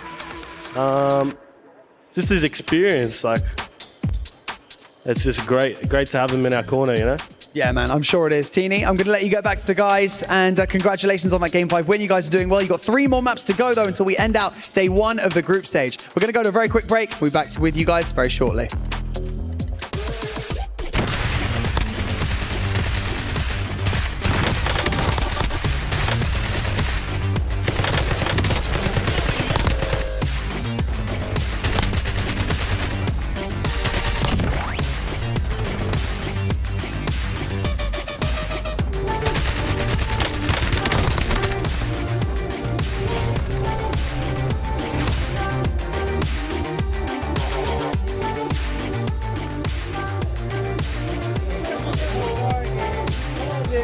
I fucking told you, kid.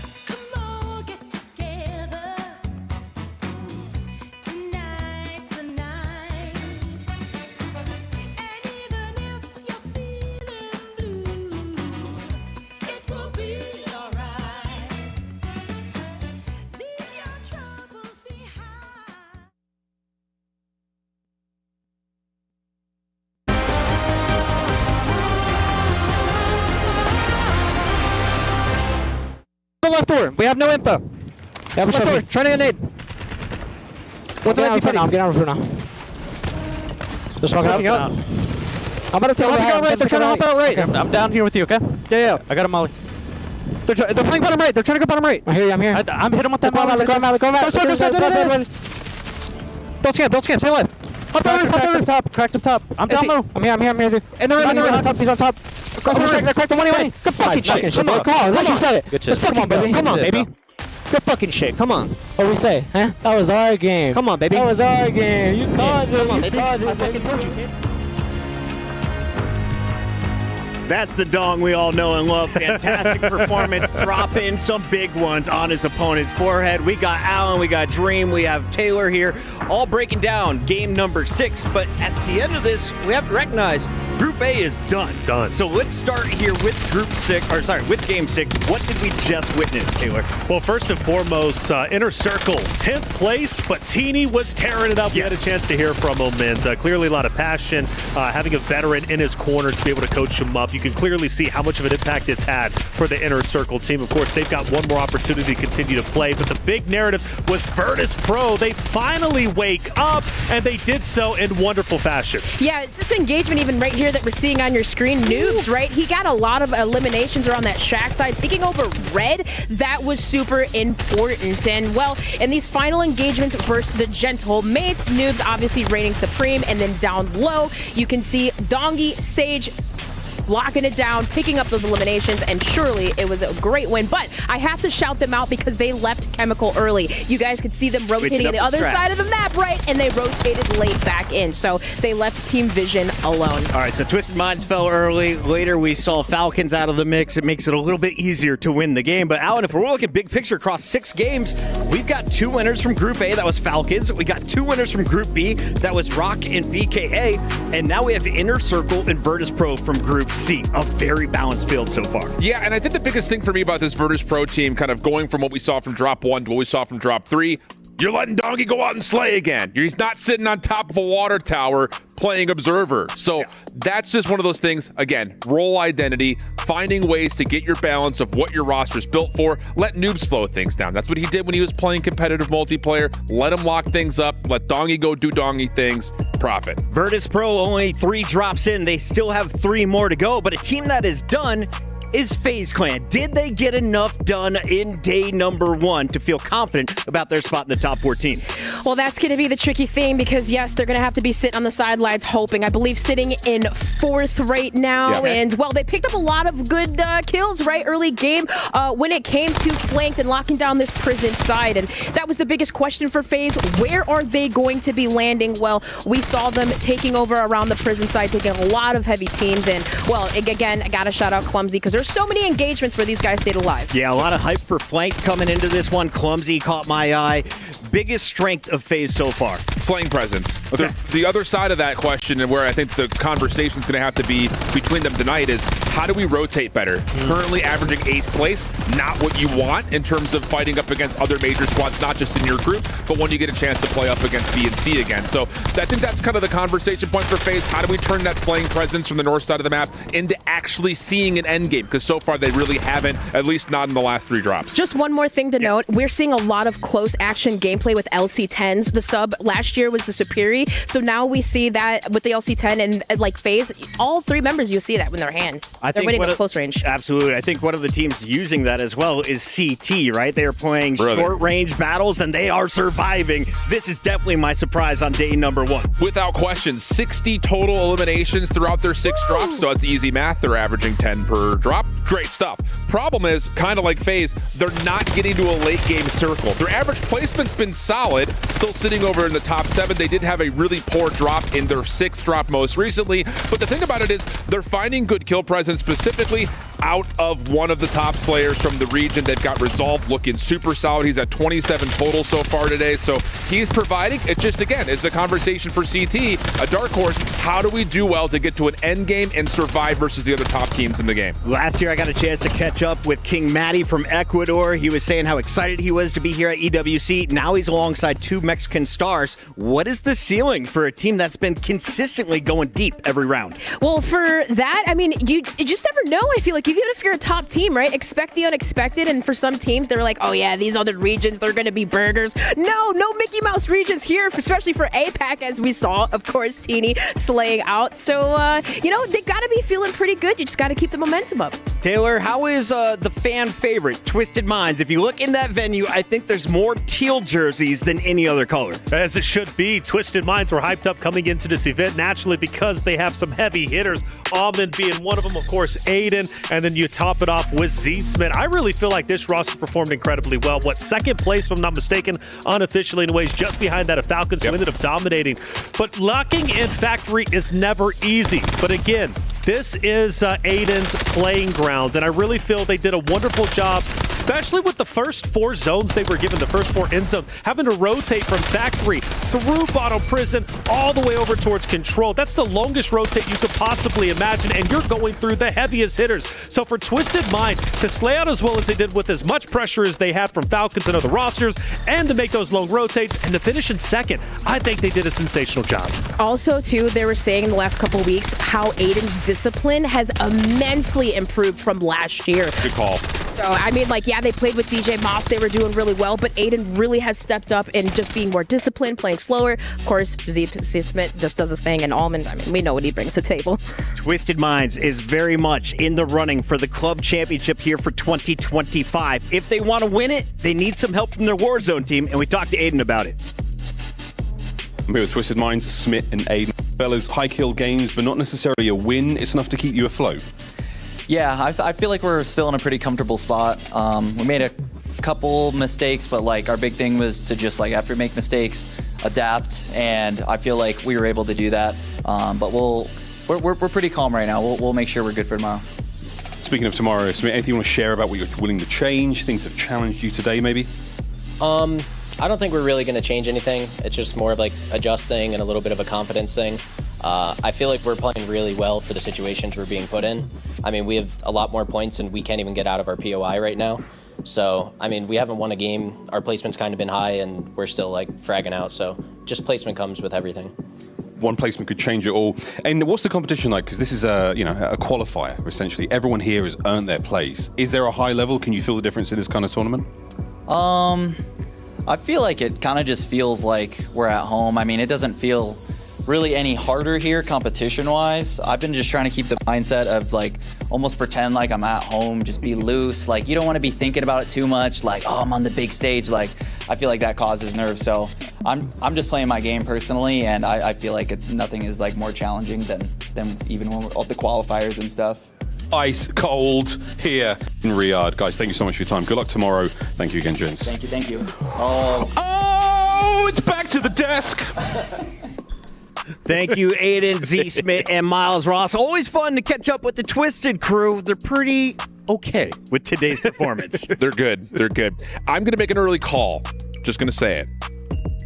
Aiden, you need to find a way to challenge Falcons early, because I don't want to see them do the same thing they did last year, which is, we only got 2 games left. We got to find a way to beat Falcons. They need to get in the mix earlier and take Falcons out of the picture. Do you go for that risk? I Yes. feel like that is Yes, an you do. explosive maneuver. The question is, how do you do it, though? Biffle's the only guy who's been challenging him. For the rest of the roster, you've got his Sokover and Stronghold. Shifty's typically on the opposite side. It's hard to take on all 3 at the same time. I do have a great suggestion. Okay.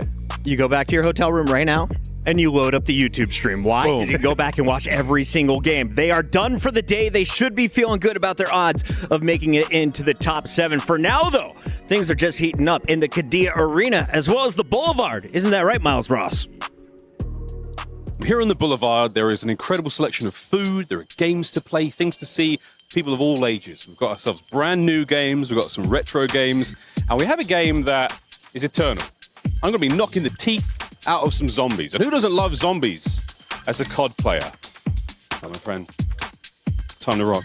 Thank you, brother. Let's do this. I've got to get all the teeth with 3 hits. It's not going great. Or is it? I'm the winner. C.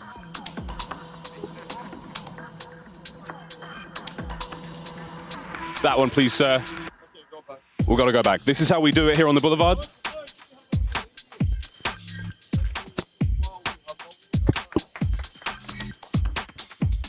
for my boy. Oh, maybe I'll give it to Barney.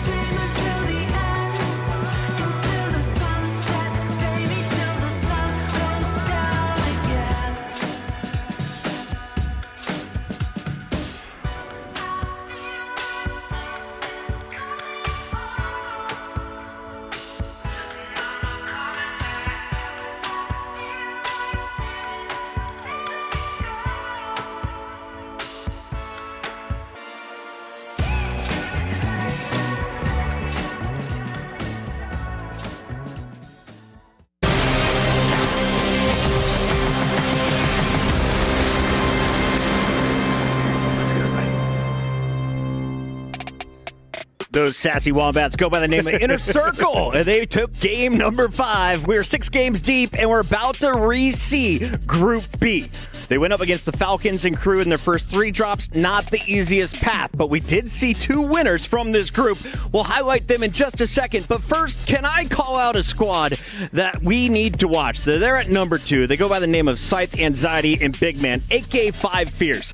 A lot of excitement for NA's 3rd best team in the qualifier.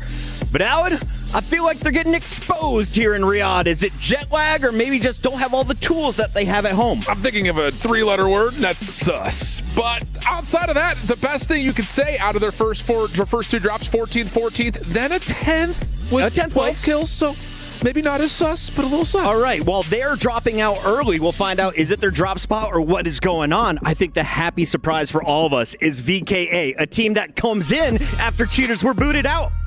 Yeah, and I mean, VKA surprising us all, the French phenoms, and I mean, Azen, who just recently, again, went from mouse and keyboard to controller. But speaking of control, right, we saw them a lot on that far most controlled dock side, where Great a lot positioning. of teams regain, right? And you can pick up a lot of eliminations, a lot of regain kills, and then, of course, we saw Azen sniping. So having a huge Game 2 win, you guys, first place, and I mean, well, with that average, I think, in the kill line, they're doing pretty fair, but it's just their late game placements and, of course, that win that really sent them over to the edge and surprised us all.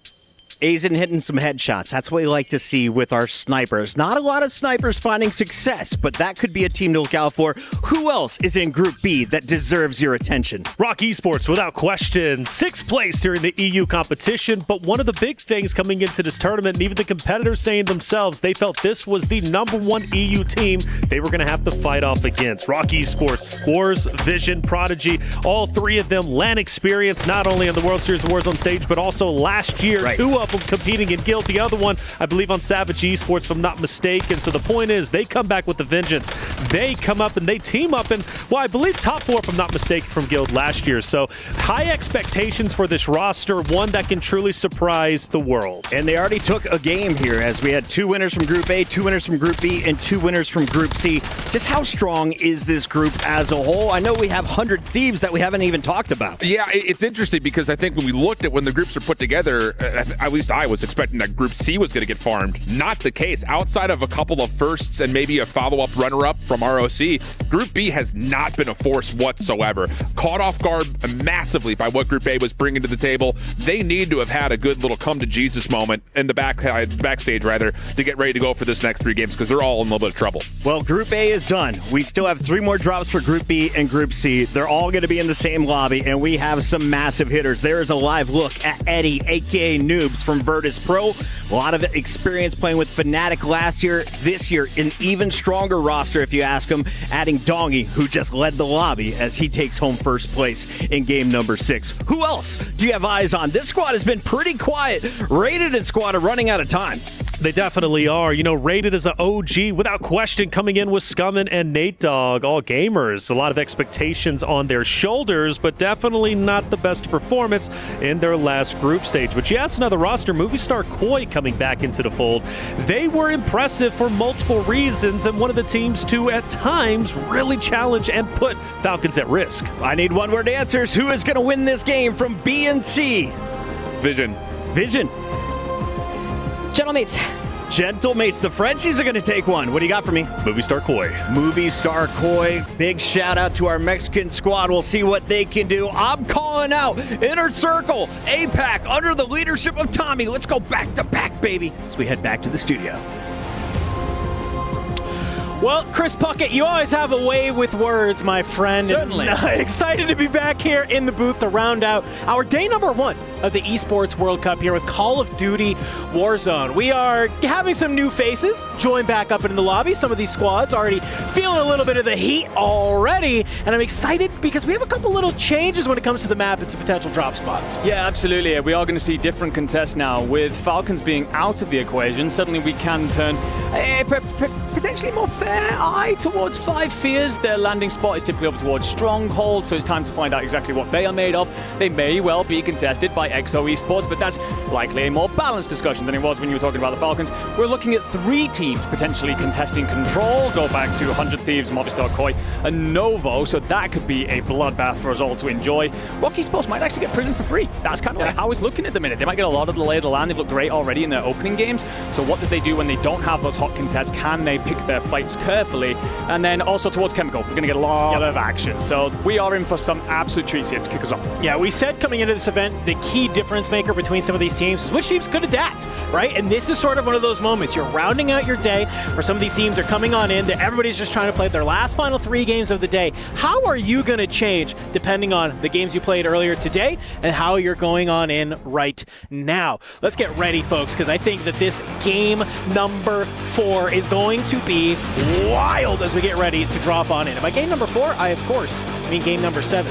Oh yeah, I was totally with you actually. I was like, wait, what? It's game 4 for everybody out on that stage, but of course game 7 across the day, but don't worry about that. I was right with you there. It's okay. Knew exactly where you was going, but ladies and gentlemen, we are just seconds away from watching our players descend from the skies to close things out here on day 1. Group A v Group C, and we have got a heavy zone pulling off towards Harborside. Now let's see where we're looking at, and a little fly through over Stronghold. I'm seeing some trails land on in Enigma. And that is going to be 5 fears. So seeing Falcons out of the lobby, they want to go to a POI that they feel a lot more comfortable with. I don't blame them. Try and make it happen. But look at this down at Control. There is a lot going on. And same thing at Factory as well. We see Lennon and Echo. They've landed on over here and are looking to get active early on. Yeah, just off screen, by the way. Sorry, 3 teams landed on boat, which was interesting to watch. But we get a bit of a glimpse at the back end of this. It's going to be Vortex and Co. This EXO Esports, sorry, not Vortex and Co. Who will win some of the fights against Netods, but Volcom then trades it on out. Javi will be there to clean it up. You survived just long enough in order to ensure you come back in. But VKA were the other part of this equation, and Kazu, he's tucked himself in just to stay alive. It's basically a 1v1v1 here. Javi will come out on top. Netods, though, has landed in behind. Can Go stay up? Yes, is the answer. But still that 1v1v1 going on as players float from the skies. If you're 100 Thieves right now, you're loving this. You had to deal with so many contests through your first 3 games of the day. You get a little bit of a break. You come back in for the last 3, and well, hey, all of the action's happening down below you. You finally get Control Center for free, and you let all of these teams who are trying to play spoiler to you have to go ahead, battle it out down on the boat. And you're loving that because you're just watching all of these kills happen to the kill feed. And well, yes, they could go towards you. Hey, you are just feeling a lot more secure, and that's what I think 100 Thieves needs in this first game of our last series of the day. Yeah, absolutely. You can drop your anchor and just let the rest of your boys go on the hunt a little bit. As we see Gabe pick himself up in the feed. There's a reason for that, by the way, ladies and gentlemen. I will talk about that later. We're on with Inner Circle. Teeny going to get aggressive here, but potentially a little bit too much, as he ends up being covered over by some of this Gamax roster. It's going to be 10x in the distance. Sucker's up close. Orbs, what can you do? As he continues to assess this push. Sucre, I mean, don't get me wrong, it would look gorgeous on mainstream if you could pull this off, but that's a close range to be trying to pull out a sniper rifle, pistol in hand. Now, we'll still have that cover from 10x over the top, but also there's going to be the third player, Elo Lam, on the opposite side. Could they set up a pinch if you just stay alive? It's going to be really tough, and you can see he's just trying to maybe find any type of angle. Bray's going to be the one to jump up on the top. Pistol in hand. Sucre, he is going to be able to at least find the knock, but there isn't a full there. Bray, he's going to move on forward and find them, but Wars from distance actually brings down Obs. So just like that, for Inner Circle, Bray kind of has to play his life. You're probably telling Teeny, hey, just bleed out. It's A-okay. We can get you back on, and we are still very early game with the Resurgence timer. For Alatu, hey, guess what? 9Z, they are back into the mix, and they are just trying to hang on here. PA will rip across, no worries there. But they obviously kind of at the end of that first series were feeling very, very good. Glad to see them back on into the mix for Virtus Pro and Gentlemates still looking to get active here at Chemical. Notrius will come out on top in the fight against Sage, so just managing to keep his squad in it here. The EXO Esports roster with plenty of company, of course, Virtus Pro. We've seen what they can do already, and looks like they're just only getting started. Noob trying to hold the high ground, looking out on over the top. He's going to try and give out intel and also finds a knock onto Noutius to make it even better. As teammates float on in, that will give you the 3v2 numbers advantage. Your third isn't necessarily going to have the weaponry, but the numbers themselves will just hand you the advantage in the fight. And I wonder at all, is Gentlemates going to maybe see this happening, hear these gunshots, and are they going to rotate over? Are they just worried about holding down their own POI? Looks like no movement for the time being because, well, Inner Circle, they've tried to come over here and land at Bio. So no opportunity for movement for Virtus Pro, though. They're going to go ahead. Managed to hold on to Chemical for the time being, and you are just a little bit farming this EXO Esports roster here right now. Yet again, Hamoud found on out, taken on down. We can see, okay, you got somebody is trying to get active on over here. One member of Gentlemates has entered into the Chemical side, but you might just be an easy picking for the time being. Bramalok looking up over the top as Enkyo looks to get active. Yeah, the Gentlemates are here to take part in this fight. Enkeo's just going to shield himself from the Semtex and won't find much purchase as Nuke Sage flood on forward. Gromlock and Hollow unable to provide that support distance. It's a nice side shot at least to back Donkey down for the moment. But that's probably all you're going to get. Yeah, a circle, by the way. We did get a quick look at the full map. It will continue to pull off towards this direction. So all the fights happening now could have huge repercussions for later. Yeah, and I like that sort of patience from Virtus Pro. They easily could have tried to maybe ego on top of Chemical against some of those members of Gentlemates, but they get their one, A-okay, don't have to worry about it. They back on up, they are fine. We had a moment there where the kill feed said that 5 Fizz had been wiped, but I'm seeing at the top still 14 teams, so maybe you've just about squeaked back in. The answer is yes, you get one in, so a bit of a delay on that kill timer. However, you survive for a moment, and never mind, anxiety found. So we will see 5 Fizz eliminated, so that stronghold landing might be there for free, right? Most certainly not on the cards. Notrius, last member alive, Exo, gonna go for a swim a little bit, hang on out here. Looks like he can get the other teammates back on through. A lot of movement happening up towards this prison side, though. Elolam throwing a little bit of a shoulder down below. Vision with the heat check. Prodigy slides on forward. It's now a 2v2. It's a great sort of bait right there from Gamax. As Elolam continuing trying to hold that door. Great play from that squad in the tunnel. Bait them on in, be able to get the trade. Elolam currently sitting on 4. Not a bad way to start this game. No, I said before we came into the whole day that this Gamax roster are a bit of a dark horse, really. They've had LAN experience, they've brought in Sucker and surprised everybody. Qualifying from North America, a bad team doesn't do that. And you see a couple of kills coming up in the feed. The Scummin finds Blast. 100 Thieves that will trade that out with Grom. Also then being found by walls elsewhere. And it's just a bit of a feed here for everybody. VP will lay claim to more of this chemical land as they send Inner Circle packing, gaining so much space on the map that really they're going to have to go on the hunt to find any kills, otherwise just locking in for a late position. Yeah, and I kind of love, I was looking exactly, I'm like, wait, where is Team Vision in all of this? Because we've seen them getting active, and I look kind of down on in, and they are landing towards that factory side, down towards the boat. So everybody looking to get a little bit active, and well, VKA, part of that crew, as we see Sukra get taken on out in the kill feed, and that is a wipe. So very quickly we went from no teams eliminated to 3 teams being eliminated, and we are just ending our second circle. Yeah, Gamax there needed a bit of a heat check. You had the 2 players pushing in through prison. They get found, and at the wrong moment, Sukra is then cleaned up by Vidati. So unfortunate timing for a team that looked like they were just about finding their footing. Exo Esports looking to fight over this ball. Gets caught climbing up. That's FIFA kill. Vision Esports here then to try and lock this down. You do have support from your teammates. One on factory roof, one floating in the sky. FIFA kill just decided to do this himself. LC10 in hand. Can you stay up for now? Notrius trying to flood on out and finds the finish. Yeah, would have loved to maybe see a little bit of help there from Echo. It's not going to be enough. Lennon, I think he tries to land, but he's not going to be able to stay alive as well as Notrius will find him. So a nice little 2-piece there from Notrius onto some members of Team Vision. You can see in our upper left-hand corner where the zone is pulling. This feels like we're going to that sort of split harbor red final end zone. And when we look at some of the teams that are there, I think we have a lot of squads who have this same idea because it is a nice little layer cake happening at red. Yeah, VKA have got a big amount of action to hold off here. This could reward them greatly later on. Can you third-party the situation though? And yes, you do find Volcom as he also finds Nate Dogg in turn. So you're going to understand that you're full 3 right now fighting against the remainder of squads. So not only is that a couple of kills on the board, do you spot the leg of Goat Clamp? Aizen, pull out the sniper. Do you see him just slipping away? Katsu trying to chase after that. And eventually Goat Clamp somehow not spotted. Fish in the water will swim away. Kill feed, by the way, Viv kill being found. So Vision Esports continue to be in a little bit of a blender. Echo was the only player up for them for a while. And yeah, in trouble. Virtus Pro looking to hold this rotation down. That is actually going to be the Gentlemates trying to find their way out of this industry building. Not going to be easy to do. Yeah, I mean, the zone is pulling them away, and that's what I'm a little bit worried about here, Enigma. You have to go up this sort of a ladder area, and it just feels like maybe 2 ships passing in the night as a member of Virtus Pro.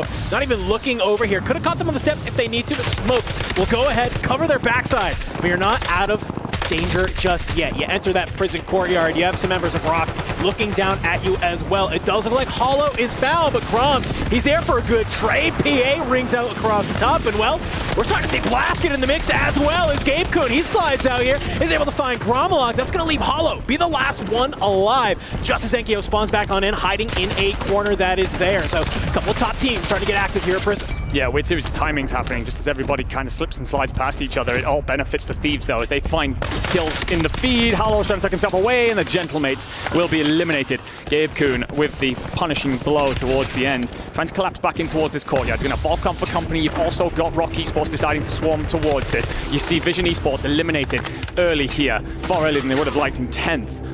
But Rock have kills on the board, 6-4 Vision himself. I was wondering just how much they were going to do with the fact that not many people were landing Prison, but this circle has dragged so many squads rotating through here, and they are loving that. Yeah, that is what you have to be really sort of cautious about, is yes, you've sort of cut your way up into Prison, but you know you're going to have to play out of this. But I think if I'm thinking about where the zone is ending, you want to play from this Prison side up, down. You don't want to have to kind of play from the bottom up. But when I'm taking a look, you can see squad number 6 on your minimap, VKA. They've already laid claim to sort of red and this area. They're set up for final center zone. They're going to be feeling very, very solid. But I think for 100 Thieves, if you could do exactly what Blast is doing, hop on up, try and get some of those kills, it's going to be great. Unfortunately, you're not going to be able to do it uncontested because Rock, they're playing from the other side. We see Wars with a sniper in hand, and he is trying to land those shots and play a little bit of a spoil. Skull just turns the tide on that whole fight there. You actually have a knock come through onto 100 Thieves, but his PA actually covers over and does enough defensively to knock one of the Rock players. So you set yourselves up then 3v3 for the rooftop control.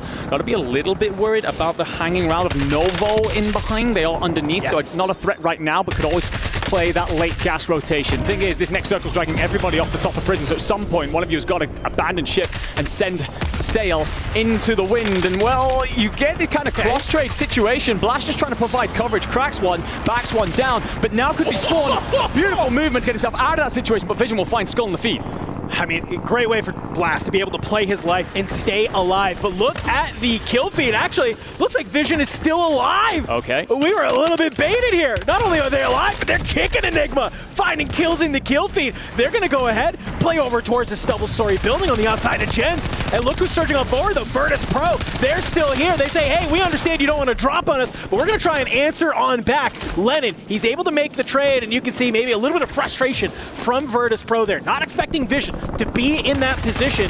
And next thing you know, hey, they're right back into this game. Yeah, Rock and Novo trying to hit this rotation down, by the way. You will lose pretty much everybody if you are Novo. Cams does just enough, but Prodigy's there for the trade. So Novo out of here into our top 6. To give you a bit of a lay of the land, you will have B-Daddy still holding that main ground, but you do have all 3 remaining in Vision who have claimed Harbor. So everybody else got to figure their routes in, and it's not going to be easy heading downhill in very much so open territory. One more team needs to be eliminated for us to be into our top 5, get to that 1.4 times multiplier. And with the amount of kills that we are seeing on the board, a couple of these teams can absolutely make use of that. Gabe Kuhn, he's looking to get a little bit active, but overheats. You can see Prodigy, not only does he knock Blast, but he's able to find Gabe. Foles coming on in, and is that going to be it for 100 Thieves? No, you got Skullface still alive, just trying to hang on for that placement multiplier. But while Rock has been here at the top, they're trying to be able to clean up 100T. Well, Team Vision, they have the high ground. They have the ability to use this sort of roof as a little bit of look over, and Prodigy, he's just ticking out in the gas. Set it up then. Couple of solos, couple of swimmers. Prodigy's going to tuck himself into the shag. 3 on one rooftop, 3 on the other. Who blinks first? Well, Lennon will find the kill. H-Mood will also be found by Netods. 2 swimmers remain then. Otherwise, it's hold your ground, stand your buildings, but the zone will pull the direction of the French, so Vision Esports have to go. Yeah, you have to start moving here, and well, the early rotations are great. Skullface in the feed, he finds Netods. That is a squad getting eliminated. He's doing what he needs to do, and that is stay alive. And the fact that he's finding kills in this multiplier is huge. FIFA kill, he's gonna take a lot of damage. Jumps over the top into the water. Meanwhile, his teammate Lennon playing from the inside. Could be a little bit of a wrap coming on in. Moving on forward, Skullface down below, it's a 3v2v1, Lennon, he's gonna be the one to find the slide, brings down Skullface, add another one to the tally, puts him at 8. You're looking for the final kills though. B-Dad, gonna hold the high ground here, Kadzu, Aizen, when do you swarm, when do you drop onto Lennon, when do you give him trouble? Well, Lennon will find one, the Thermite, absolute perfection, is also gonna bottleneck the door, but it's not enough for him to hold the Frenchman who laid claim to the end building early and swatted away all challengers, will stand tall, draw the line in the sand, and cut everybody down for the victory here in map number 7. Hey, they win a game against Group A, they win a game against Group C, and I think if you are a fan of this team, that is what you wanted to see. It was not a fluke that they performed in those earlier games. They come back on in, it's a fresh set of teams, and they looked absolutely lights out. What's more importantly about some of those kill fights that we saw there, Enigma, it's the early rotation. They understand where this zone is going, they understand the power position, the building they need to be in, they set up early, and not only do they give up kills to try and make that happen. They let all the kills come to them. And that's how you're able to get high elims and take advantage of that 1.6 times multiplier. Yeah, I love the decision as well from them to set up around the sniper rifle. It meant that they could just bat everyone at long range, find a couple of armor breaks, slaughter a couple of opponents before they ever get close, and use the SMGs when required to finish the deal. But, ladies and gentlemen, we are done then with map 7, and we will see you for map 8 on the other side of this quick break.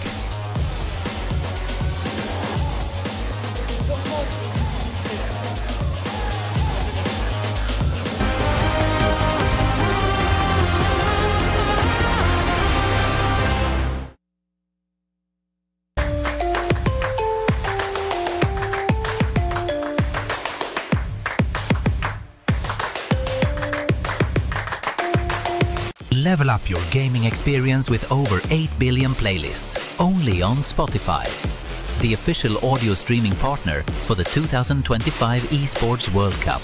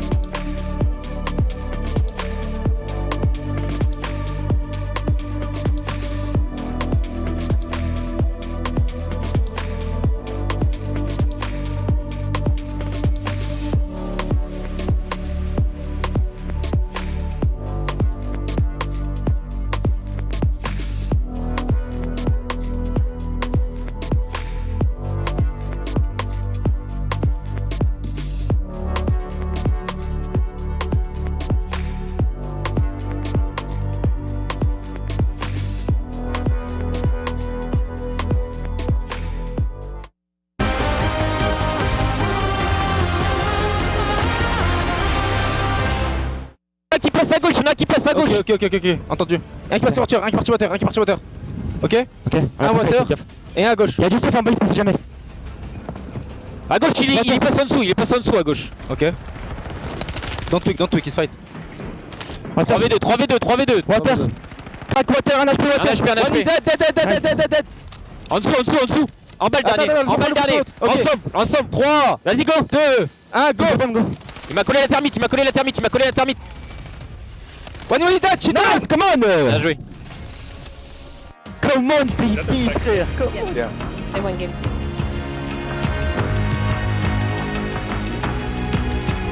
The French stars are popping off. VKA not expected to be here, and now you've won 2 of our 7 drops. Welcome back in, everybody. It's Chris Bucket alongside my friends. We've got I Hold Shift, Dream Crazy, and Reflections. Can we just start with you, Alan? Before the match, I asked you which team from Group A or B was feeling a little sus, and you said it's the team that had more than 4 fears. Yeah, they've got maybe more than 5 fears at this point. Free drop at Stronghold, first rotation in. Beep bonk, speak bonk, later. And this cannot happen because Stronghold, if you're watching the previous 6 drops, is so highly contested. So if you're giving it for free, you got to take advantage of it. Who was able to take advantage of the power positions throughout this game? Well, I would say first and foremost for 5 years, but by the way, been challenging Falcons, been challenging Ahsoka over in Stronghold since there was no Falcons in this game. I know there wasn't, so they thought they could take it over and do a good job, but then all of a sudden they don't. As soon as they go Stronghold, it's wide open. It's not for them. No, but as far as this game goes, we were asking some questions. Who would be performing well? And without a doubt, VKA shows out goes big. Along with Vision, second place. Vision no longer has to battle against Twisted Minds. They no longer have to battle against Biffle, who's getting over there and getting Mixie, and therefore Vision has a much better run, second place, their best game yet. Also have to shout out Skullface right there in the final game moments, as we've seen 100 Thieves lose control time and time again. They finally won it and did the business, and of course, Gabe and Blast getting those eliminations and taking out Gentlemates down at the water tower. Can we talk about this though, Alan? So many times we see players just come out of nowhere and take over a scene, but to come over from mouse and keyboard now to controllers, when in 2 games, VKA is in 4th after that running. We look at the top, Rock Esports has been able to drop a lot more eliminations. Any other shockers here? Yeah, I think the biggest thing is even though 100 Thieves have not been able to put together good placements, they are still finding a lot of success getting the kills. So that's helping keep their score, really get them in the mix. The thing about it is they need to find a way to pull consistent placements from here on out. That's the biggest thing. They've really fallen short in their first 3. Now you're starting to see what their potential could be. Just comes down to seeing if they can get it over the finish line. That's always the big key as we get deeper and deeper into this event. You have to be able to win if you're going to find a way to raise the championship trophy at the end of this. And looking on that right side of the screen, there's so many squads that are running out of time. You got 2 drops left. Otherwise, you're probably looking at an LCQ. Yeah, I was just looking at that Gamic squad because of some of their landing spots. I think they're like G4 at the shack, by rotating into prison. And I know, like, as far as these lower half teams, do you switch up your POIs? What do you need to do to pick up eliminations? But also, they're not making it to late game. Last map, I was told that maybe you should challenge the top teams early in game. Would you give that advice to any of the squads that are back in points? Back in points, challenge the teams early in game that are at the top. That's a tough call, man, because you become a martyr at that point. Who wants to be the martyr? Who wants to give up their potential spot, just a direct route into the finals, just to maybe help a team avoid LCQ? It's always a tough call. Just one more thing, though. The players that are doing good are the ones that are just like, I don't care. I'm going to go out and fry, and they're picking up kills. So maybe these squads need to play more confident, have that mindset. If you have been keeping track of the score at home with a pen and paper, throw it away, because my officials have put it into digital format. So pull out your phone and screenshot this bad boy right now, because here is your first official look at the standing shift. You are the closest of all of our analysts. You said, no way Falcons are under 110 kills. They're up to 113, 167 points. See, the next closest kill tally is 70 freaking 1. Insane. Like, wow. Put a leash on these kids. That's unbelievable. And I think, again, the scariest thing about where Falcons are is not just their total score, it's the fact that they're getting strongholds plus control plus headquarters for free. So they're rotating into the late game so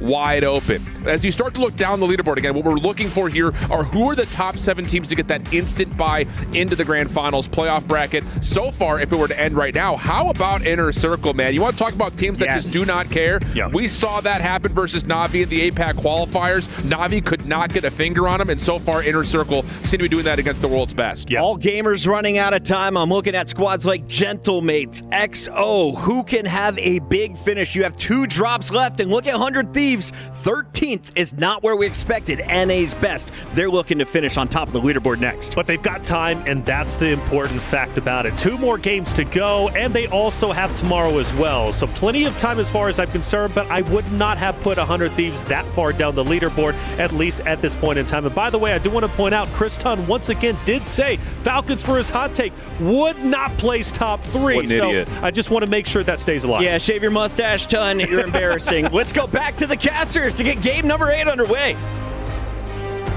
Thank you so much, Desk. I love all of the banter that we hear from you and love how you break down all of that. But we are getting ready to head on in here into map number 8. I only had so many French phrases prepared because I thought we were going to be saying them about the Gentlemates. But VKA, hey, they're giving us another reason to use them as well. But they're not the only team who did good in that last game. Let's talk a little bit about team vision. Yeah, absolutely. I mean, it's a weird one because they rotate away from Harbor, actually, and what's obviously where we end up playing to go and contest Factory. And many people would have called that out as the wrong move in the long run. However, they actually end up with more points because they get a hell of a lot of kills. So it's certainly working for them. Remember, group stage is all about getting kills, finding points, not necessarily your final placing. It helps, of course, to get that multiplier, but it's not the be-all and end-all. And with them right on the cusp of that top 7 as we get a look at that full leaderboard, they'll be feeling very confident about qualifying at this point. However, still plenty to go yet. And Rock Esports as well, who are in this. They've been phenomenal so far through their performances. Can they continue their prison dominance? And I know we talked about 100 Thieves a little bit coming on into this game. Currently sitting 13th on the overall. But a fantastic last game puts them in a right position to have 2 more bangers, and they could be finding themselves in top 7 looking at day number 2. Let's get ready to get this next match started though, Enigma, because we brought in some new teams in the last game. We saw some new rotations, some new drop spots, some new aggression coming out from some of our squads. Now that some of the heavy hitters have made an exit, but let's get ready to drop on in, and I don't want to spoil anything, but I can't wait for you guys to see this zone, because let me tell you what, in the words of professionals, it's bad. Oh, it's a dragger all the way up to one side, ladies and gentlemen. You're going to see it in just a second. But I'll tell you something, 5 Fears, they've had a couple of difficulties so far. If they don't manage to profit from this one, I don't know what we're doing. But then again, they're going to be contested heavily off towards Stronghold. We've got EXO Esports in the vicinity, as well as the Gentlemates all deciding to scrap it out. And there's very good reason for that, ladies and gentlemen. If we don't get a circle finishing here, I don't know what the hell the podcast is telling us. But here's the thing, Enigma.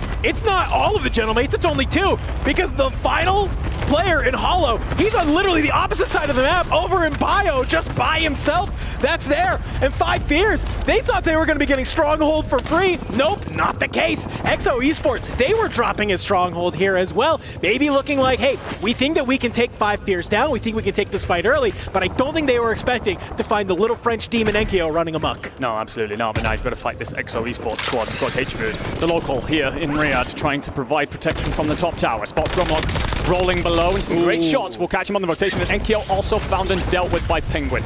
So that then will have to reset the Gentlemates and their fight and their quest so far to get themselves into this tournament. It's not been a strong day 1 for them. EXO Esports, who've also had their own difficulties, they now have 5 Fears coming back at them. Big man gets the initial damage. Can you slide out and find it? Well, the protection coming on over the top. I've got to assume it's from Penguin up there towards the right, doing just enough to keep his teammate alive as they do lose 1 in the fight. So a bit of a reset, a bit of a go again. And HMood, he's looking good from this top tower if he can continue protecting his boys down low. They're going to do well. Scythe and Big Man fall yet again. 5 Fears being absolutely sent packing. Yeah, you lose 1 player very early on, but it's not a big, huge deal, right? You have the other players who back on up. Khmud and Notrius do a great job of just kind of looking over a couple of your teammates there. You can see Anxiety has backed on up, just trying to slide around this picket booth, stay alive. Not going to be able to. So for EXO, they do a great job. They sort of win this fight at Stronghold.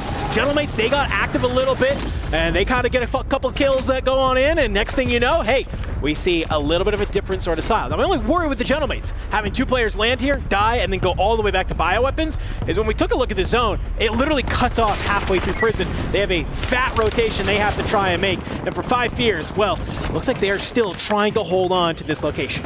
Yeah, scrambling bit by bit, piece by piece, being pulled apart here. HMood going to get on the aggressor. Trying to find his way up and into this fight. It's not clean, it's not tidy, but you're there. You get one of your boys being knocked, you're there to instantly find the trade though, so it's enough. 5 Fears will continue to be in this region, but honestly, it's actually going to be VKA looking at this, considering rotating in and finding themselves another early rotation to build off the strategies that found them a win in map 7. HMood's just going to hold this top tower for now, continue to dish out a little bit of damage. And 5 Fears, well, Anxiety, you're dealt with, you're cut down. Your boys will be here, but I don't know how much longer.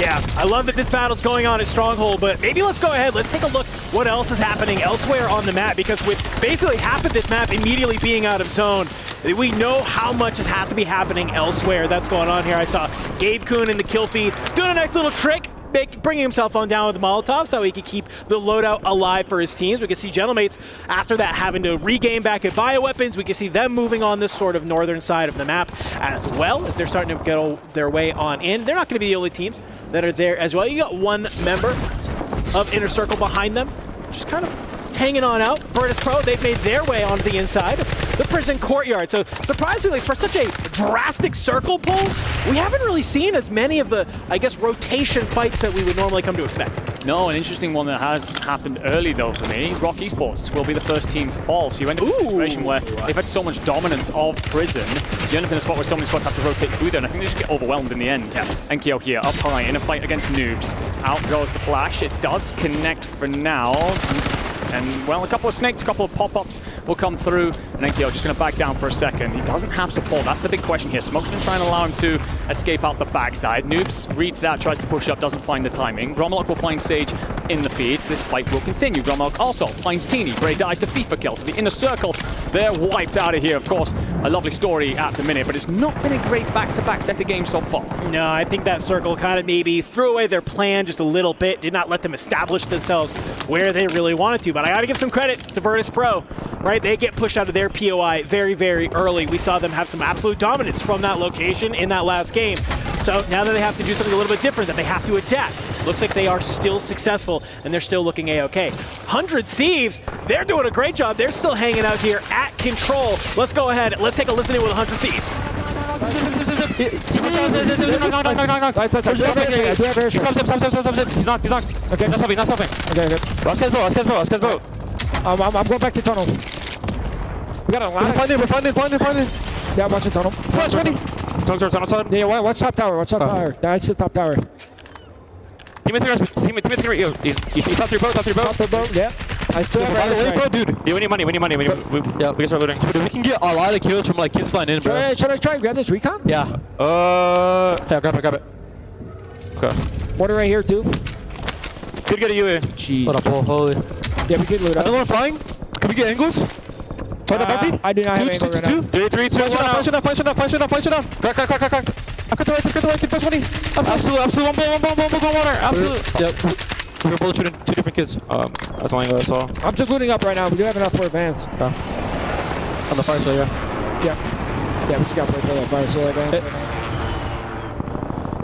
Seems like it was a little bit of a slight miscomm on some of those players flying on in, but more importantly, though, I like the strategy. Yeah, no, I love the fact that they're slowing it down. Let's find some money. Let's set ourselves up for the later game, play around the recon. I don't mind it at all. We've seen so many teams try and just punch their way in through various POIs and be cut down early. 100 Thieves refusing to fold to that, keeping themselves locked on the final objective, and that is to work their way systematically across the map. Move over. We'll see Novo in trouble here as Javi's cut down by Big Man. Somehow Fine Feet is still in this fight despite all the struggles earlier on. Never mind, Vortex will deal a blow that turns it into a little bit of a 2v2. Slide on out, Sight's gonna be here, and Volcom trapped between a rock and a hard place. Well, truly, Vortex will finish that. A couple of kills in the feed as well for EXO Esports. So we are seeing that squad of Movistar Koi in trouble. Just one player remaining for them. Anxiety trying to hold on here in Stronghold. This battle just back forth all over the place. 3 teams scrambling over it. That circle's going to let us know where we're going off to next. At best, you're going to be between Stronghold and Living Quarters. So these fights down here, very important. Listen, I ain't Rebirth Island without a little bit of a stimmy shimmy, that's for sure. Able to play your life, get on out of there, which is huge because you're able to stay alive long enough to get your teammate back on in. You can see Anxiety is here. Big Man gonna go ahead, get his feet on the ground. But in the middle of that whole battle, you know what I did see? It's still Hamoud at top of the satellite tower, raining it down from above, still being able to find those picks. So EXO Esports, seemingly they figured out the Stronghold strategy, which is basically take a page out of the Falcons book. Go ahead, hold it on down, especially when you get zone, and just look over all of this entire area. Take your picks where you can. They want to be able to play down here, but a number of other teams, they want to play from that top side as well, splitting a map in about half and half right now. So while these teams battle it out down here, you can have the whole other half of the lobby up on top. And for the time being, well, Novo, you're basically just trying to get as many kills as you possibly can. 2 teammates eliminated. We are still a little bit away from Resurgence being disabled, but we are missing towards You're right to make the call about the resurgence still being up, but not for much longer. Vision Esports, they recognize an opportunity to third party this situation. They swarm. They're actually going to be shot in the back by Dongi, and Sage as well gets spotted up high. So Vision Esports aware that they're being contested right now. Feed the kill, guiding the sniper rifle over the wrong side of that fight. And will instead decide to push forward, find Scum in and AG Global. Or, well, I will tentatively say wipe, because that thing's life was up at times, but I think we are good to call that one. Scum wasn't expecting that, I don't think, and ended up being cut down at a moment where he probably wishes he'd just stayed up in the fight. Movistar Koi, they're still alive. They're in this living quarters as well. Next to be contested by Vision Esports as they think about the push, but it's trying to break this down. You do have the numbers in a 3v2, but you got to play this together. I think if you are Vision right now, you're doing what you can. Try and break this trophy system. Do what you can to make sure that you can throw all of your ordnance up through this window. But there's really only one way on in to this building, unless you have somebody who wants to try and hit this nice little hop up on the outside. But I think for the time being, they realize saying, hey, it isn't worth us trying to throw some life away to just get a couple more kills on the board. On this top side, though, take a look at this. Virtus Pro, they've moved on up towards headquarters, and it's going to be Aizen and Kazu actually find noobs in the meantime. And for 100 Thieves, they've gone ahead. They've spent all of their money. We heard them talking in that listening about grabbing an advanced UAV, and that is going to be so crucial for them once this zone pulls on how they want to go ahead and try and play it. They have a pretty wide open cut down into this zone, and we can see them. They're rotating all through the bottom side. We have Gamax all out in the water as a team. EXO Esports holding the satellite. A number of trios just picking their POI, picking their power position, and they do not want to move. Yeah, I'll be honest with you, if I'm EXO Esports, I'm a little bit nervous because yours is on the edge of the circle, so likely going to be you moved on shortly. Living quarters teams as well are going to have to consider that rotation in. It is probably going to be the squads that are holding themselves in these mid-buildings. That is squad 11, also known as Novo Esports, and of course the 5 Fears, who, for me, relatively central zone, probably feeling best about their POIs. Sure. But, I mean, kills-wise right now, a couple coming through for 100 Thieves as they navigate their way down. But all teams right now kind of trying to assess the route. They're giving a bit of breathing room. I think 100 Thieves has a realization that VP is above them. They would love to be able to take out a strong team like that in this lobby, get some more kills on the side. And it might be easy when we have VKA holding top green. They have their sights set on Virtus Pro as well. Damage going in from across. You can see Blast. He gets the knock onto Sage. VDOT's good for the full. And already it's just Donkey, last one alive.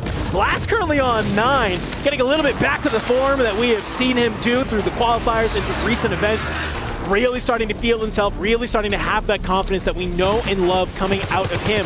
It's just Dongi alive. Can he manage to get inside this building? It looks like he's able to. As you can see in your top left corner here, folks, let's watch where that zone pulls on over.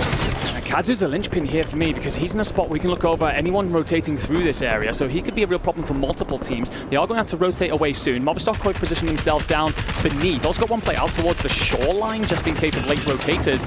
But this spot here, this VKA location, is the one that's caused so many other teams problems, and 100 Thieves over the far side, giving them the room, set themselves up center zone instead.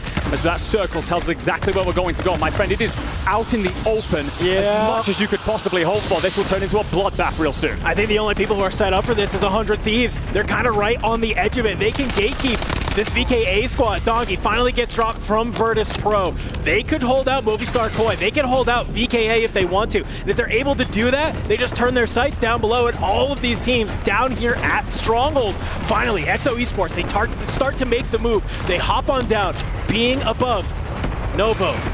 Just laying in wait. Do you start to make this movement forward? On the other side, there's a lot of teams that are starting to move as well. You can see Movistar Koi, Go Clamp. He's good for a nice little two-piece as he finds it. Team Vision on the other side. 5 Fears, they are hanging on as well. Great shots across the way. Notria going to hit that stim. Tries to reset the health regen. Maybe you can play from a different angle onto Big Man. A beautiful play from Notrius to find a member of 5 Fears. Cut them down. And we are at that point where if you're getting knocked now, guess what? You're not coming back in unless it's bot. The zone pull's outrageous, by the way. It's right into Stronghold, pulling off towards this bottom corner where Vision Esports had actually set themselves up. And they've still got all 3 members. Needed a couple of revives, but you've actually managed to find the kill onto Anxiety. Blast finishes off what's left of VKA, so the 100 Thieves are still holding the high ground. Got to find their way across.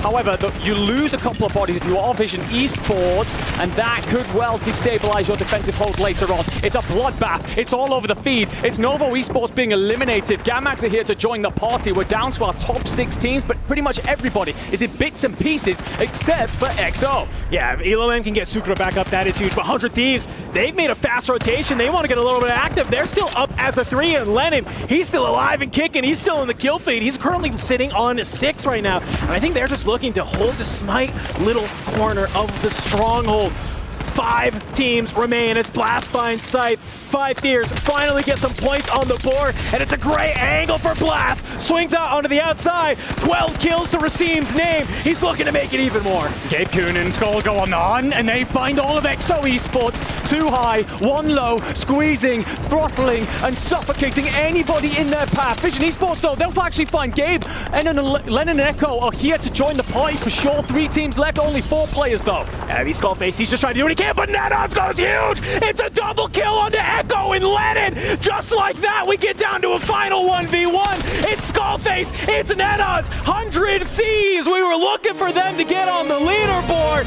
Finally, they do it. A monumental game from Blast, showing everybody that they are the team we expected them to be. It's the rotation. It's the way that they find themselves from that far side, up near living quarters, into the stronghold fight. What they do is they just kind of tuck themselves in towards the rocks and then hug that southern wall, slipping basically through the side of the building, through that alleyway that so many people kind of forget exists, and they're just finding a couple of free kills on the backside that allows them then to get on the aggression late on once there's bits and pieces of other teams. It's just a wonderful job from 100 Thieves. That composure that we talked about earlier, when we got that listening, we said they're controlling the situation, they're not panicking, they're not throwing their life away, and that shows big time there as they seal the deal. And they've not been bad so far, they've not been awful, but that is much more like the 100 Thieves we expected here in Riyadh. Yes, we expected greatness from this team. A little bit of a understanding that maybe they only win games when they get the control center pull. Not going to be the case this time. Great movement out of them. And well, let's see if they can keep it going, Enigma, because we have one more game left here today. We're going to go to a quick break, everybody, and we'll be right back with our last final game of the day. Good shit, baby, come on.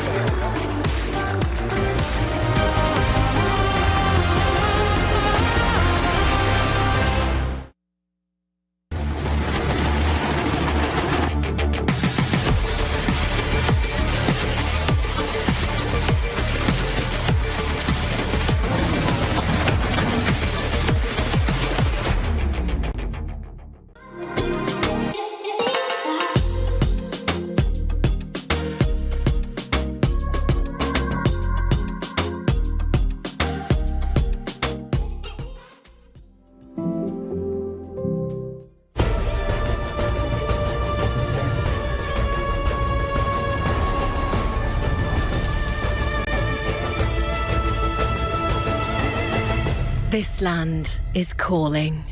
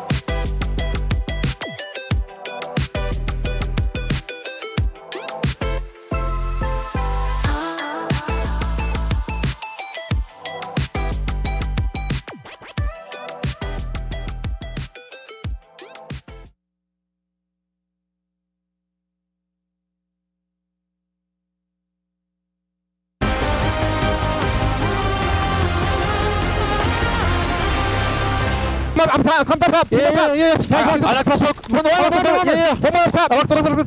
Come on. Reloading. Mama. What's the doorway? Yeah. Nice. People fuck, I don't know. Fuck, I fucked up. My bad. There's two there.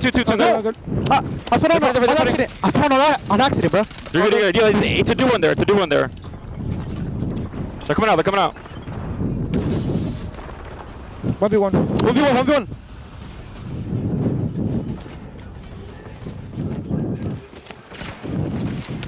Come on! Good fucking shit, bro. Good shit, baby. Come on. Let's go, bro. Come on, man. Let's fucking go, baby. Let's go. Somewhere in Texas, Nate Shot is smiling ear to ear right now because Blast and his crew just pulled up a big dub. We got to talk about another team, though, before we dive deep into 100 Thieves. Ellen, we mentioned everyone on that right side of our scoreboard needed to have a big game, and we highlighted 3 teams. XO was one of them. Yeah, and they were a team that switched up at their landing stronghold, contesting 5 fears. But it was just these 2 teams that just kept going back and forth. Tell them what you told me. Hamoud was farming them. I was going to say, yeah. That's literally what I was going to say. Hamoud being the player that he is, quiet anchored, just farming them, sniping, getting those picks in the tower. It doesn't look like Stronghold is the place to be right now for a certain team, but for others, they are really scoring big there. Who else had a crucial Game 8? Crucial Game 8, 100 Thieves. I mean, without a doubt, right? Getting that win, we talked about how low they were in the standings. Granted, 2 more games to go, but 2 more games isn't a lot. That can pass very quickly. So for them getting this victory, it was critical because now I think they probably unofficially break into about top 7, if not, probably around there. Skullface, he never loses his once. Like I said, Solo YOLO winner from 2023. He's going to win every time. Great call. Still not a better Solo YOLO winner than Scump. But I will say, how about Team Vision, bro? They have actually had 2 very salvage drops. After last game in 7, they had to do a long water route to get themselves a buyback, ended up finishing in the top 3.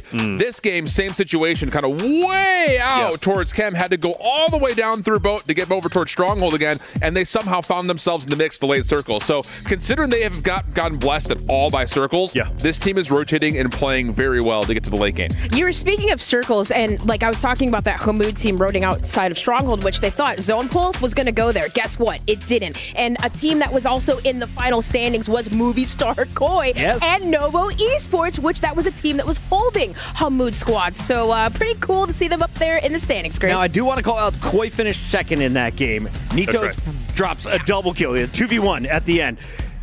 They only get 9 kills. So, Koi, I know you're playing for the win.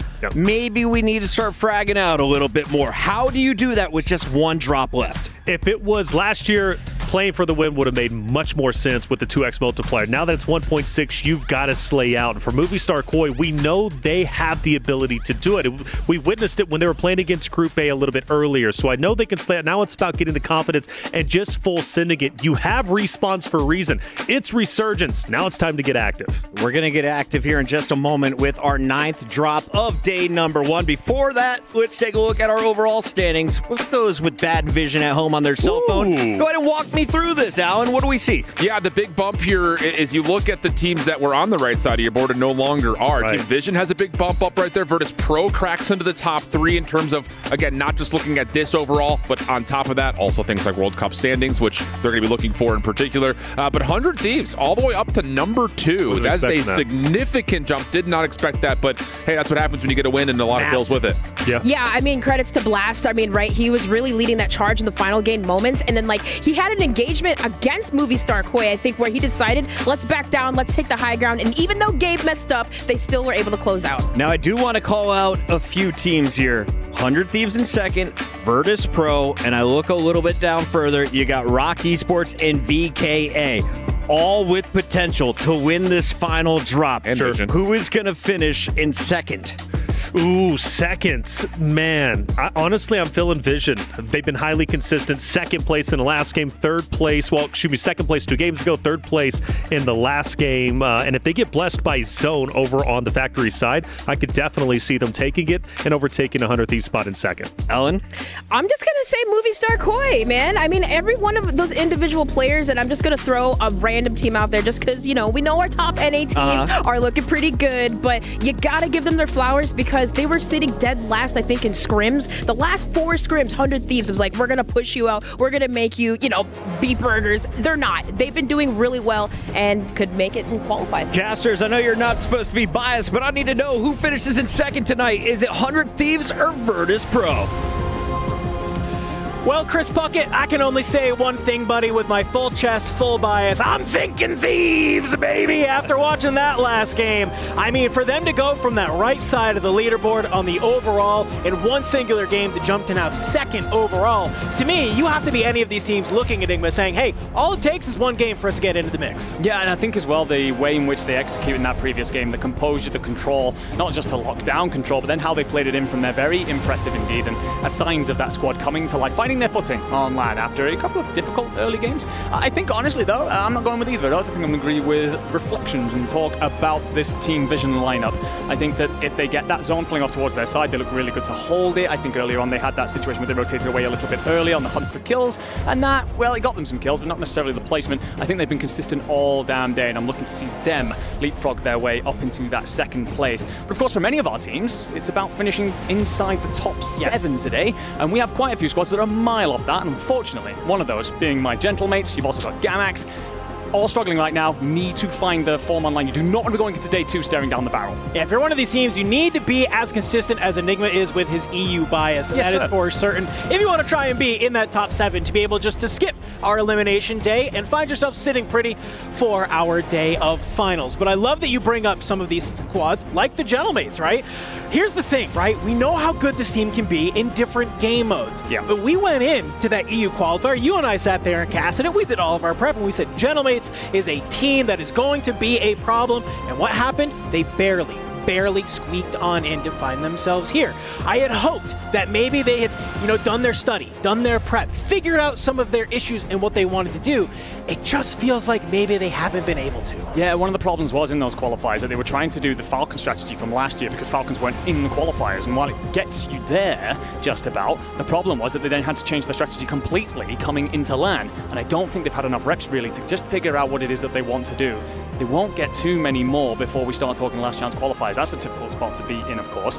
So yeah, they've really got to come online, have the Frenchmen. But then again, as much as I love them, there is of course plenty of other talent out here to talk about, and that is the other Frenchman, VKA. Yeah. God, they shouldn't be here, quite frankly. Handed an opportunity, they're only gaining that bonus opportunity by 0.6 points. If the Germans had picked up one extra kill, they'd be here instead. Yes. So VKA not missing a beat here, showing up and doing a fantastic job, leading their own revolution. But if we are going to see the climax to day 1 and line up so many of these stories into day 2, we have to, of course, drop into map number 9. And my friend, we're just seconds away from seeing where that takes us. For some squads, it's a Cinderella story. For others, it is a horror novel in the writing.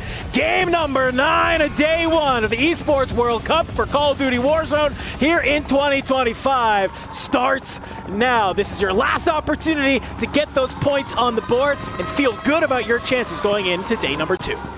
And I will spoil nice and early, ladies and gentlemen, we do get a zone that pulls heavily, seemingly either towards Harbour, Chem, Prison, maybe somewhere in between the 3. You know how we can be here in Warzone. But the action kicks off early, in control of all places, and 100 Thieves, despite a very impressive previous map, find nothing but shotgun shells to the damn chest as Volcom, the rest of the Movistar Koi, run amok. That was game 7. We saw Movistar Koi land down on the boat. Game 8, they're kind of nowhere to be found.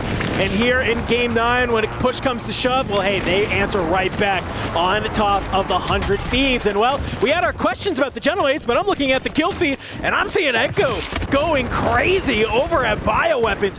Great job from them to be able to find a lot of those kills that are there. And well, surprisingly, up at Grandma's, EXO Esports, yet again, have moved.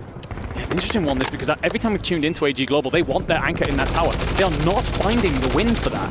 Consistently bullied away. They need to find a way to get themselves going, because the thing is, you can't really have your Slayers in Scumming and so, for example, pushing out and finding those kills if your anchor isn't in position, because it leaves you highly exposed. It's why they're struggling to get going as we tune in with 9Z Globe and that squad coming in from Argentina. Talking about a couple of these boys coming into this weekend, they'd never flown long-distance planes before this tournament. An insane story for sure. Yeah, love seeing them being on in here. Would love to see them get to our finals day, because they have a very, very cool story that deserves to be told. They've had some moments of greatness, oftentimes off the back of Alatu loves to stay up in that tower, and I think make it a little bit difficult for AG Global to be here. But as I'm looking at this kill feed, Enigma, I am seeing AG Global seems like maybe they've won this contest here in our final map of the day. As we can see, Scummin and Nate Dogg, I think, working together in tandem to make sure that they can bring them down. Yeah, for everything that I was trying to set up about the lovely story to do with 9Z, by the way, they are the first team won. So I am sorry, gentlemen. They call it the caster curse, baby. In full flow, as AG Global finally get a hold of the tower. We will tune in with 5 Fears. Of course, a lot of eyes on them for good reason right now. They are starting to find a couple of kills and managed to stay alive a lot longer than they probably should have in the last map, but it's a hell of a rotation for them from here. Stopping them en route will be AG Global, of course, holding tower. You then also got presence in this headquarters region from Exo Esports, and off towards factory side is going to be none other than Team Vision, so not an easy crossing from this point on. No, not at all. We see Skullface getting a kill onto Goat Clamp in the meantime as well. But look who's starting to move their way on in. It's Novo.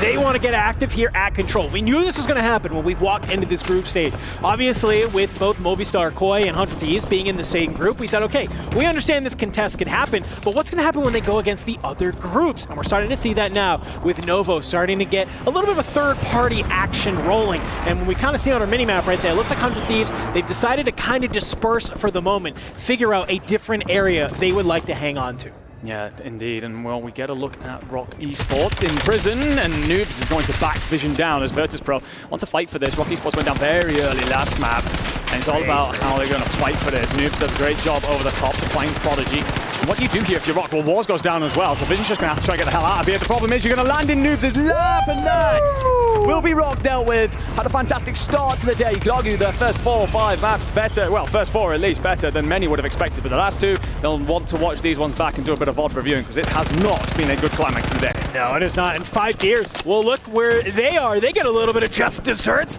playing alongside this Grandma side, answering on back to Exo Esports. So as the zone has pulled a lot of these teams outside of that stronghold area, kind of up here towards this prison side, you got to take the fight to somebody when you're on this rotation. And well, it looks like the 5 Fears starting to be able to maybe find some of those kills that they have been so desperate for.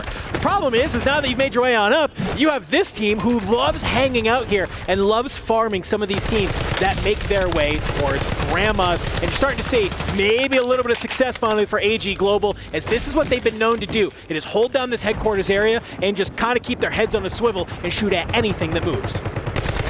White Shot's going to tell us a couple of things here, but one of them is that 5 Fears are starting to collapse on towards this AG Global fight.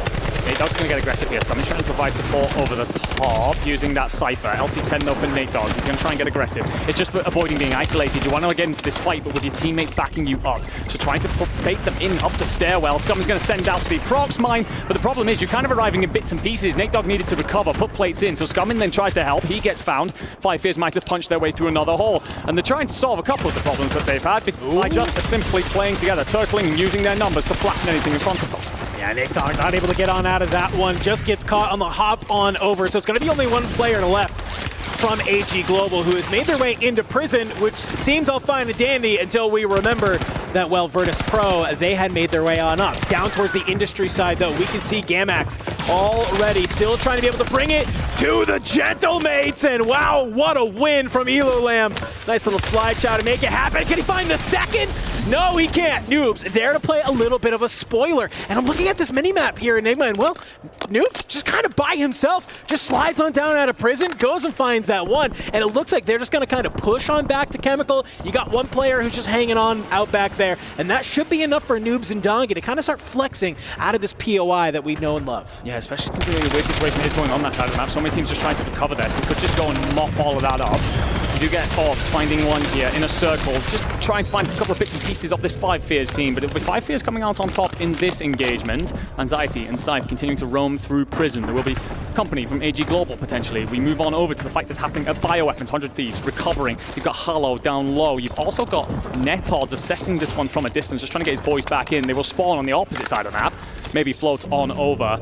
This bioweapons could be huge. It's probably a chemical zone, to be honest, towards the end. That's where Virtus Pro are going to largely set themselves up. But a regain here would give you a great rotation for later. Yeah, I do love that 100 Thieves have basically just cut all the way across the map, decided to put their feet right here at bioweapons, because I agree. I think this is, if you can't hold chemical, hold the next best one, and I think that's going to be bio. It lets you look down towards this north side of the map, it lets you hold all the southern side. If anybody tries to make their way through industries, you're going to have a great idea as well. Glass engaging that drone, just trying to get an idea of maybe where there's some people around him, and I think he's going to get an idea that potentially Hollow is sitting underneath as well. So do they go ahead? Do they try and make that happen? Not entirely certain. Virtus Pro at distance, looking to just be a nuisance for 100 Thieves for the time being, and well, right below them at Industry, you have the Gentlemates as well, who are still hanging on. Hollow, 0 kills to his name. Don't usually expect a lot from the Anchor, but you also at least expect something. Yeah, it's been a difficult game for Gentlemates, and none more so than for their Anchor, and it will get even worse as he gets shot in the back, and I don't think you're getting away from that one. You're absolutely not. As Gabe finds you, Gromlock and Enko then going to try and reset in the Industries as the circle squeezes yet more teams off towards the chemical side of the map. I can tell you that AG Global have a bit of lands across. They also have company from a hell of a lot of teams here in Prison. 5 Fears being one of them. They continue to survive for now. Novo Esports being the other. So at some point, those 3 teams are going to meet each other, and it's going to get very messy. We've seen Novo dying in the feed to 5 Fears, so they're coming out on top in that little bit of an engagement. The wide shot gives us the perspective that we want. This fight will last a bit longer. However, once we start talking that 4th circle, it will move everybody. So you want to be in the best possible position for rotations. Yeah, I was just kind of looking over this. I'm like, man, there's so many teams at Prison right now. Like, where do you try and play out of this? I think AG Global probably has the best idea, and that is just to kind of play from a different side. Unfortunately for Nate Dogg, though, he tries to join up with his teammates, and he just gets taken out from the sky. And, well, we're starting to see a little bit of a battle here at Chemical from 2 teams who make no surprise. They know this fight inside and out, as it is Team Vision tries to make their way on in, but Virtus Pro, it is just them running as a death ball right now, as they just absolutely put to dirt both Lennon and Echo. Thankfully, FIFA Kill, he's still alive elsewhere. We'll see them get brought back on in, but I think Virtus Pro, it's a little bit of a slap in the hand saying, hey, no, this is our POI. It's not yours anymore. Well, a team that has been trying to recover is 5 Fears, and let's find out how they're doing that with the listening. Watch that fight, just kill him. Buy another advance. Repop. Here, money. Do not let these kids cut in for free, bro. I have to come in for the advance, I have to. Yeah, I'm taking the top height. I'm up. So let's go. I left it to you, he's just pop him. Okay. You have a PA, remember that. He's sniping, bro, it's Lennon, there's 3 of them. You have a PA to force anything. Yeah. They're rowing. Rotating around. Just bang out the solo side, bang out the solo. Cracked, bro. They're fucking in the gas, bro. I'll tall. Stay down, 1 shot. Tempered. They have quick armor. They're gonna armor up quick. We're good for the zone. Go cam. I'm grabbing this armor box. Go cam, it's free. Yeah, you see the solo, yeah? Go sit down.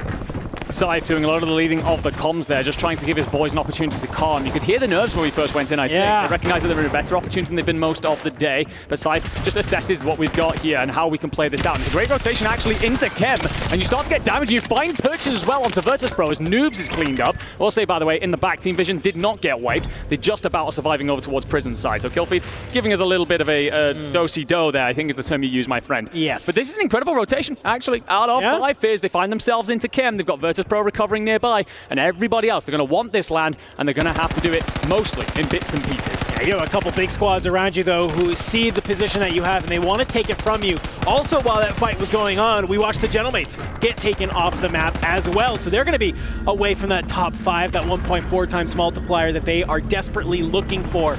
But for 5 Fears, I'm totally in agreement with you. That listen-in didn't feel good when we went on over. I wasn't feeling super confident about it, but hey, guess what? It was enough for them to be able to get into that positioning. For some of our other teams, though, it's about where can you also play if you can't manage to hold Chem. We watched Team Vision. They wanted to try and take Chem. They lose the fight against VP. They have to back on up. So where's the next best spot? They want to play underneath here at Gens. FIFA Kill, sniper in hand, hoping to get an opening pick.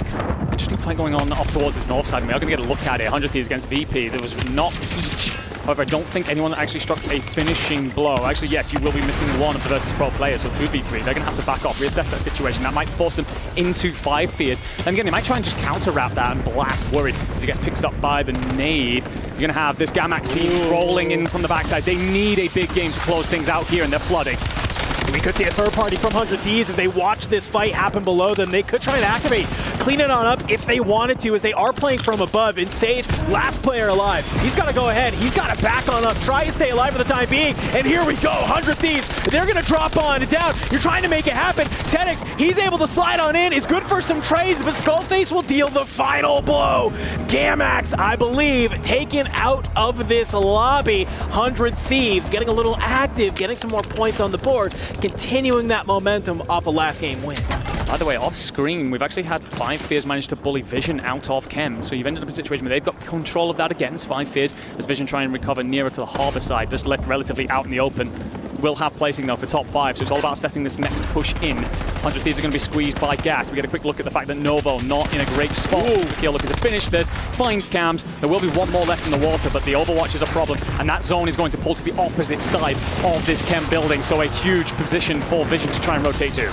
Novo taken on down. While that's all happening, Skullface, he makes a gas play, gets a buyback on in. So all 3 members of 100 Thieves, they're going to be here engaged, playing from below. He's good for 1. Blast was his ones on the other side. Echo and Lennon taken on down. You still got FIFA Kill down below, but he's going to have to make his way up to that buy station if he wants to try and get his teammates back on in, and Scythe will not let it happen. Final 3 teams sitting out here. We still got a member of Virtus Pro hanging on out. It's 100 Thieves looking to go back-to-back, and maybe, finally, some life out of 5 Fears. Sage just desperately trying to third-party some sort of situation, just hold on for dear life. He has 3 kills. Can you get any cherry on the cake here for getting into top 3? But it's a 3v3 potentially happening above. 100 Thieves are going to have the bottom portion of the building. 5 Fears up top. They have the Overlook. They have the Overwatch. Will that result in a map win for them? 100 Thieves. They sense the blood in the water, the nerves running through 5 Fears right now. This is the first time they've looked good all day. They've made the right decisions. It's just all about closing it out now.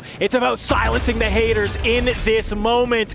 It's either go big or potentially go home if you can make it happen, as they sit on top of Chemical, just begging anybody to scam. Zone starting to squeeze. Sage will have to move, and Xayah team may well have the look over.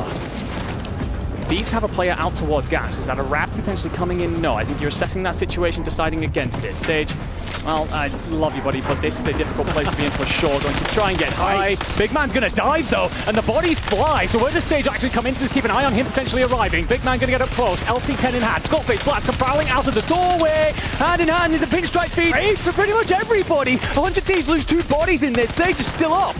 How do you make this happen? Big man, he's still alive. He's still in zone, trying to be able just to keep it alive. That's there. Sage will get the confirmation onto Blast. He's dropped on down. Gas is ticking. He doesn't have a gas mask. It's just not enough. He's still able to stay here. He goes down. He has to self-revive, though. Are we going to get into a final moment of a heal-off, potentially? He's able to get it. Finally, 100 Thieves take it on out. Sage hops on up. He finds Big Man. He's looking for Scythe. Can you manage to find him? He's just playing around this buy station. We'll make sure there's no opportunity to get the teammate back on in, but he's got a self. It's a heal-off, ladies and gentlemen, and well, it might have been the way 5 Fears wanted to take the win, but a win is a win in the W column. They get some much-needed points on the board, and maybe, finally, we're starting to see the rust come off from these inexperienced players. Yeah, I mean, there's a lot of questions. Let's be straight up about that, about this 5 Fears team. They come 3rd in North America. They've surprised pretty much everybody all year long. Seemingly 3 players that were not a part of anyone's conversation, putting themselves on the map. And of course, that raises eyebrows. You come into today, it's been a very tough day. Yes. Could that be an awful landing spot that they need to reassess? Potentially. Could that be land nerves? Very much so, as we see them finally come online here towards the end, doing a great job of keeping themselves alive for a long time in map 8, but also here in map 9, sealing the deal with some great rotations, some great positioning. And you got to remember, they had to bully away some big teams there. Vision Esports were sent packing just when it looked like they put themselves in a great spot. They're fighting off against 100 Thieves, they're fighting off against VP, and they do enough to seal the deal at the end of the day. Yeah, and we got to talk about Sage as well. Being able to stay alive for so long and coming down to be the team in second. Those are the type of plays we're going to be looking at all week long, because that could be the difference between a good game and a pretty solid game. And for a team like Virtus Pro, we heard from the desk, we were looking at a couple of the different teams who could have ended up in second. We were talking about 100 Thieves, we were talking about Team Vision. Virtus Pro had to also be one of those squads we talked about. And with games like that, being able to have that consistency that we know that they love to have, it's a great way to maybe start having the Falcons think about saying, all right, maybe we do need to be just a titch worried. I think with the Falcons, it's just a case of how many motions have you ran through? I've already seen them start to test out different strategies, landing over the bioweapons, for God's sake, if you are two of their players. So I think nice and early here, Falcons feeling very comfortable. For others, about finding their footing. I think one of the big things, of course, is seeing Thieves stay alive for so long as well. Thought that they were going to be wiped way before they were. But we will get the leaderboard tally. We will tell you all exactly what that looks like. But in the meantime, let's get over to an interview. Thank you so much, gentlemen. I've got FIFA Kill here from Team Vision, a familiar face to a lot of you at home, and of course here in the arena, FIFA Kill. Let's have a quick chat. I want to kind of just get your scope of how you feel day one has gone. You were 6th place coming into that final map. I think after securing that 4th position, you guys have probably climbed a little bit more. How are you feeling about today? I mean, honestly, couldn't really have gone better. We knew we were going to be kind of one of the best teams first 3 games. We kind of adapted to that. It didn't go as well as we'd hoped, but we found different strategy and it went perfectly. Next 3 games, I don't think anyone expected us to go factory. No one conned it. That was 3 big points and job's done, really, isn't it? Job's done. Easy peasy. Now, maybe it's a good time to give some props to your teammates as well after day one. Talk about Echo. What's it like teaming with Echo? Hardcore, grinds the game, absolutely loves it. And maybe a teammate that not many of us know too much about. I was actually hoping you'd ask me this because my teammates today just went out of this world, bro. They were playing unbelievable. Obviously, first map, maybe Len started a bit slower than usual. Third map comes out with 11. Echo goes without saying. I mean, the guys got great calls. Some of the situations we got out of, some of the zone pulls, and we're always in that middle zone, getting that placement. Couldn't ask for more from the boys. Great plays from them. Yeah, great plays from them. I think we've got to talk about your return to the main stage, my friend, because come on, a little bit of a hiatus. You've come back. Is it scratching that competitive itch now? How does it feel to be here under the bright lights once again? I mean, to be honest, I wasn't going to compete this year, but like my viewers, my Shed gang, shout out to them. They've just missed it so much, and I always want to make them happy. So being back here and just killing it feels so good. Obviously being on the stage with the boys and actually showing out for everyone, just best feeling ever. So yeah, happy to be back. Well, a really impressive day one for FIFA Kill. Congratulations. We can't wait to see what you guys bring to the studio tomorrow. I was going to say today. Tomorrow. But for now, let's go back to the desk to round out what we saw in day one of the group stage. Thank you, Barney. Yes, we have 9 more drops tomorrow, but first, let's take a look here at the finish to our epic drop number 9. What do we see, Taylor? Epic indeed. Sage stays alive for the longest time, but it was a battle between 100 Thieves, Virtus Pro, and 5 Fears finally making a deep run, but it got a bit sketchy towards the end with Sage going against Scythe, and Scythe was able to stand back up just in the nick of time to take the win. 5 Fears out of nowhere getting a win. Yeah, 5 Fears. If your social media team doesn't get on Twitter right now and clap back against the Falcons, I'll be so disappointed because everyone put you under the microscope after failing all day long. That's right. They showcase how they earned that number 3 seed for North America. Dream, you got to give them credit.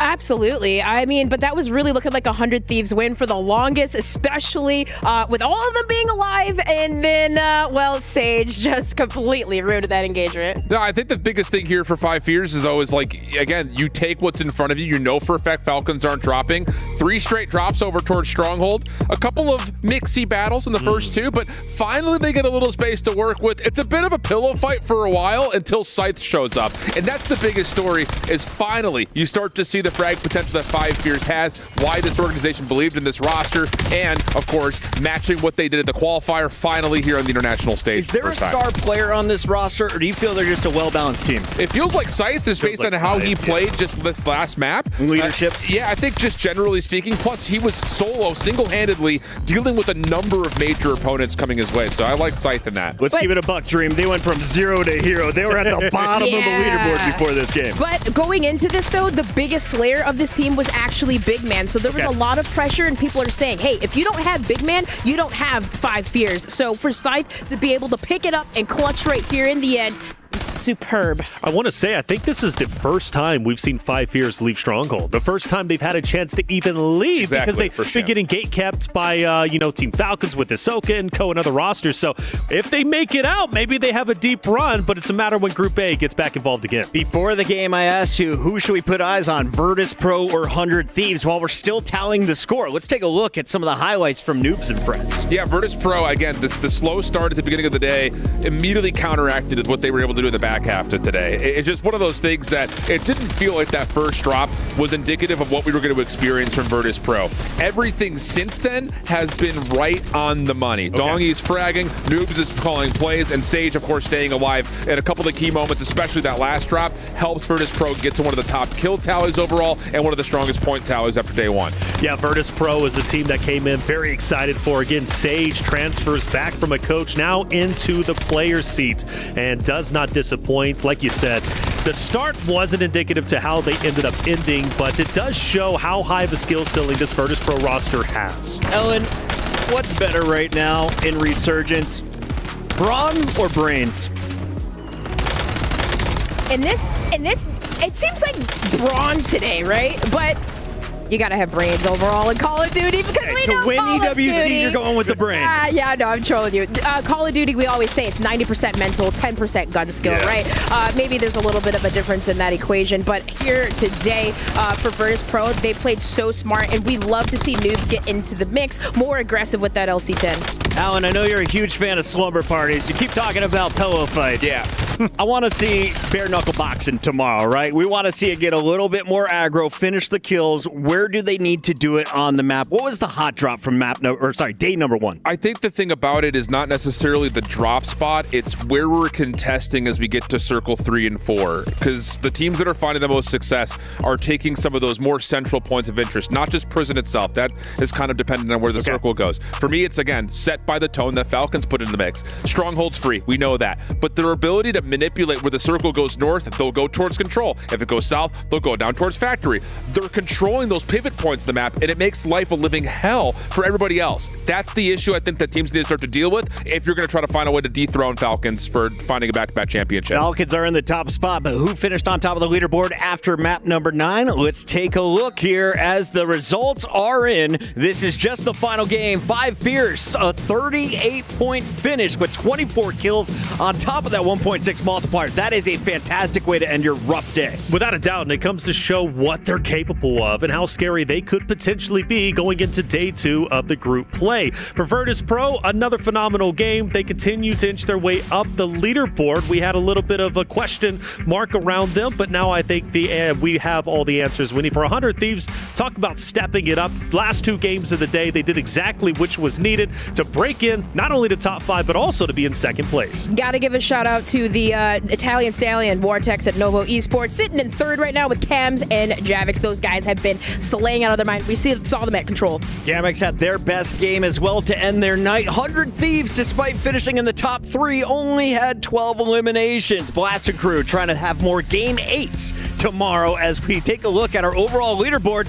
100 Thieves are going to finish in the top 3. A bit of a surprise as Virtus Pro did edge them out for the second place. That's right, Virtus Pro, through consistency and brawn, as we talked about, managed to take over second place. Very good for them. For 100 Thieves in 3rd, they're happy with it. I think the big takeaway for today, outside of the Falcons dominating, is how close it is on the bubble, right? Where Twisted Minds currently stand at 94.8, Movistar Koi just below them. For me, Shift, I think it's anybody's ball game going into tomorrow, even those who are on the second page. Yeah, I'm actually looking particularly, I'm glad you put out Movistar Koi, but also Inner Circle. Both teams have very high average placements, but low average kill tallies. So that's something I think you look at overnight and say, how do we get more frags to potentially get that multiplier to actually mean something? Because for both of those 2 teams, high finishes have not merited high points. Dream Crazy, one of my favorite parts of Esports World Cup is the global nature of this competition, and my Twitter feed is all in Spanish. Leviathan has a ton of fans out there. They're doing watch parties, and at the end of the night, you look at that scoreboard, we're 20th out of 21 teams. We know the potential of this squad. What do you need to see on day number 2? I need to see them to make it to late game. We know they're capable of getting those kills. They have done it time and time again. It's just about getting to the late game, maybe not forcing engagements that you know you don't need to be taking. Well, Leviathan is second from the bottom. Virtus Pro is second from the top, and we talked to Dongy about it. Dongy of Virtus Pro. Mate, well, firstly, congratulations on the first day. Things are going pretty well for you guys. How's the experience been for you, sir? So far, Esports World Cup is literally the best thing that could ever happen in like sports gaming and stuff like that, you know what I mean? But yeah, I mean, the first day went well. Can't really complain about anything. We definitely made some mistakes, but it's groups. Like, this is pretty much free. So it's kind of like practice days, today, tomorrow, get used to like how the lobbies play, and then obviously finals is the goal. It's a high skill tournament. It's a low ping environment. How's that been for you getting here in Riyadh? I mean, I'm so glad we're not playing online. It's LAN's a different environment. I love it. It's my element. No nerves. You sit down, you lock in. It's great. Yeah, the ping's everything. I mean, I played on a little bit higher ping compared to some people, not really.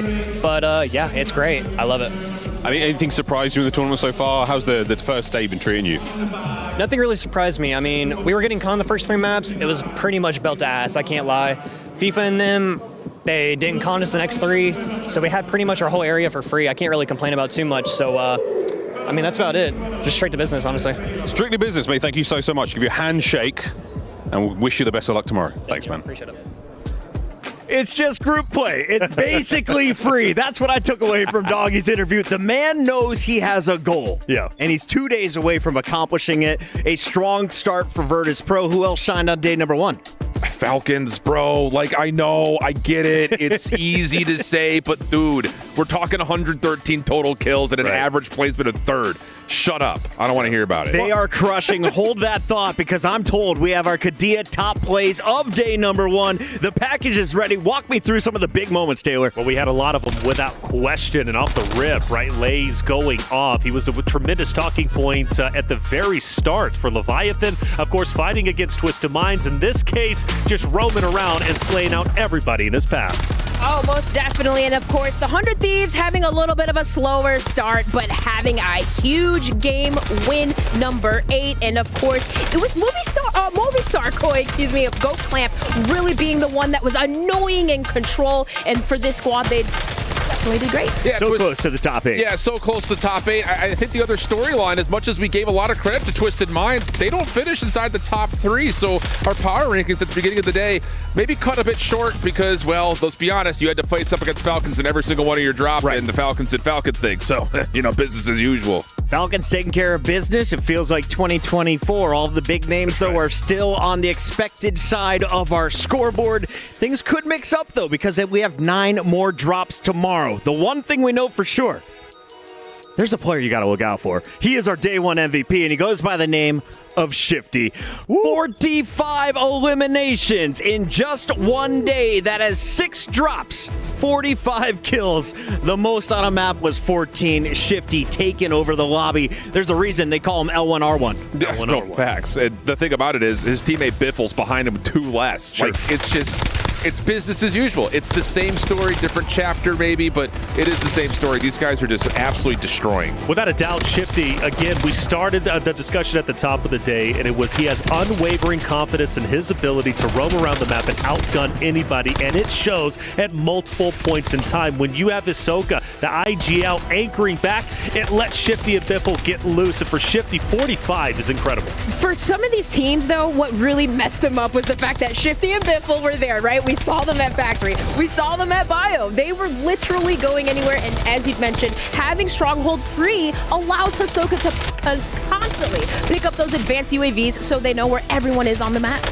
Want to give a big shout out to everyone who tuned in from all of our watch parties. The Repulse Pulse Check crew is going crazy today. Scump's watch party, Symphonies, everyone who tuned in. Thank you all for checking out the first day of LAN here from EWC. It's one of the highlights of my year. Definitely was last year.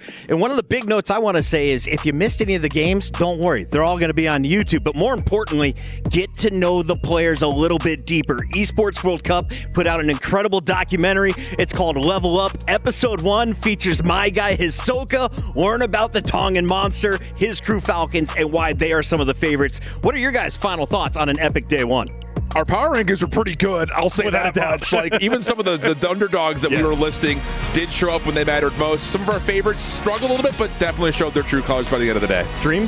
Hey, like Dongy said, this was a practice day. I mean, and not tomorrow, but the day after that, we're going to be wearing black because some teams are going to be going home. But tomorrow, this is going to be really intense. You know, I look forward to this event each and every year. And the fact that we're back, I couldn't be more ecstatic. Day 1 was incredible. Day 2 is going to be even better. Warzone community, thank you all for joining us. This is day 1 of 4. We're coming back with 9 more drops at the same time. We'll catch you then. Same time tomorrow. Same.